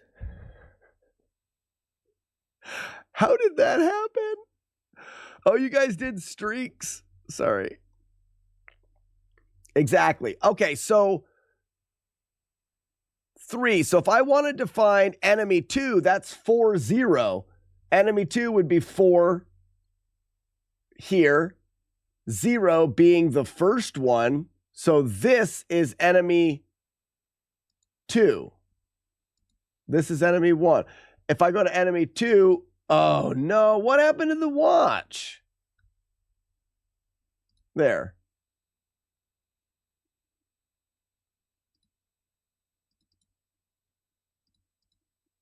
Why is enemy 3 purple? Oh, because it's highlighted in this?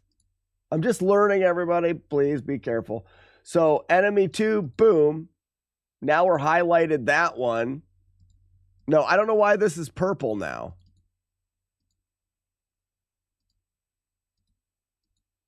Above me here. Why is that purple? Each column is 1 byte. So for the row labeling, the column will be 30, 31, 32, 33, 39, 3A, 3B.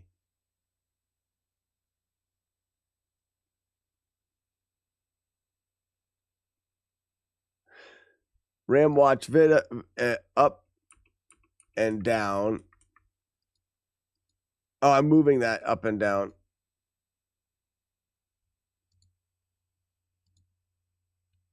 I just don't know what makes that one purple. Sorry. And I hate how this goes away. Can I put it here? Okay, that's why. It's just going away because it's behind this. Okay. So now can I freeze, add, read, break, add bookmark? How do I edit? So it won't let me edit it. And chat's moving fast enough that I don't even know what the hell's going on.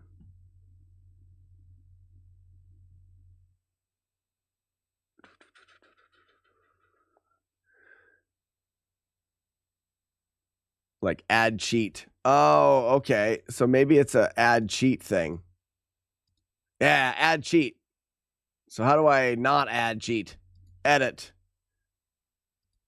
So it seems like you should be able to delete cheat. But you can't. Duplicate. Okay. Did not allow me to do that.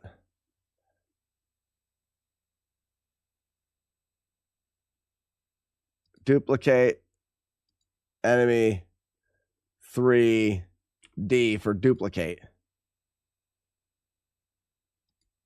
It didn't even duplicate it. That's stupid. It said it was gonna. Oh my gosh, my brain. Specifically the memory addresses you want to change. To edit the value, add a cheat.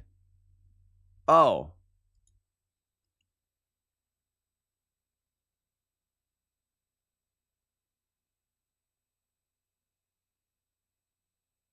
Toggle state, unfreeze all.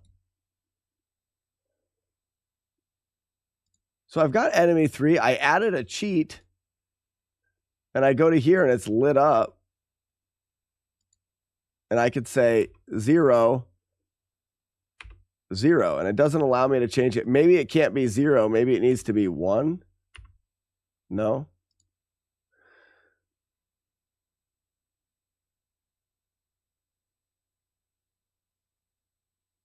In the main menu, open the cheat. I don't need to.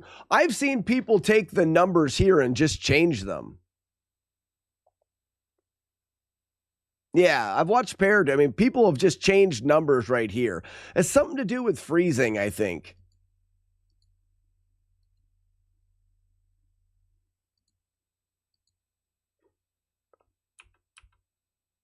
Oh, it won't let me change it. And again, it doesn't matter. Because what we're looking at, we can see.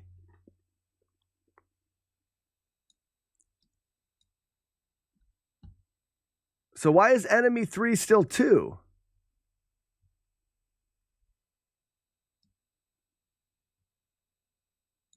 So these are broken. 003F. Remove. New. Address. 003F.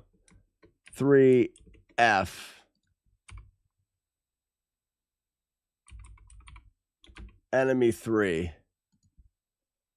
Why is there still a cheat? How do I freaking remove it? Files.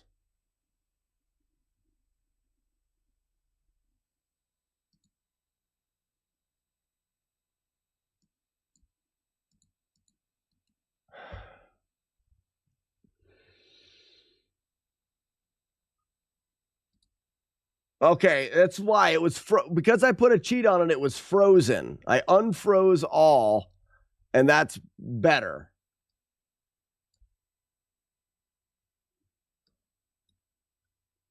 But enemy 3 exists, and it shouldn't exist.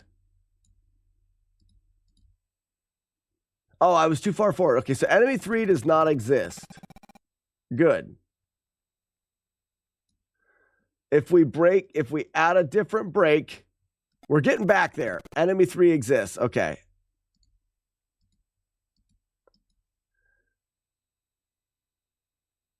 We're understanding. It's just taking a while.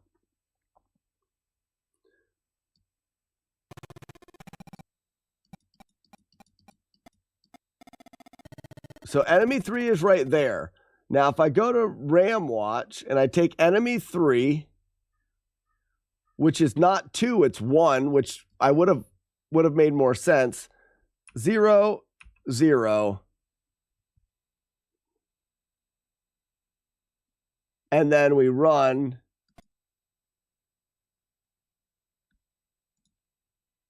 It's still 0. Enemy 3 is 0. He's gone. So we can eliminate. It just took a frame for it to register. It says enemy 3 is 1 now, but he ain't there anymore.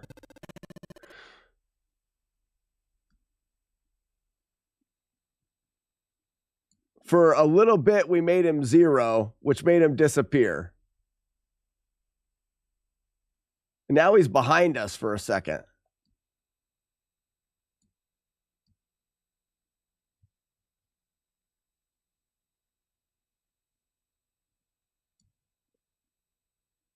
So, but we changed it, and now it's changed in the...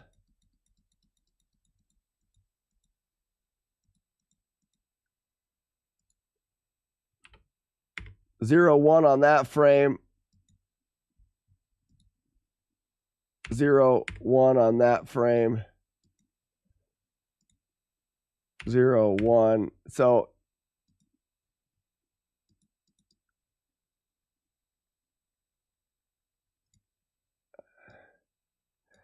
it's weird. Why did it make it? And am I changing it back?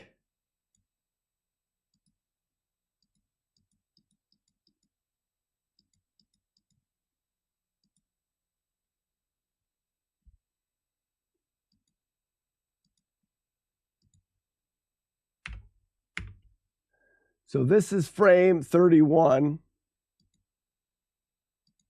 It's not changing it back.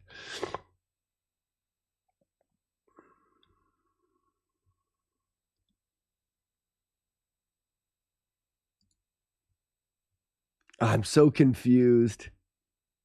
I'm sorry, I can't do both and read chat at the same time, so it takes me a second.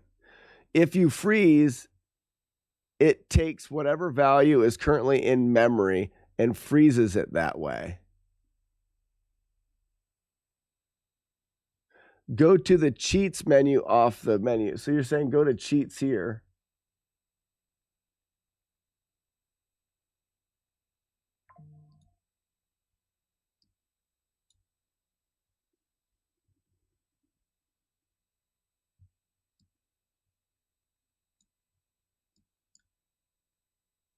I think what we've done is we've kind of broke this now. So what if I do this and I freeze that memory? But it stays 1. Why is he gone now? Shit.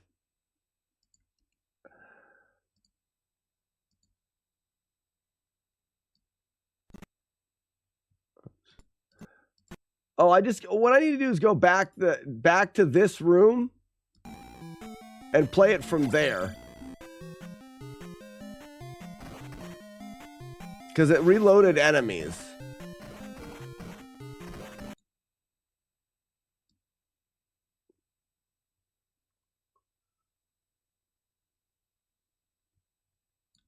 Now that's the wrong one, so he should load in. There he is. But I still got him disappearing.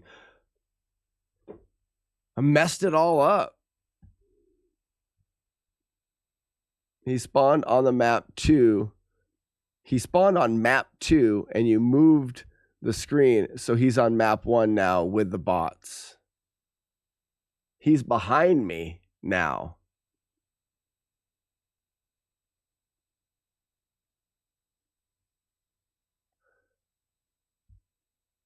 Is he behind you? Turn around. I don't believe he is.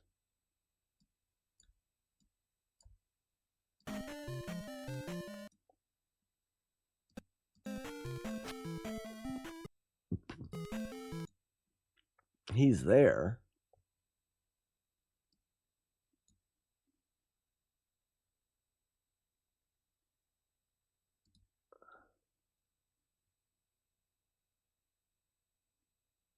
Back up 3 or 4 frames and look.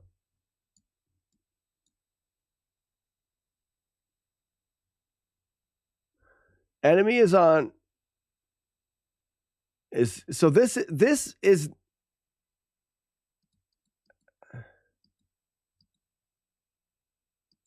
He's 2.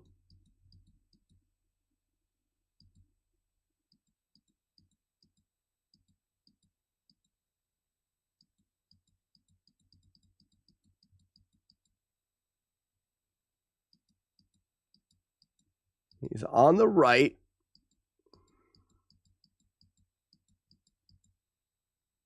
Okay, so this one is Paige then. I'm starting to understand. I thought this was whether the enemy was... tells you the page of the enemy. If it's 0, he doesn't exist, and then it displays what page he's on.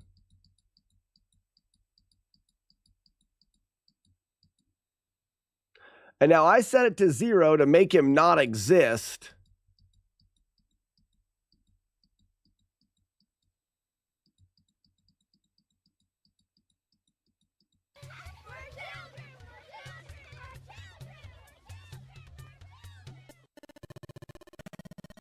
and he still doesn't exist. That's what screen they're on. Turn around. I turn around. He's not there. He is 0 right now. He does not exist, but it does have a position for him. That's because I actually edited this value to 0, and I can't figure out how to fix that.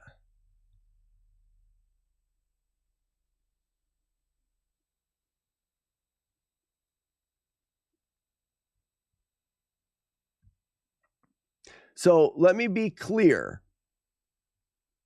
The problem is he comes in and I took the value here in the hex and I edited it to 0 and it makes him disappear. I did that and I can't get it to go away. If I do this, he should never spawn. So that's the despawn. If I move the stab earlier, he'll spawn, but somehow... Okay, so he's going to stay in there now. Maybe I just needed to edit the stab out of there.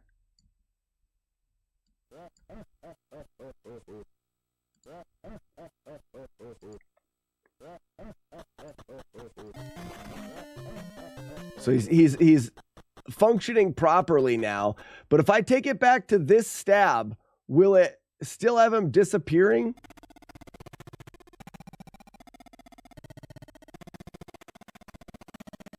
No. Okay, so that's how we fix it.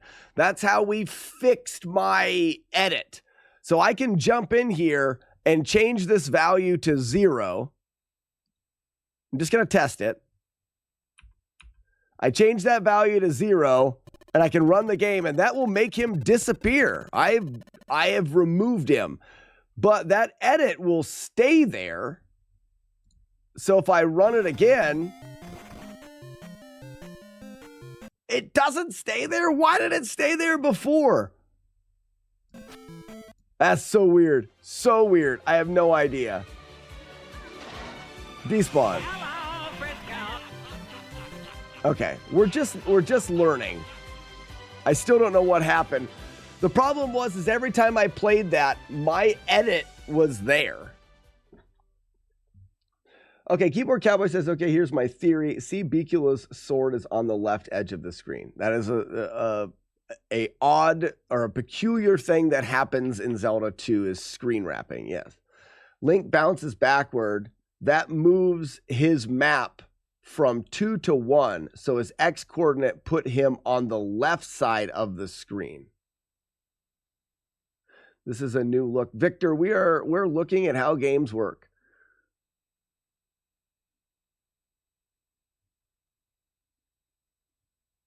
Yeah, so somehow I re-edited it drunk. I don't know what happened there. We're not going to worry about it. No, so Keyboard Cowboy, that is not how it works. It's a sound theory. What's happening, guys, the way that I understand it is right here. As we're stabbing, we have now crossed the coordinate that will signify the game to load an enemy in. But we're quickly moved back. So the moving back is the important part. Because like some of the other parts of this game where like when we signal a screen to transition, the game looks to see what direction you're moving the next frame. So essentially crossing that coordinate and telling Bicula to spawn, which let's actually see what frame that's on. All right, so if I stab at the wrong time, when does Bicula spawn? Right there. So on this frame 4659, on frame 59 is when the game is telling Bicula to spawn. And we move backwards.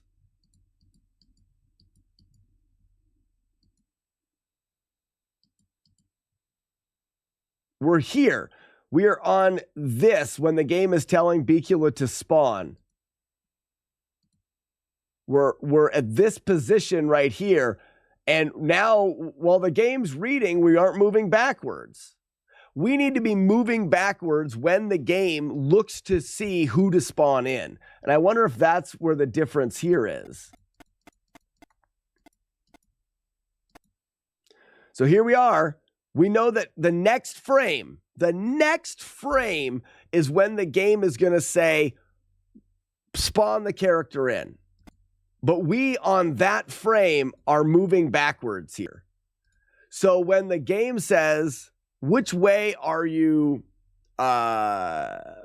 which direction are you facing? Sometimes it doesn't go by direction. Sometimes it goes by where your momentum is. So on this frame 59, when the game is saying which way are you moving? We are moving backwards, right? From 40 to 58 to 59. We are in the process of moving backwards. So the game is saying Link is moving left. Check to see, we're spawning an enemy.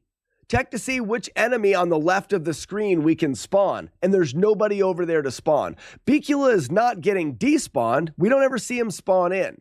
We are bypassing the creating of the enemy.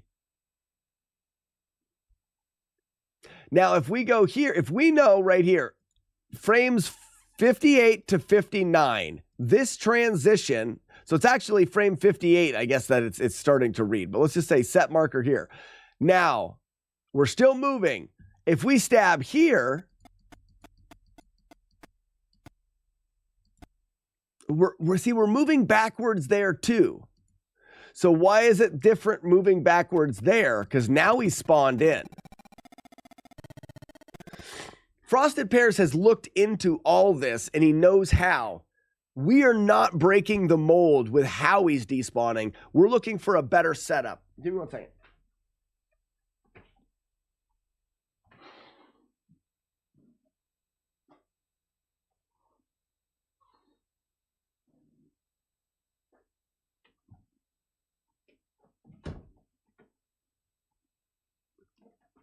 I'm still recovering from being sick, and I don't want to hawk loogies while I'm in here and make everyone gross and sick. So what I'm looking at, guys, and we need to get back on track a little bit. On track is, right now, the setup is a frame-perfect stab right there. That's the setup. And maybe it's how far we move. We are 2 pixels inside of this block, and then we're only 1 pixel back. And then 1 pixel back. And then we're lined up a pixel forward from that black dot. And in this case, we actually are here instead of 2 pixels forward. And we're 1 pixel behind the black dot. Right? Are we in this? Our shield is 1 pixel behind the black dot. Our shield is 1 pixel in front of the black dot.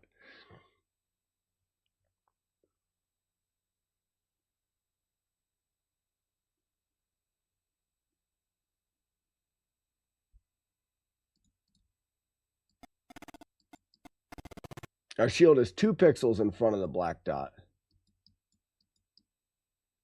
Anyways. Is it breaking anybody else's brain yet? I need more coffee. The important part is, so we realize it's frame perfect and we have to stab at the right spot. Now, is there a way of giving us more of an opportunity? So let's go back to the setup, which right now we have the setup is here. Let's say we don't. Oh, gross. Let's say that we don't go down here. Let's stay up here.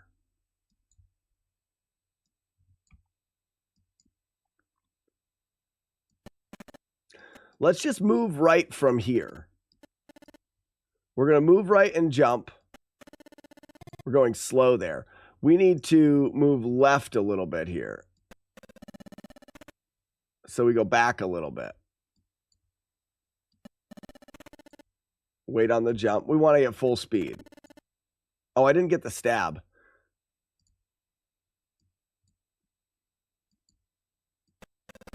All right. Now we'll move back a little bit to the edge. Now we're going to have a chance at full speed.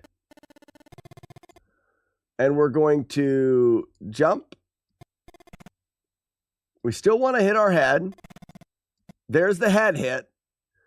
And now we're going to throw this bee in here. Way too late.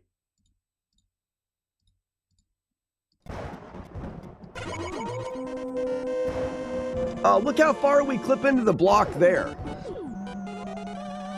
Earlier bee. There is the 4 pixels. Earlier bee. There's the 2 pixel clip. So this is 2 pixels clipped in. This should be the despawn if it's going off of the pixel. We're good. There's the despawn. But if we go back and we go, whoa.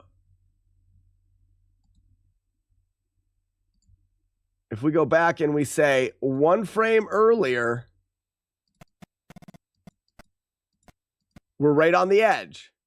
1 frame earlier, we're on the edge. And we don't get the despawn. Enemy 3 is on page 2. 1 frame later, we clip in more than 2 pixels. Enemy 3 is on page 2. What are we hyping for? Just Nintendo just hyping? Oh, yeah. What's this, a coding stream? Yeah. So right now it's frame perfect. Now we know something.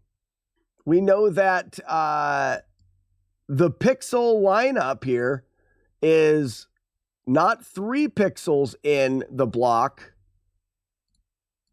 but 2 pixels in. Can we find a way to be more than 2 pixels? One of the nice things about this is, so Ugly Owl's setup that he's using right now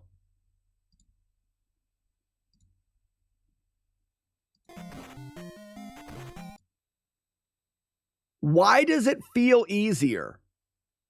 Let's put it in there. Display.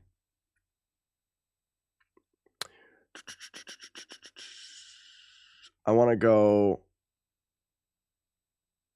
Sorry. Tasks. Emulation is off. Game is on. And we can go to Bop, bop. All right, so we've got the game. This is silly. I know. This is what we do. So this is Ugly Owl's setup. We want to clip in 2. That's clipping in too far. That's too far. That looked good. No. Too far. Too far. I have a visual now.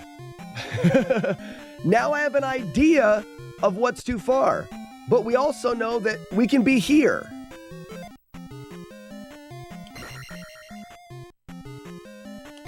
That looked good. Nope. Too far.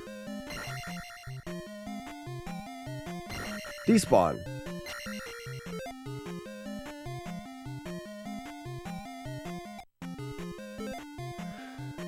So we're looking for, that was too far to the left. Too far to the left. Too far in the block. Too far into the block.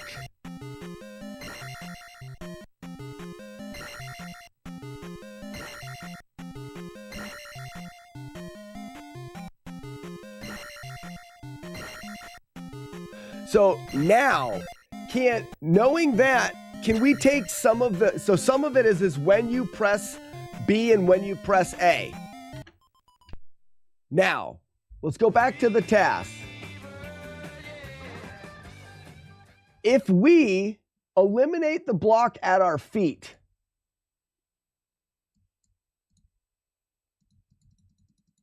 if we eliminate this block,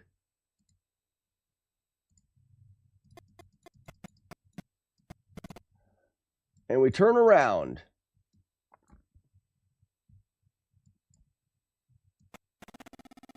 so we can get full speed,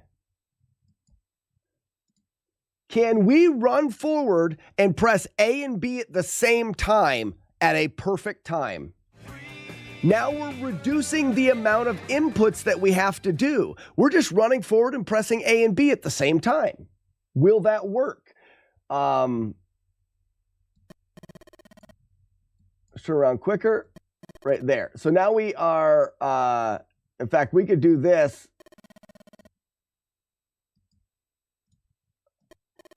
So we're on the edge of the screen. And I want to be stopped. There we are. We're stopped on the edge of the screen and we're going to start running.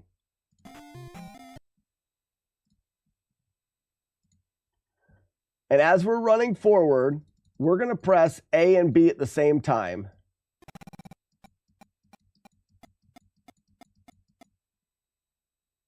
But we're going to hold them down.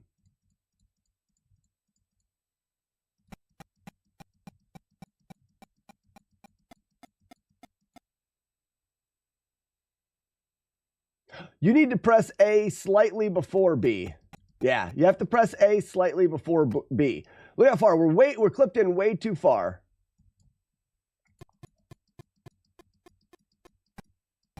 We didn't clip in our 2 blocks.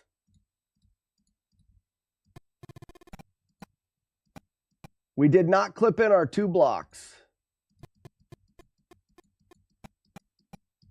Our shield is clipped in 2 pixels, and we're bouncing backwards. This should be the despawn.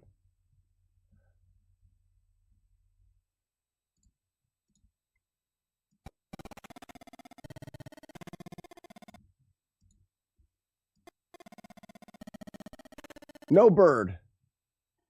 Now all we have to do is press 2 buttons at the same time on the right frame instead of like 7 inputs. Does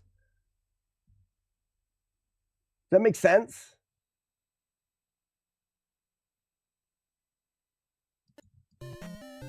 I mean, there's no bird spawned.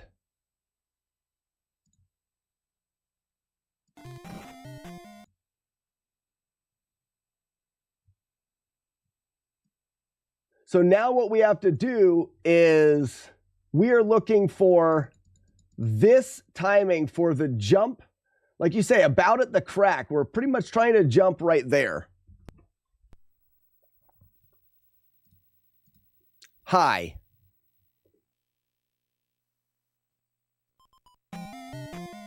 So we've got it here. Oops.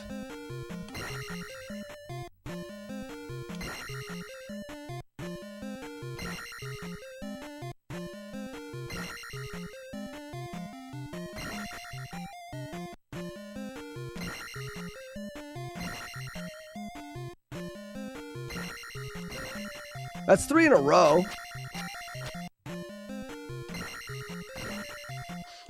That's 4 in a row. That's 5 in a row. This is why I want to look at it. I want to see. One of the things that I know, and here's another great thing. How close do we have to press that stab input? Does it have to be 1 frame later? Big fat thumbs are fine. You're just smacking them together. But let's go back to the task editor and say, what if we pressed B, Freebird, right? Yeah. What if we pressed B 1 frame later? We get clipped in 3 blocks and it won't work. So you have to press A and B 1 frame apart. You're smashing your fingers together. So this does not make it easier, except for potentially it's allowing for less jumps. We just have one smash of our thumb to time. Can we set that up in a way that makes sense?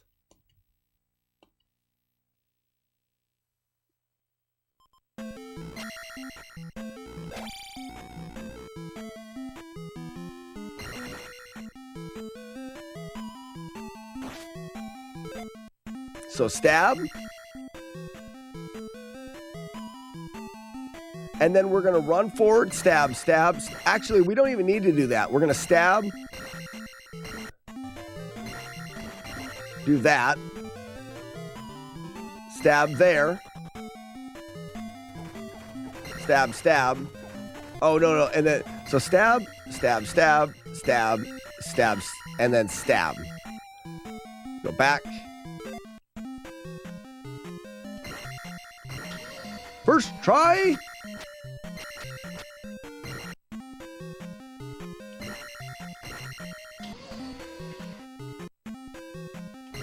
That was way too early. No, that was good. Oh, man. 2 in a row. 3 in a row. 4 in a row. 5 in a row.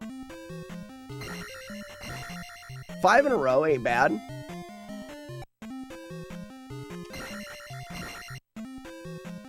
Oops. 6 or 6. 7. Okay, so this block doesn't matter anymore. And those 4 blocks do. Beta X, we call it the JOLO.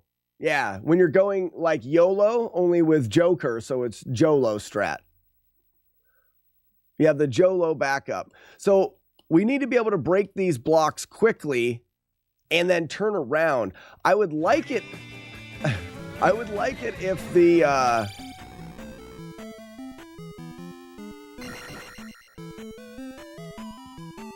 all right, so there. Ooh. Oh no, we'll do a rising stab. Nope.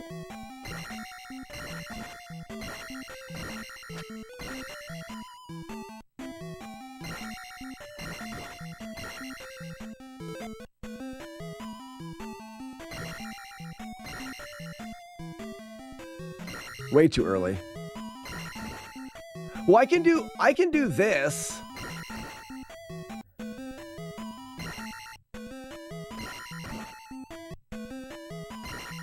There it is.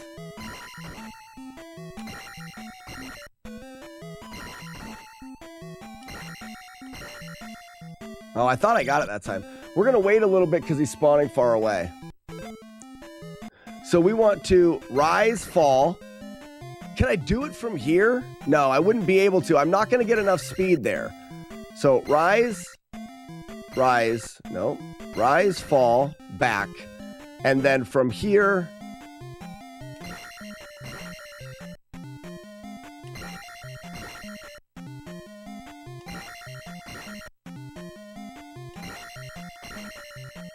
nope.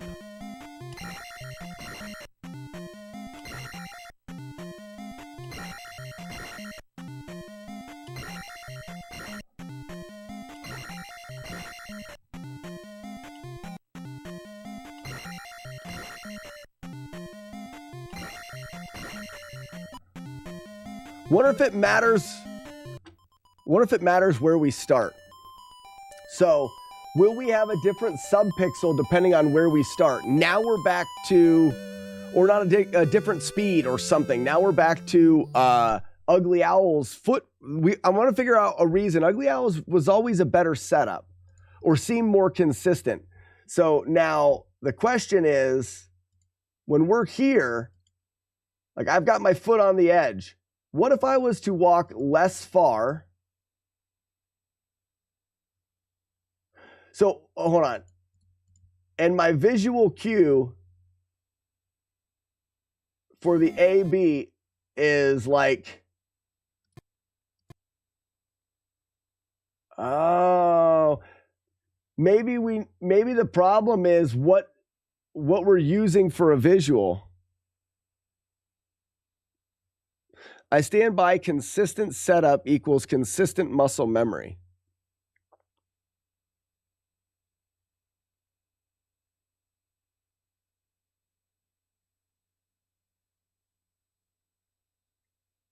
So, Ugly Owl, I know what you're saying. You're saying that when you're holding that, you jump, stab, and it's that flow of muscle memory is the simplest way to position yourself at the same place every time. Correct. But, for example, when I frame perfect stab going out of link feet, I get that frame perfect stab a lot, and I'm positioned in a different spot all of the time. My turnaround is different. I'm using the visual of the character going towards a location. That's what we're doing with this. And this isn't going to matter. You do what works best for you, obviously. But it seemed like it was different there. And I'm wondering if my visual, I was using his feet. You may have to use his shield for the visual. Because his shield, well, the shield depending on where where he is in his animation,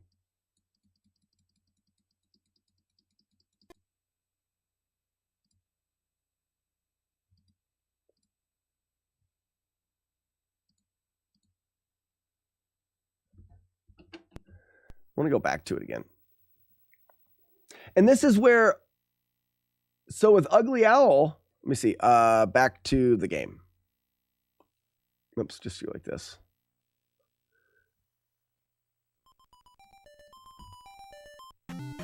Doing this, let me get rid of this block. Doing this, now, too early. That looked good. Nope, not far enough, maybe. That was good. Jump forward, attack, plus down, sword attack. Are you coding a new smoother attack? Victor, no. Victor, if I move forward, this guy appears. If I break this block on the proper frame,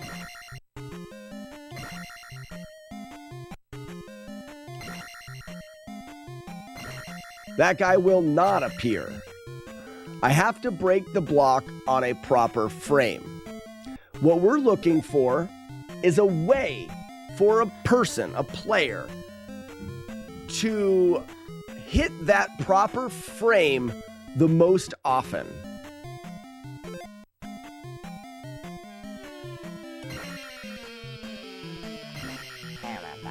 He was still there.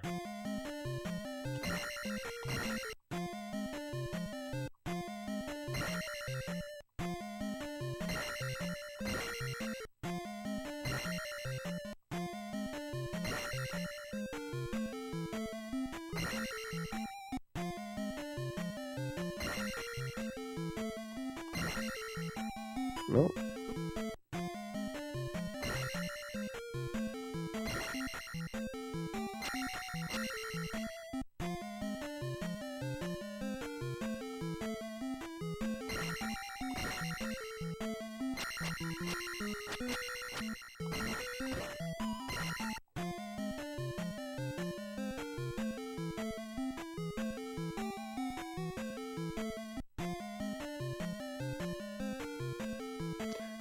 The screen's not moving.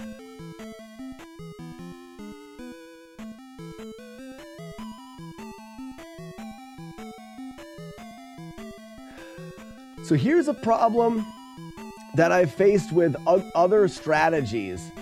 Because of the animation of the character, it's hard to know that we want to press the button. There? Nope. Nope.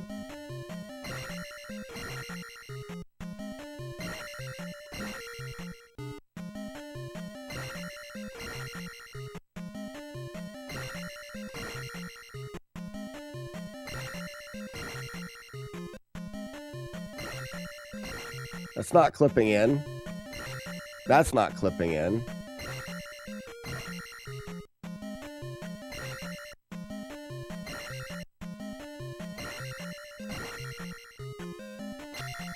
There it is.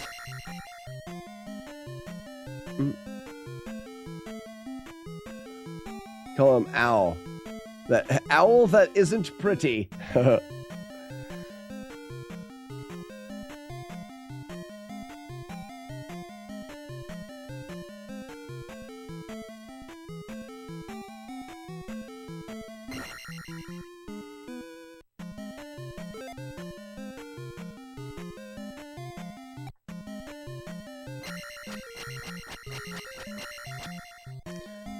Is there a way to not have the screen scroll and then we could be watching for a screen scroll?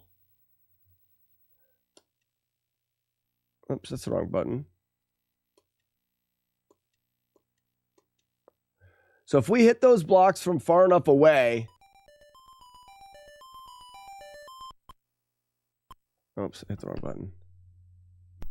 Can I have my pop quiz? Nami, what's your pop quiz?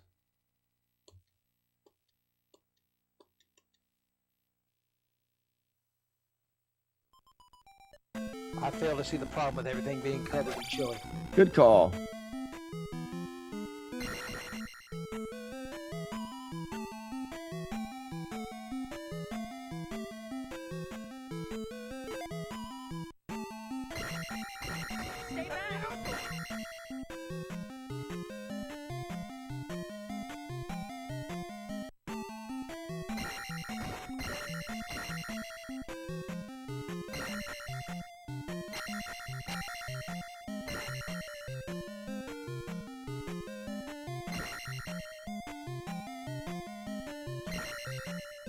Okay.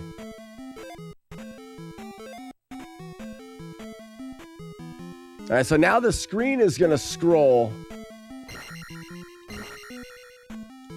And you... Ooh, he's there.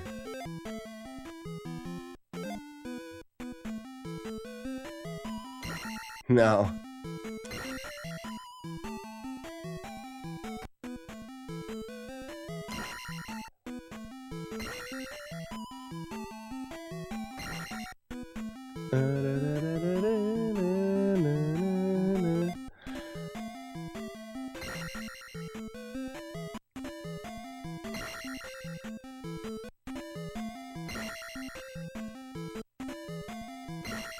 Too far.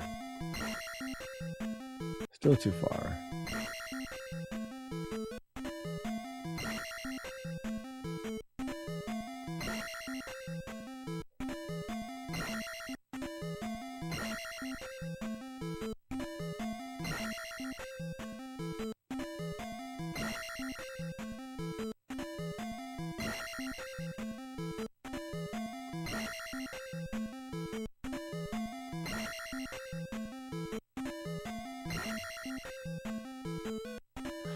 How is it that you could have something so consistent sometimes and yet so impossible to do other times? That's too deep.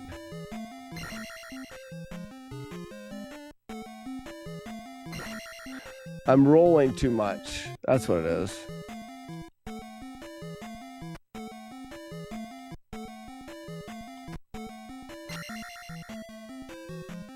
Well, not now.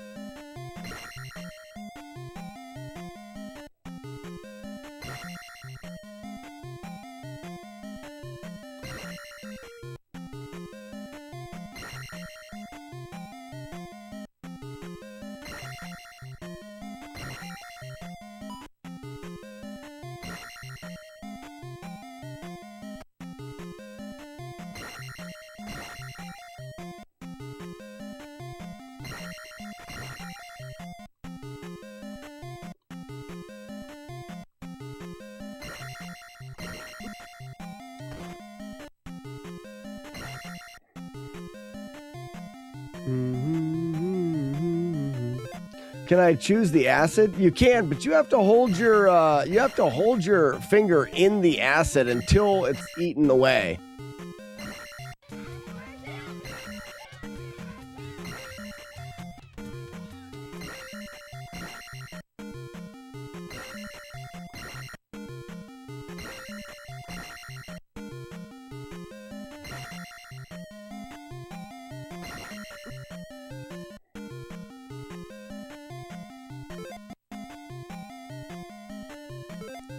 Now,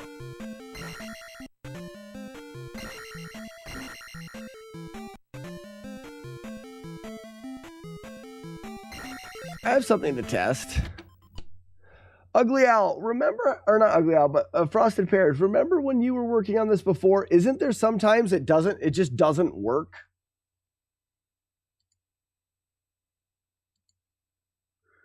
Let's go back to this strat.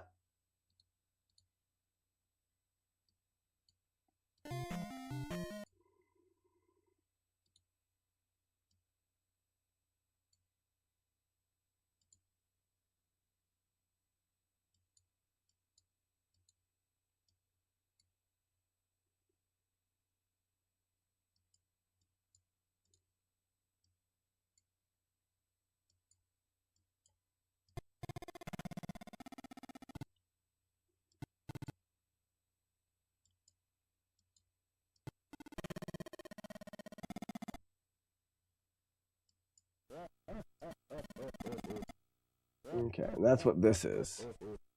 But you don't remember why. Yeah, there was times where it just didn't work. So my thoughts are, Bicula's movement is changing.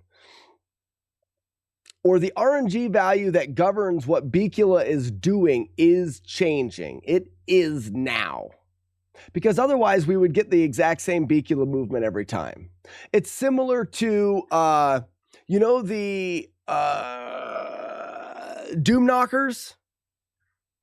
Doom Knockers, the hammer thrower guys. When you enter a room, they haven't even spawned in yet, but the RNG that governs whether they're jumping or not is still running. So Bicula's RNG that's telling him whether or not to jump or to move left or to move right, that RNG is running right now, whether he's on the screen or not. So we've got this marker right here. I want to, so I'm already walking. So I'm going to take this first marker because I think I'm already walking and I've hit the edge. At this first marker is where I'm going to make the jump for now. There's the little jump. We know that when we land, we do a big jump somewhere around landing so that we hit our head. And during that big jump, we're going to stab. If we stab and clip into the block 1, hey, I don't know if I've ever clipped in 1. That's it. This won't work now. This won't work. Because I need to clip into that block by 2. If I am here, I don't clip in at all. And if I play this out, I can already tell that it's open. It's definitely open here. If I go here, enemy 3, I clip in by 1 and he's generated. Did not work. If I go 1 frame more, I clip in by 3. Oh, and he despawned. So the despawn works there.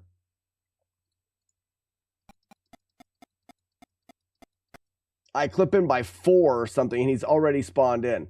So this still works. It's just in a...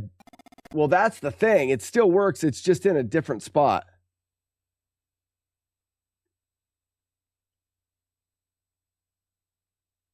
It may be subpixel because you want to go right and then next and left immediately. So you might not.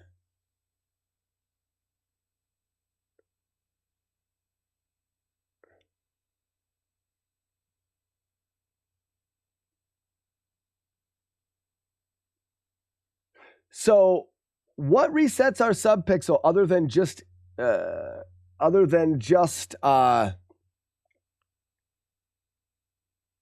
like when we're running here, subpixel is 48. If I don't jump, subpixel is 48 all of the time. It never moves. Stabs don't reset subpixels. Nothing does. So right now, if I don't jump where I jumped before, if I jump somewhere else,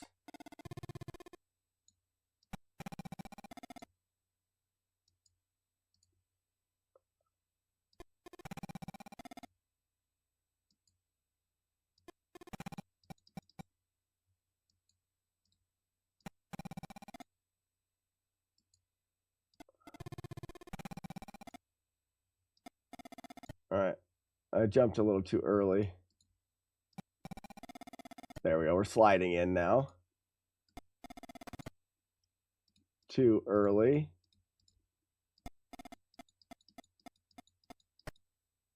There's a 1 clip. He should be spawned. 1 frame later,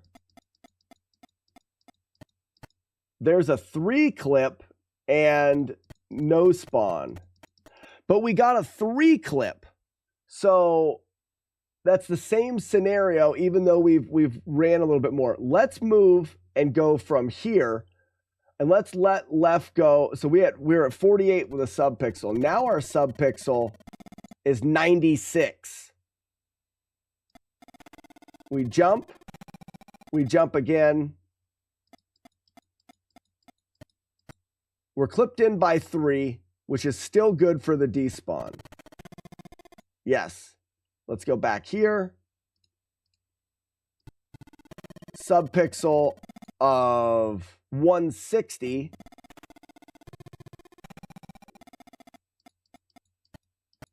Clipped in by 3. No despawn. No despawn. Let's say, I bet you that 3 clip. Now, if we move that button press back by 1, we'll get a 2 clip. There's a 2 pixel clip. The despawn is moved.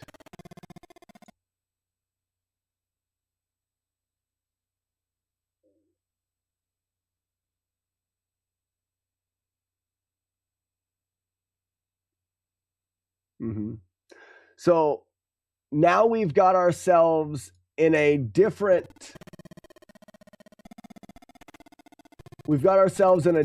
situation. There's a 2 block clip and no despawn.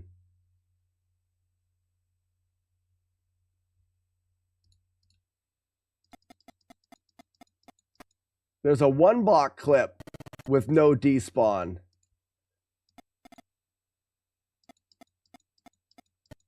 There's a 3 block clip that has the despawn. And that was a subpixel of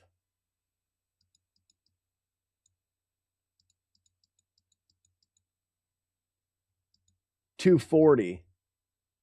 We go back 1 more.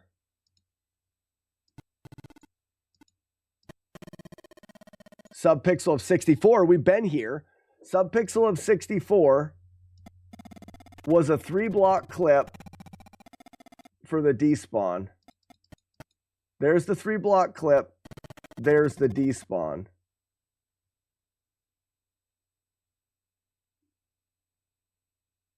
So interesting. So, Ugly Owl, the issue with this is because of our subpixel. This is why, Ugly Owl, this is why it works, feels more consistent sometimes and not consistent other times.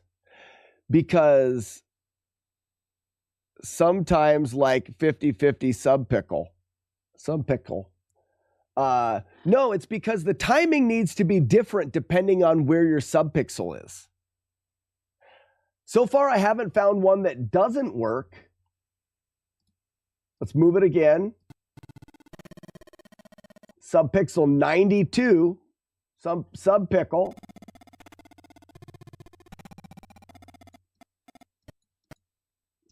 Three clip, no despawn. Back the stab up 1 frame. 2 clip, despawn.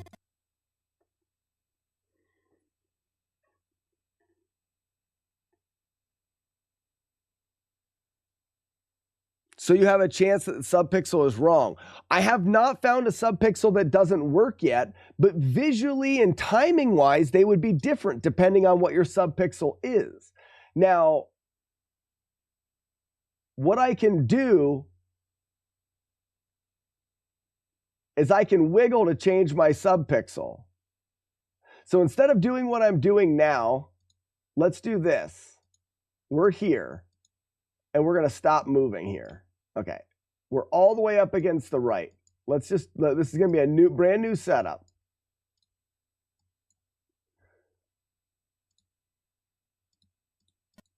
Subpixel 92. We're going to go 92. This is going to be like 6 subpixels to get us back to 0.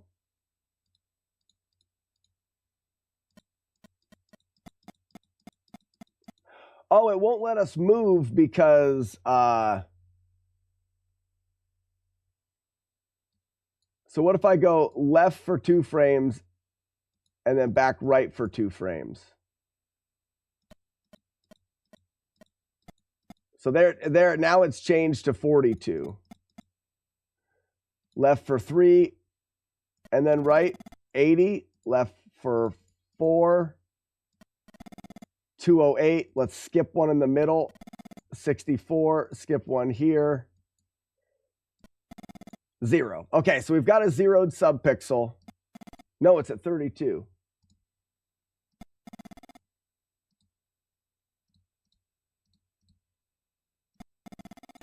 $16.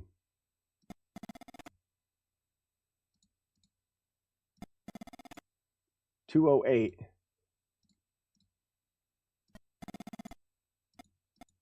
$32.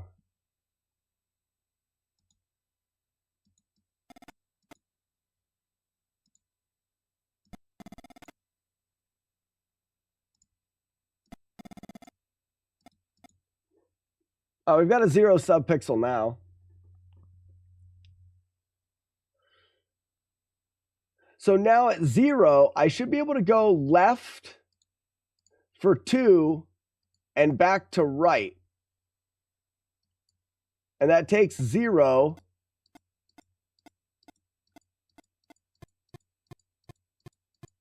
and keeps it 0? Because we're holding right. We tap right once, and we're still at 0. So what if we go left for 2 taps and hold right? Now we're at 32, but we're missing a subpixel. So if we go there, we'd have to do a 3 tap. So here we're at 0.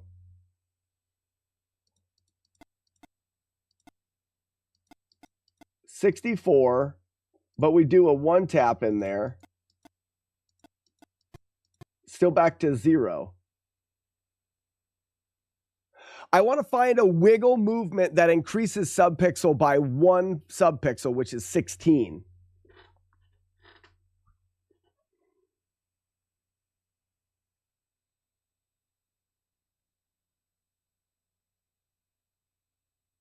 Shouldn't there be a way? So if we go 4, we're going to go 4 back and then go right back to right. We're at 80 because we gained quite a bit of speed here. Let's do a 1 tap return. We're at 48. 2-tap return. We're still at 48. 3-tap return. It's because we've already hit the wall. Oh, no. Now we're at 0. And now we're at 48.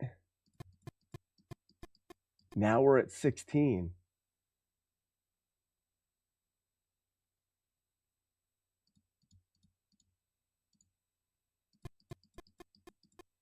Zero.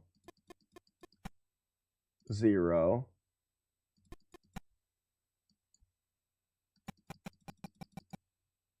0.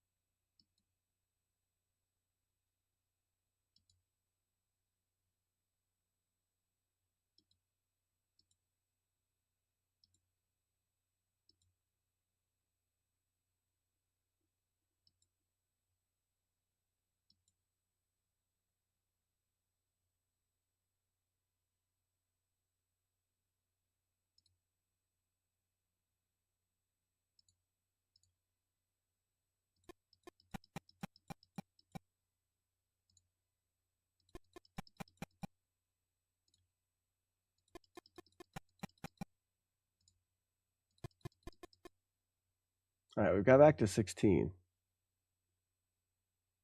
If you wiggle it too long, you'll go blind in the sub pickle.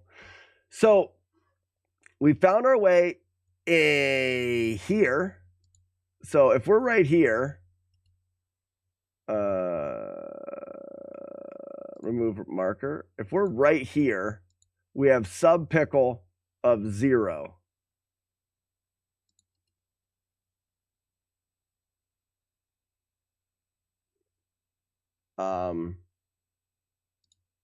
And if we do this set of inputs, 4 left followed by 6 individual rights, we will go from subpixel 0 to subpixel 16. Now from here, we're at 16. So if we copied this,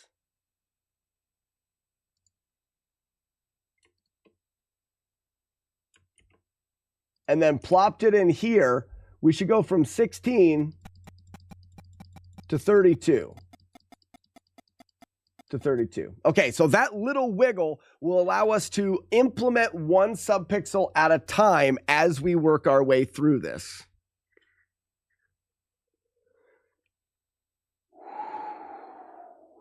So, with that said, from here, from stop, let's set a marker here. And this is what we need to do. And this is the jump forward, 4-ish frames, land, big jump again, bump our head, way too far in. There's 3 and the despawn. Okay. So let's write down some of this stuff that we're figuring out here. If we start back here, which is on subpixel 16. Okay, we're starting on 16 because I accidentally did this. That's fine. Well, I can cut it. Let's just okay. So subpixel 16 from the block is a 3-pixel despawn.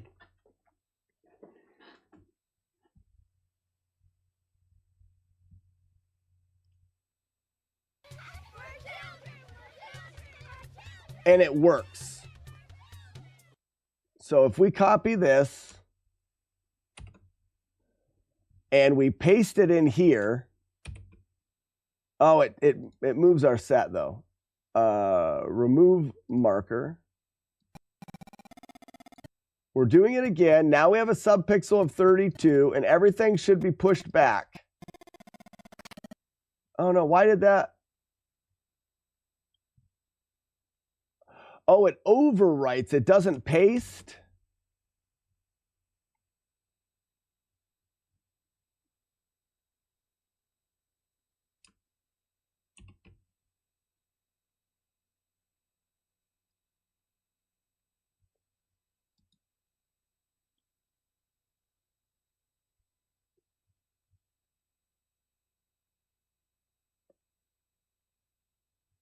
Control Shift V is paste insert.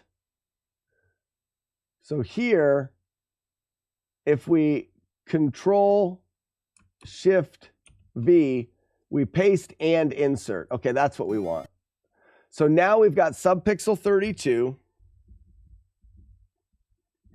So let's do 0, 16, 32. 16 is 3 pixel and it works. Jump. Stab, it's 3 pixels and it still works. Can we move it? That's 1 pixel, doesn't despawn. 4 pixels, doesn't despawn. So we've got a 1 pixel, works. 32 is a 3 pixel visual and he does despawn. We go here and we Control Shift V. Now we are at pixel 48.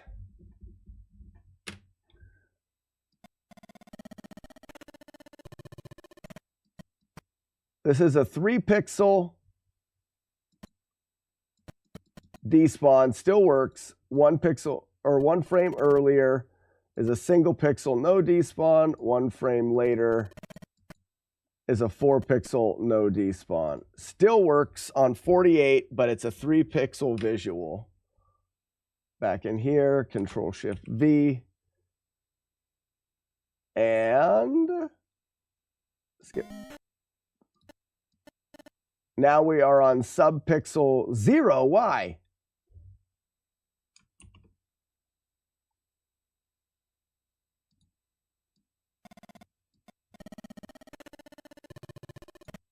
So subpixel 48. Oh, because it wraps a pixel if I do it here, huh? So we're not going to be able to continuously just do this. It goes back to 0. So I got to find a way to get to subpixel 64.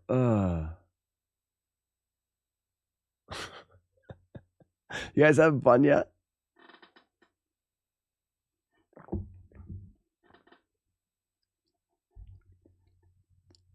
So this is Rygar, subpixel dependent. You know subpixels are just made up, right? Yeah. Rygar is subpixel dependent. Jumping changes is subpixel.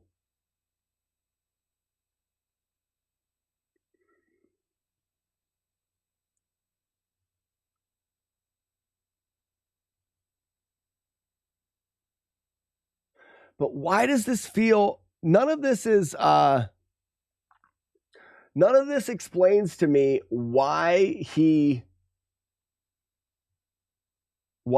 feels why it feels so easy sometimes.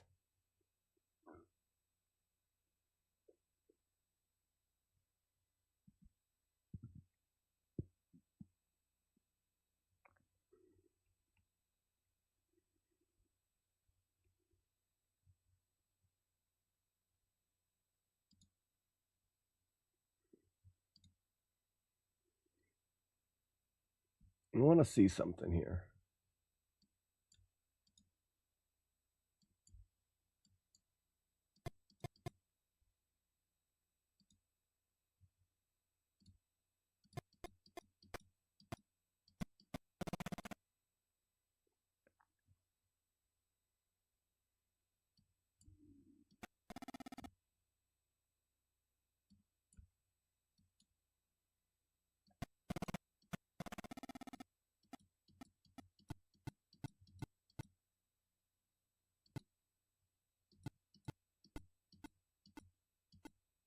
All right, so there he is.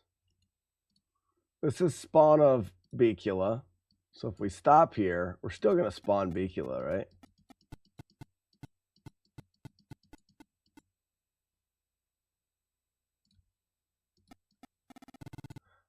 Oh, we were way farther than this.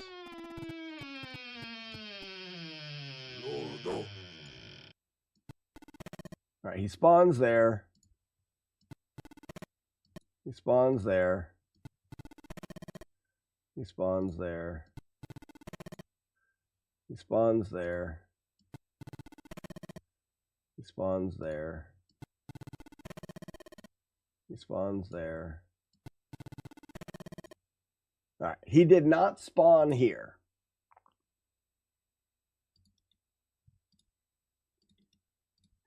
If we move one frame or one, let's let it stop first. All right, here. If we move one subpickle forward, oh, we know we're on subpixel 228, okay? So we need to move it forward to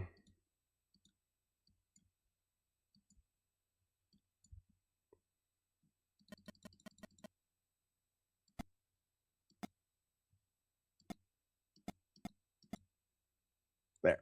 So that's it. If we go to here, we don't move forward. We have one more subpixel and he will spawn.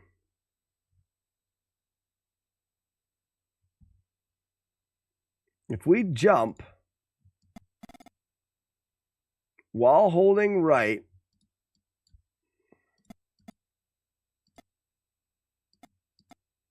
he spawns before we hit the block.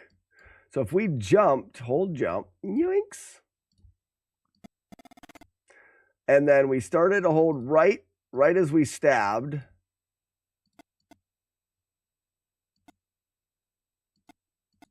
He's already spawned. So if we jumped and stabbed,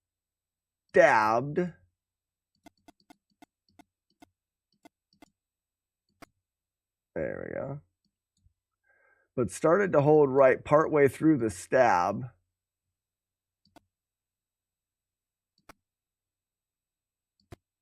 There's the spawn. That's where speed comes into play. We're not bouncing back, so we need to hold right after. There's the right. There's the stab. There's the spawn. Start holding right later. There's the right movement right as we stab. There's the move back. There's the spawn still. There's the move back. There's no spawn, but we got 0 right movement.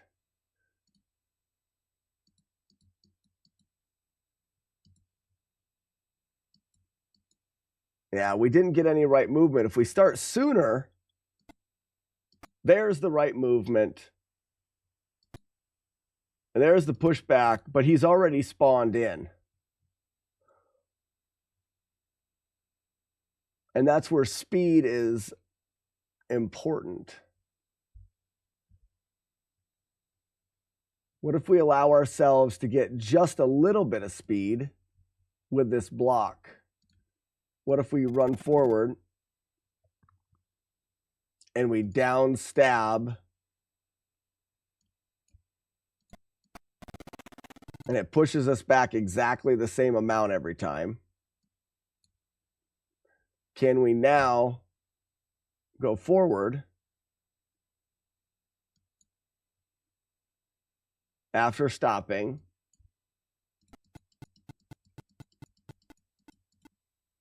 Forward to gain some speed and a jump and a stab.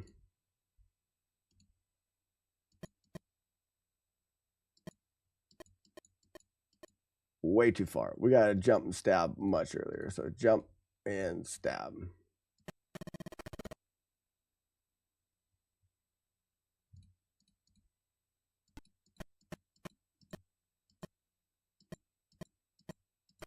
There's the 2-block clip, but he's already spawned in because we don't have enough speed.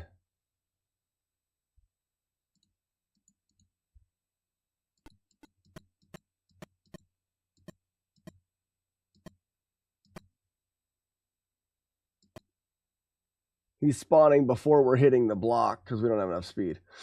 So it is a full speed.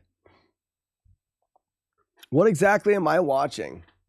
Adolf, Snape. We are doing some code diving-ish of Zelda 2 to try to figure out exactly what causes, and we already really know. There's an enemy in this game called Beacula. We call him Beacula. He's a blue foker. We'll see him here in a second. There he is. So you see this blue enemy right there? That's a blue foker in the game. In speedruns, he's really difficult to deal with. We can make him disappear. We can go back to a spot here, like right here. And we can run off of this ledge to the left. And as soon as we run off of the ledge, we'll hold right. We hold right. We get up against the right wall. We're going to tap A while holding right. Jump up on the ledge. Once we land for a few frames, we're going to tap and hold A again. Keep holding right as always. And then in this input here, we're going to do a stab. Hey, that's a stab that I wonder how that one works, because I do that sometimes. Is it jumping too late?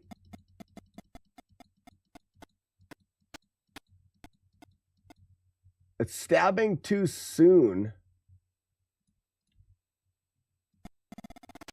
Yeah.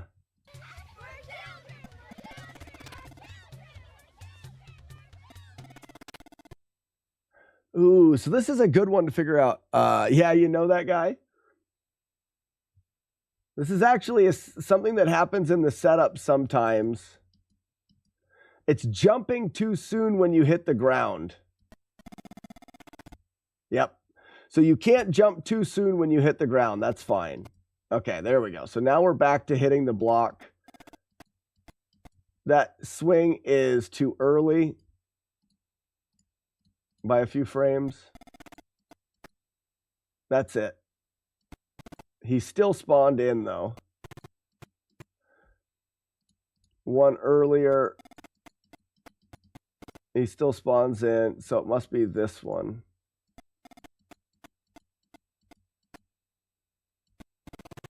There he is.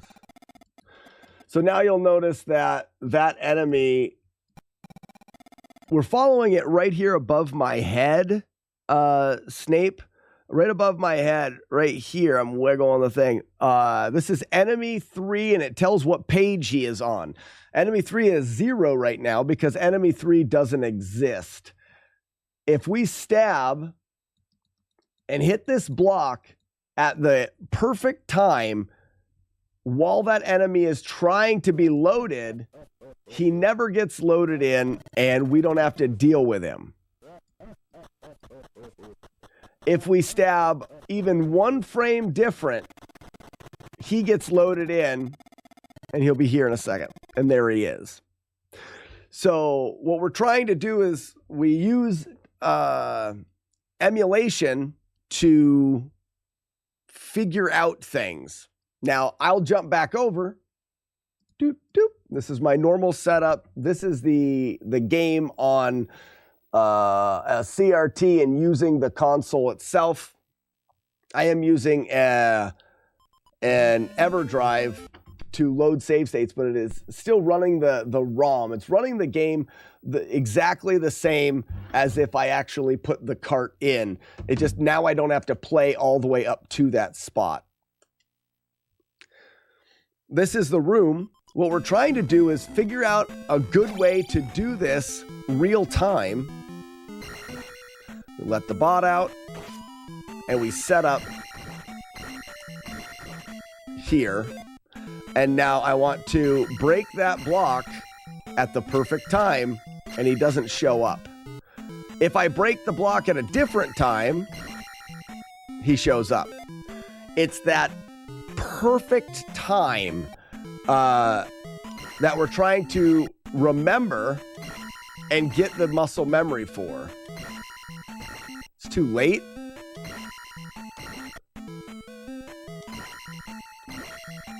And that was it.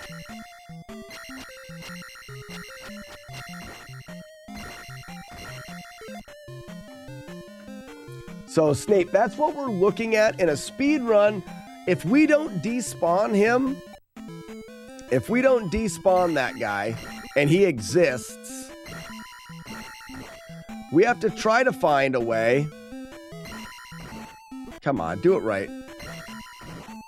Why am I breaking that? Weird.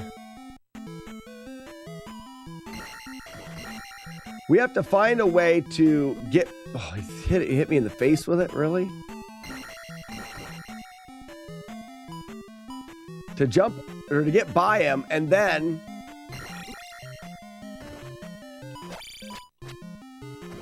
we try to get him trapped. It's just, it's super, super, super difficult to deal with him.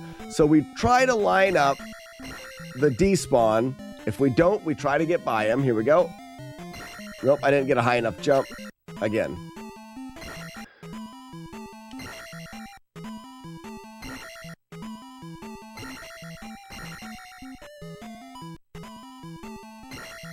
No.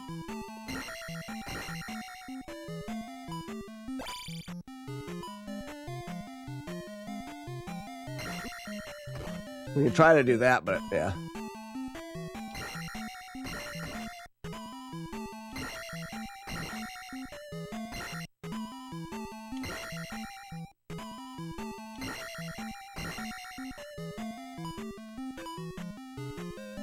What a dick. And he jumps on our head. He just becomes so incredibly difficult. So we go back to the tassing side of it and we say, what can we do to make it easier than what we're doing? We know why. One of the things we know is we have to be at full speed. We also know our subpixel matters. Subpixels are referring to a value that has to increase far enough to tell Link to actually move a physical pixel. If we go to a spot where I can show off subpixels, like right here. So here we are. Let's actually jump onto this ledge first. Let's just insert 100 frames. Okay. So right here, you'll look at my subpixel above my head, which is 128. It moves 16 each time you get one subpixel. I just learned healer glitch. I know my subpixels. Oh, very nice. Very nice.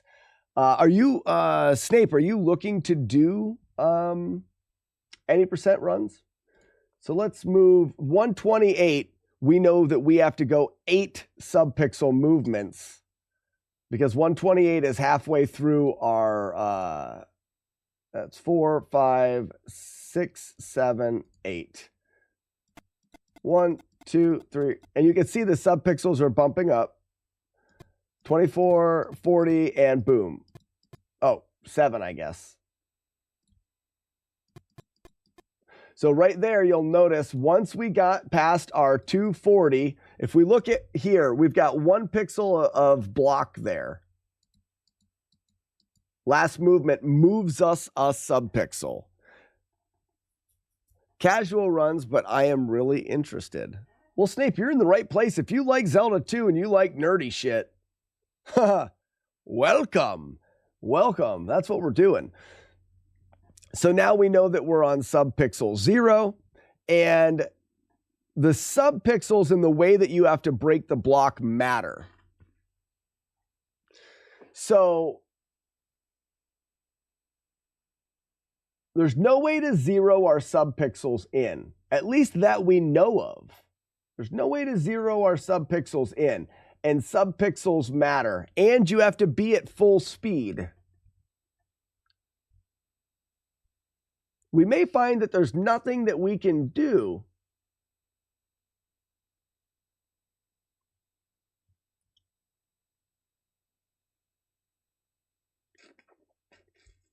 I wish there was a way of zeroing out your subpixels, because the only way to know when your subpixels, Snape, are at a 0 is here. Right here. Subpixel 0. When you enter a side-scrolling screen, your subpixels are always set to 0. When I stab, I bet you that sets your subpixel always to 4. So like right now, before I start moving, I know the value of my subpixel.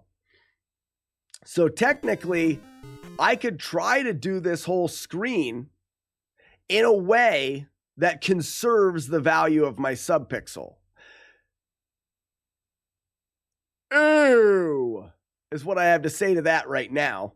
But technically, it would be possible. So we want to find out whether or not that matters. And to this point, conserving your subpixel is not going to make this any easier. It's not going to actually help us in any way. You would have to bump the block before stabbing.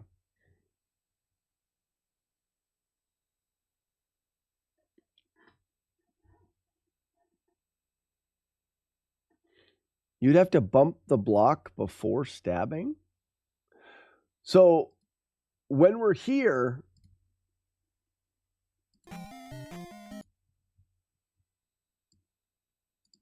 after we're here, is there a way, if you bump a block, for example, Frosted Pears, if we did,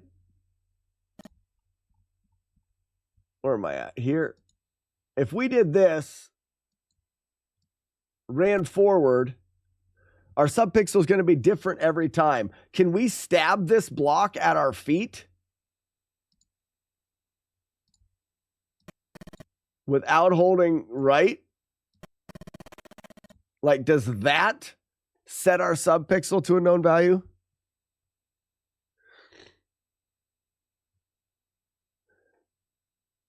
Without stopping first. Yeah, run against it, stop, and then stab. Will that always set you at a known subpixel? Probably not.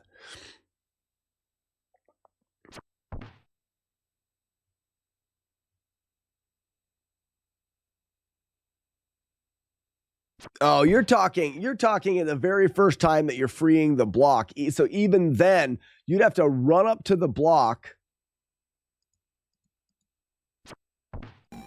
Yeah, you're saying here. We'd have to run up to this block, run into it, stop, jump, do 2 stabs and a stab, stop again, or hold forward again from that exact spot. Hope the bot doesn't hit us. Like, it would be so incredibly difficult to monitor and keep track of subpixels. So we say, all right, we'll balance our difficulty versus the usefulness of it. Subpixels don't matter. Like if we kept it a perfect subpixel and we could have a 5-frame window on the despawn, sure, great, grand, wonderful. But no matter what your subpixel is, it's still frame perfect.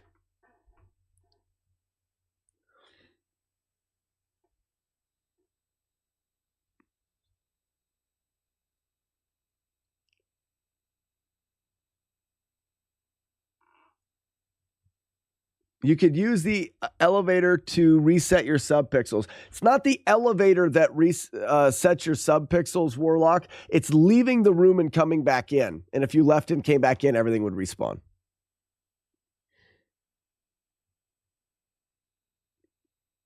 But again, the value in it. What's the value and the benefit of resetting your subpixels? 0. There is no value or benefit in it because, well, okay, there is. The visual would be the same every time. Just how you depart the elevator, or does that not affect it? I don't believe that affects it. Like I said, it's not the elevator that sets it to 0. Because look, I'm on the elevator at 40. It's when you enter, it's the load of this room. Like, look at my subpixel is 208. We load the room. It sets my subpixel to 0. And then it moves through. Like, I don't know why it moves through your subpixel. Also, Frosted Pears, what's this?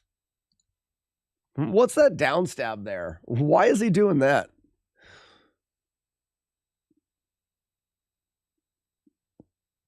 So I wonder if there is a way to check the clip on the block before the despawn block.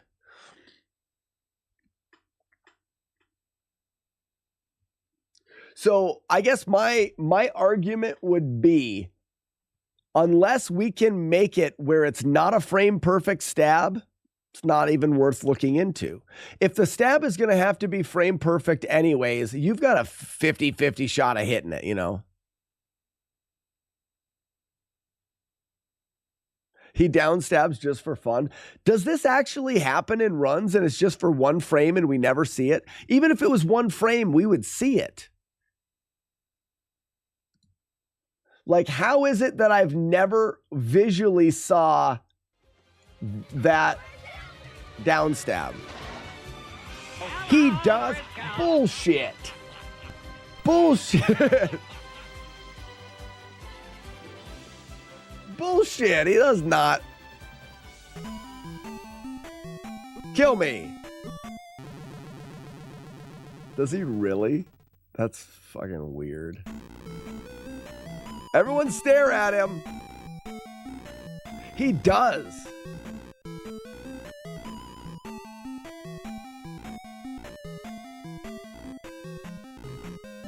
Yeah, because he's not doing it now. So you're not going to be able to see it happen.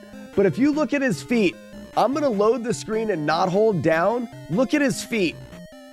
They're just there. If I hold down, you see a wiggle.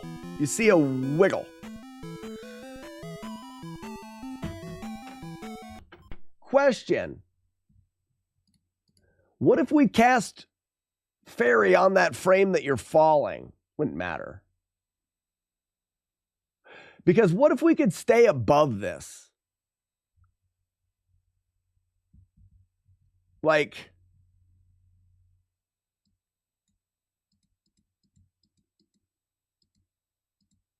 it's the second frame. I don't have enough magic for fairy. I need to die.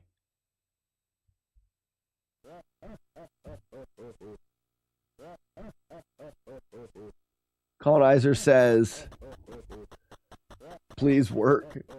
Well, we can cast fairy, but I don't know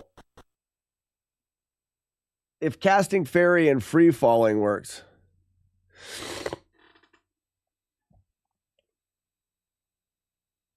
Can I set my magic variable to, I guess I'll just die. That would be the easiest way to do it, right? Let me die in the previous room. No. Let me die here.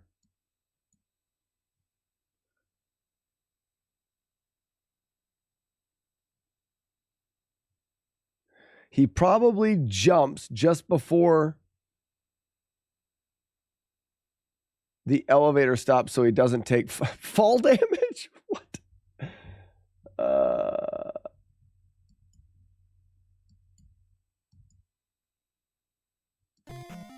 Well, actually, I could just do, look at me now.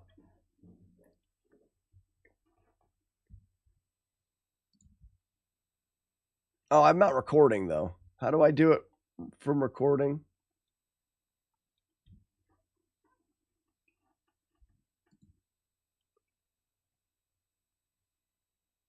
Record. Go.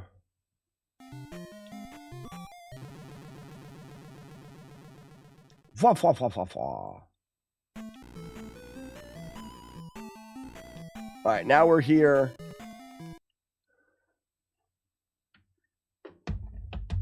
Stop recording. We can go. First, we have to open the menu to select ferry.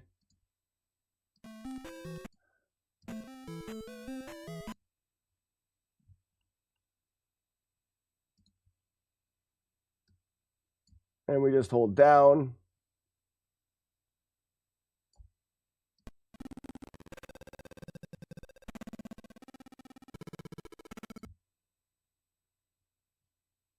We continue to hold down.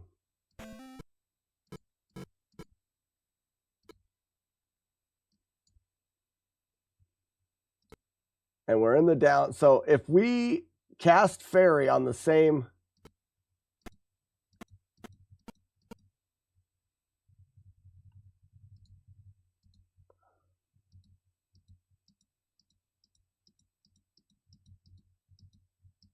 So there's, if we cast ferry on this frame, it takes 1, 2, 3, 4, 5, 6 frames. So 1, 2, 3, 4, 5, 6 frames. If we cast ferry here, does that work? No. Even though it's reading these frames, how early can we cast ferry?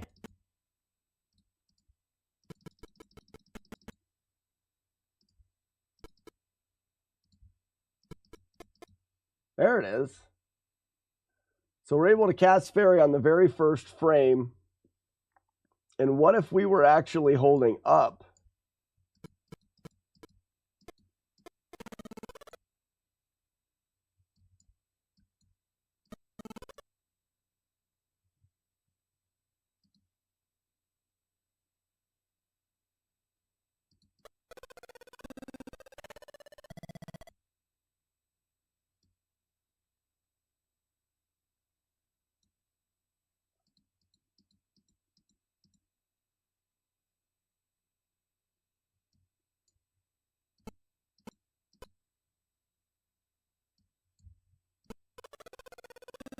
Ah!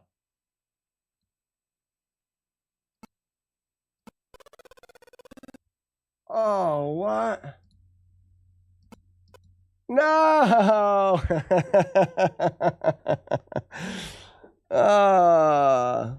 Bowser, this is an emulator that you can run through. This is how people task things. So if we stop holding up one frame later and we try to hold over, we can't get here. Can we go left? No. It's weird that it won't let us go any farther left, but it'll let us go like really far right. I'd love to experiment like that too. So go up against this wall, now tap up.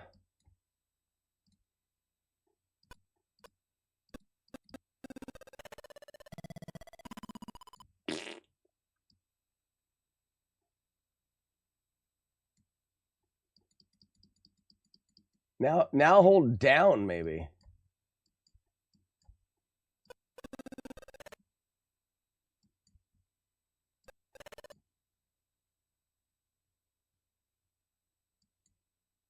What if we weren't a fairy?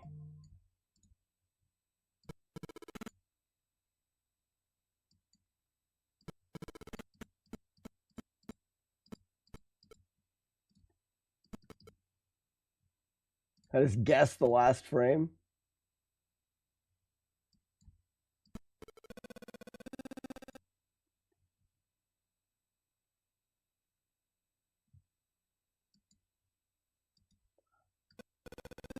Oh, we can't jump on ladders. Or can't jump in here.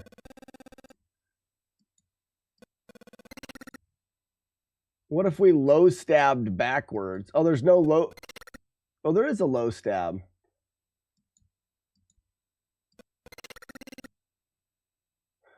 But low stab. Why doesn't stab? So what's this? Hold on a second. Hold on.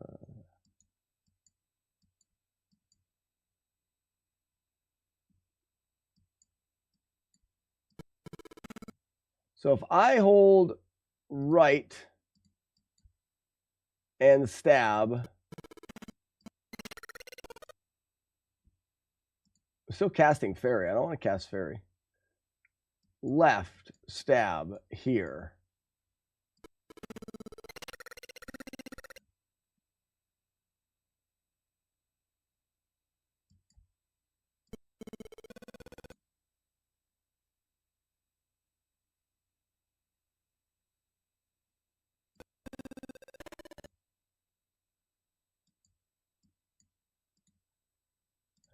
I didn't think that you could move on ladders.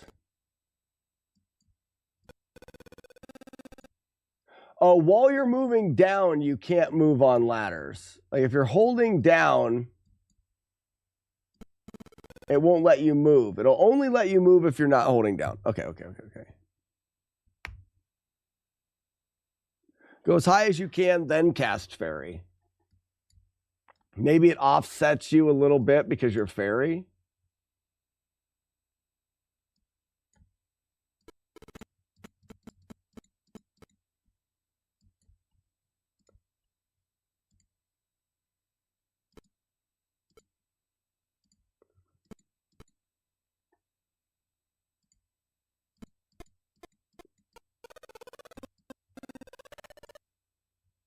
It doesn't change you into fairy. You're too high up to be fairy.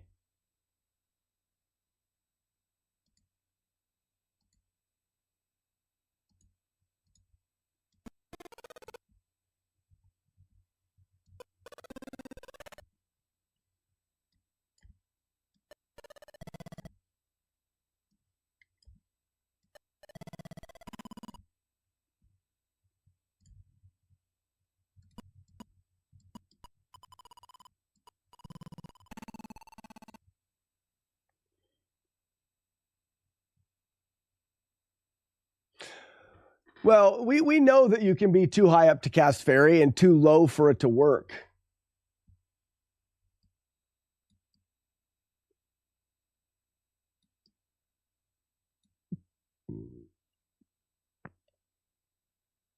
Wait a second.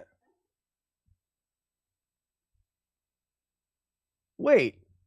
So one of the things that we know with fairy is the way that you can exit elevators is different. So you see how fairy stays in the middle of the elevator? But we can take the elevator and go all the way down with it. And then we can leave with fairy.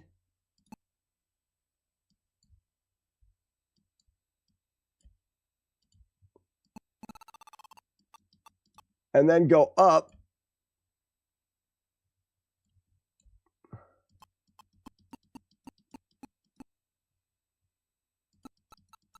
And then go back on the elevator in a higher spot.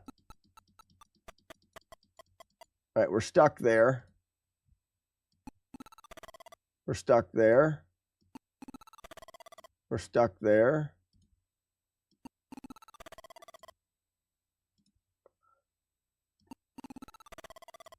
Oh. We're not stuck. I'm not holding the button anymore. Okay. So now we're clipped into the elevator a little bit. All right, so that's good. We can keep going up then.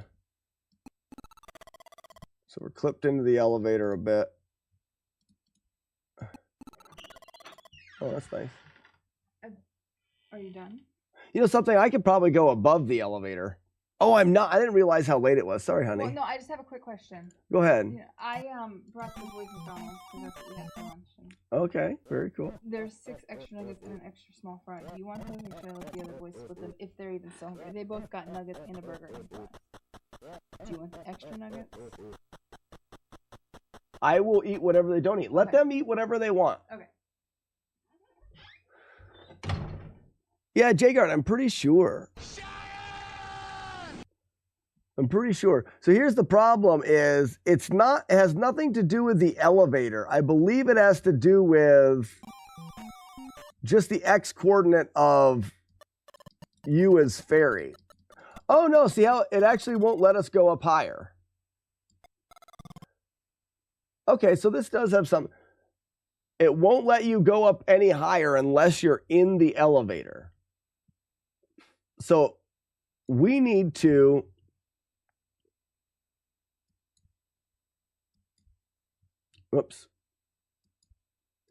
we need to go to the proper amount of height so that we still trigger the elevator.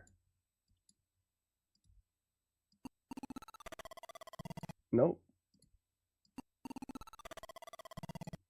Nope. Oh, we don't need to do that.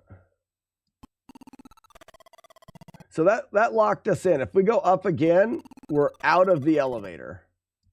But this allowed us to be 1 pixel higher. You see what I mean? So we're here. We go up 1, 2, oh, maybe 2 or 3 pixels higher. It clipped us back down, but if we look at the distance between there and there, it is a little bit higher. Oh, but it moved us back down there. Look at that. As we go up, the elevator moves up higher, moves faster than we do. Oh, wait a second, but wait a second. We have an animation.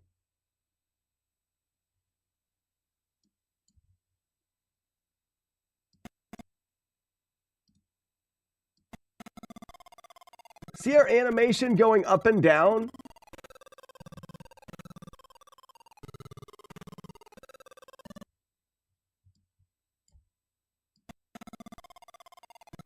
So it still doesn't matter.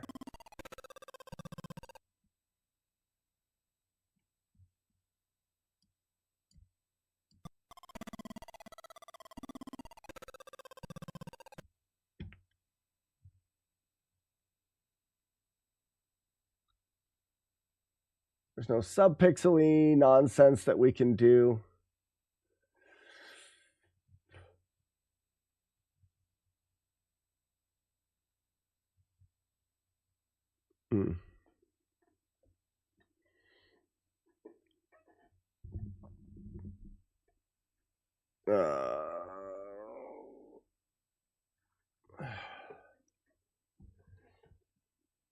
So what did we find out today? Nothing. Nothing at all. I found out that I'm still going to use Ugly Owl's setup. Because otherwise I still have to run over. You might as well run over, fall off, and then use the muscle memory for those 2 jumps. The only thing I didn't look at was low stabbing the block. It's the only thing I didn't look at.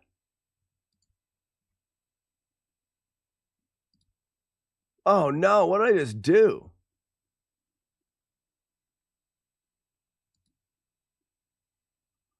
Oh, I took the death for magic. That's what it is.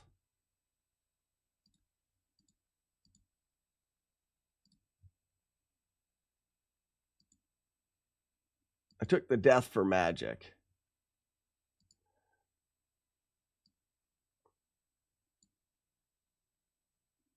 So instead of this stab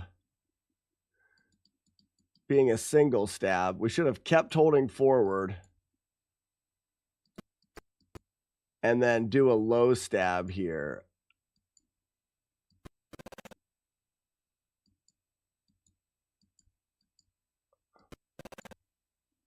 Come on. Come on.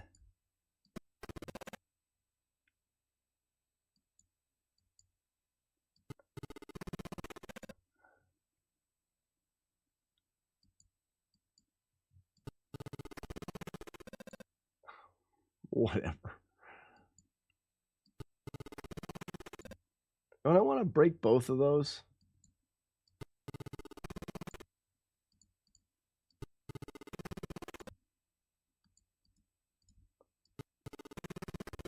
There.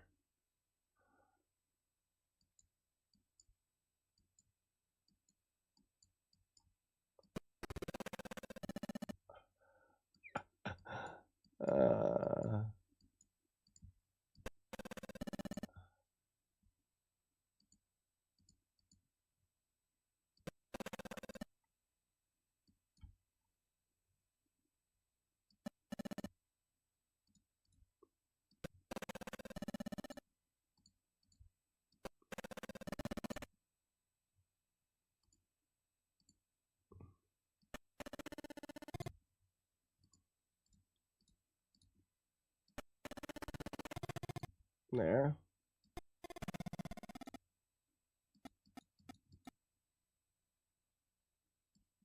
Oh, I don't need to do this. Yeah, I don't need to fall off.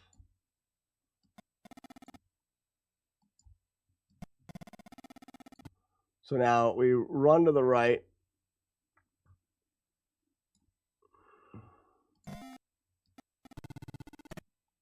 And we're going to press B and down. Enemy's still there. B and down. We're not going deep enough. B and down. Enemy's still there. B and down.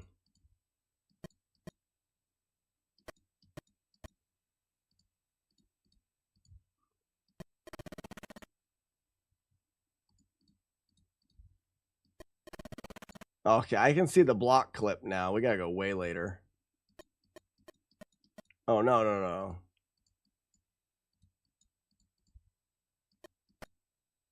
We clipped way in. Yeah, see, we're way too far forward. We have to stab much earlier. That's too early.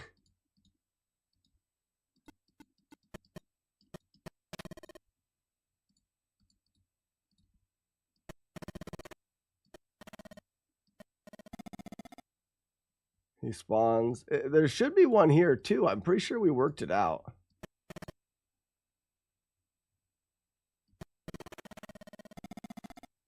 Oh.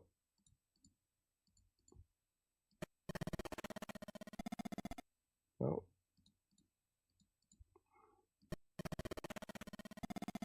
Yeah, I guess not. Yeah, Jagard, I plan on movie night tonight for the tier 3 subscribers in the Discord. We're going to try to watch some movies this evening, have some drinks, have some fun. Now, there's a couple things that we can do at the end of this. So I still want to continue to work on tasks. I'll probably do some tasking shenanigans this weekend. The main reason why I did this is I want to go through this whole game with an understanding, and I don't have the understanding, but like current page, stuff like that, so that I understand. I want to go through and I put a bunch of variables in here. I want to go through the healer glitch stuff. I want to see if there's a different route that lies in wait of discovery, a better way to get to the end of the game. Have I been added to that? I became tier 3 this week. Sandman, go to the Discord. You should have access to the Alpha Dog channel. Yeah, Sandman movie night. Yeah. If not, we can put you there. So Snape, the idea that behind the glitches is there's so many different things that we can do within those glitches that it's kind of undiscovered territory. A good example would be if I go to pairs here.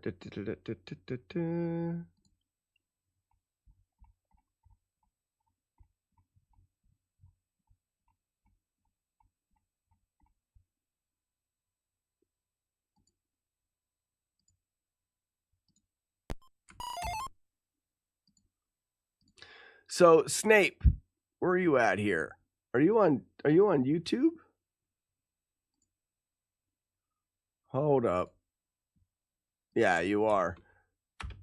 Snape, there's a link right there. That link is for Frosted Pears did a no hammer. It's too slow. But what he does is, if you're familiar with the any percent route, we get the hammer so that we can get the magic jar or the medicine jar so that we can get the fairy spell. And then we use a wrap to the maze to get to GP. He uses the healer glitch to access non-player characters from other towns to unlock the fairy spell without having to go into the cave to get the medicine jar.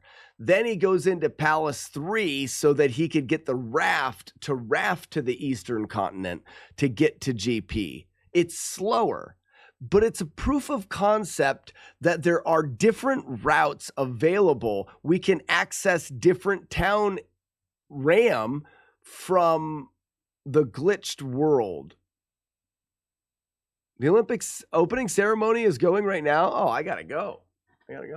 So Snape, is there a different route that goes faster than the current route? I don't know. Maybe. Is there stuff that we don't know and things that we haven't explored? Yes. So I want to understand more of working through the tasks so that I can just go on adventures in the memory and in the task, trying to break the game in different ways and end up in different spots. But until I can do that, I need to have a RAM watch that tells me the pages, the destinations, all of those things so that I can go places, see what it does, and try other things. I should actually have this up here because this is, this RAM, the watch is more important over here. And then we can have this here. And then we can do this. Oh, gross. Oh, I can't resize this. Oh no, it's probably a scale there. Because these things won't allow me to size them either. And I want them to fit all. Oh, I can size that a little bit. But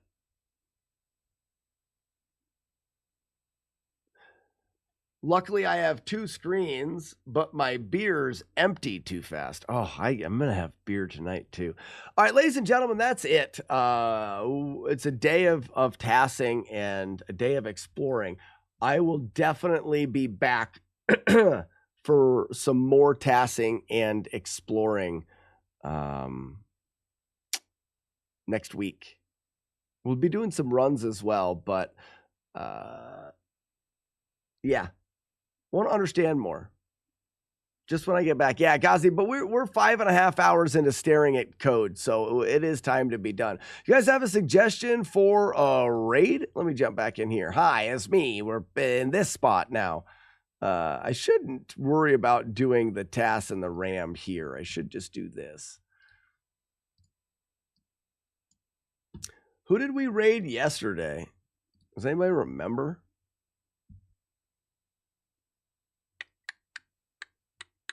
Did we raid Retro Runner yesterday? I think we did. I think we raided him yesterday.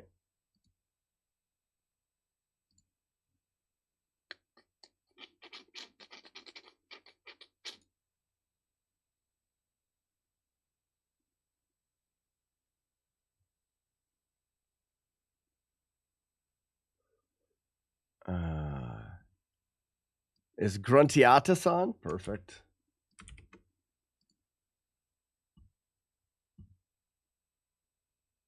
All right, everyone, have a fantastic weekend. If I don't see you or hear from you in the Discord, have a great weekend. If I do hear from you, then it'll be different. But other than that, we're going to raid Gruntiatus. Old Gruntiatus. Old Gruntiatus. Yeah, if you get, and Chris, thank you for dropping the Discord in there. If you guys want to join on the Discord, I'll probably post anything that I find to there, obviously.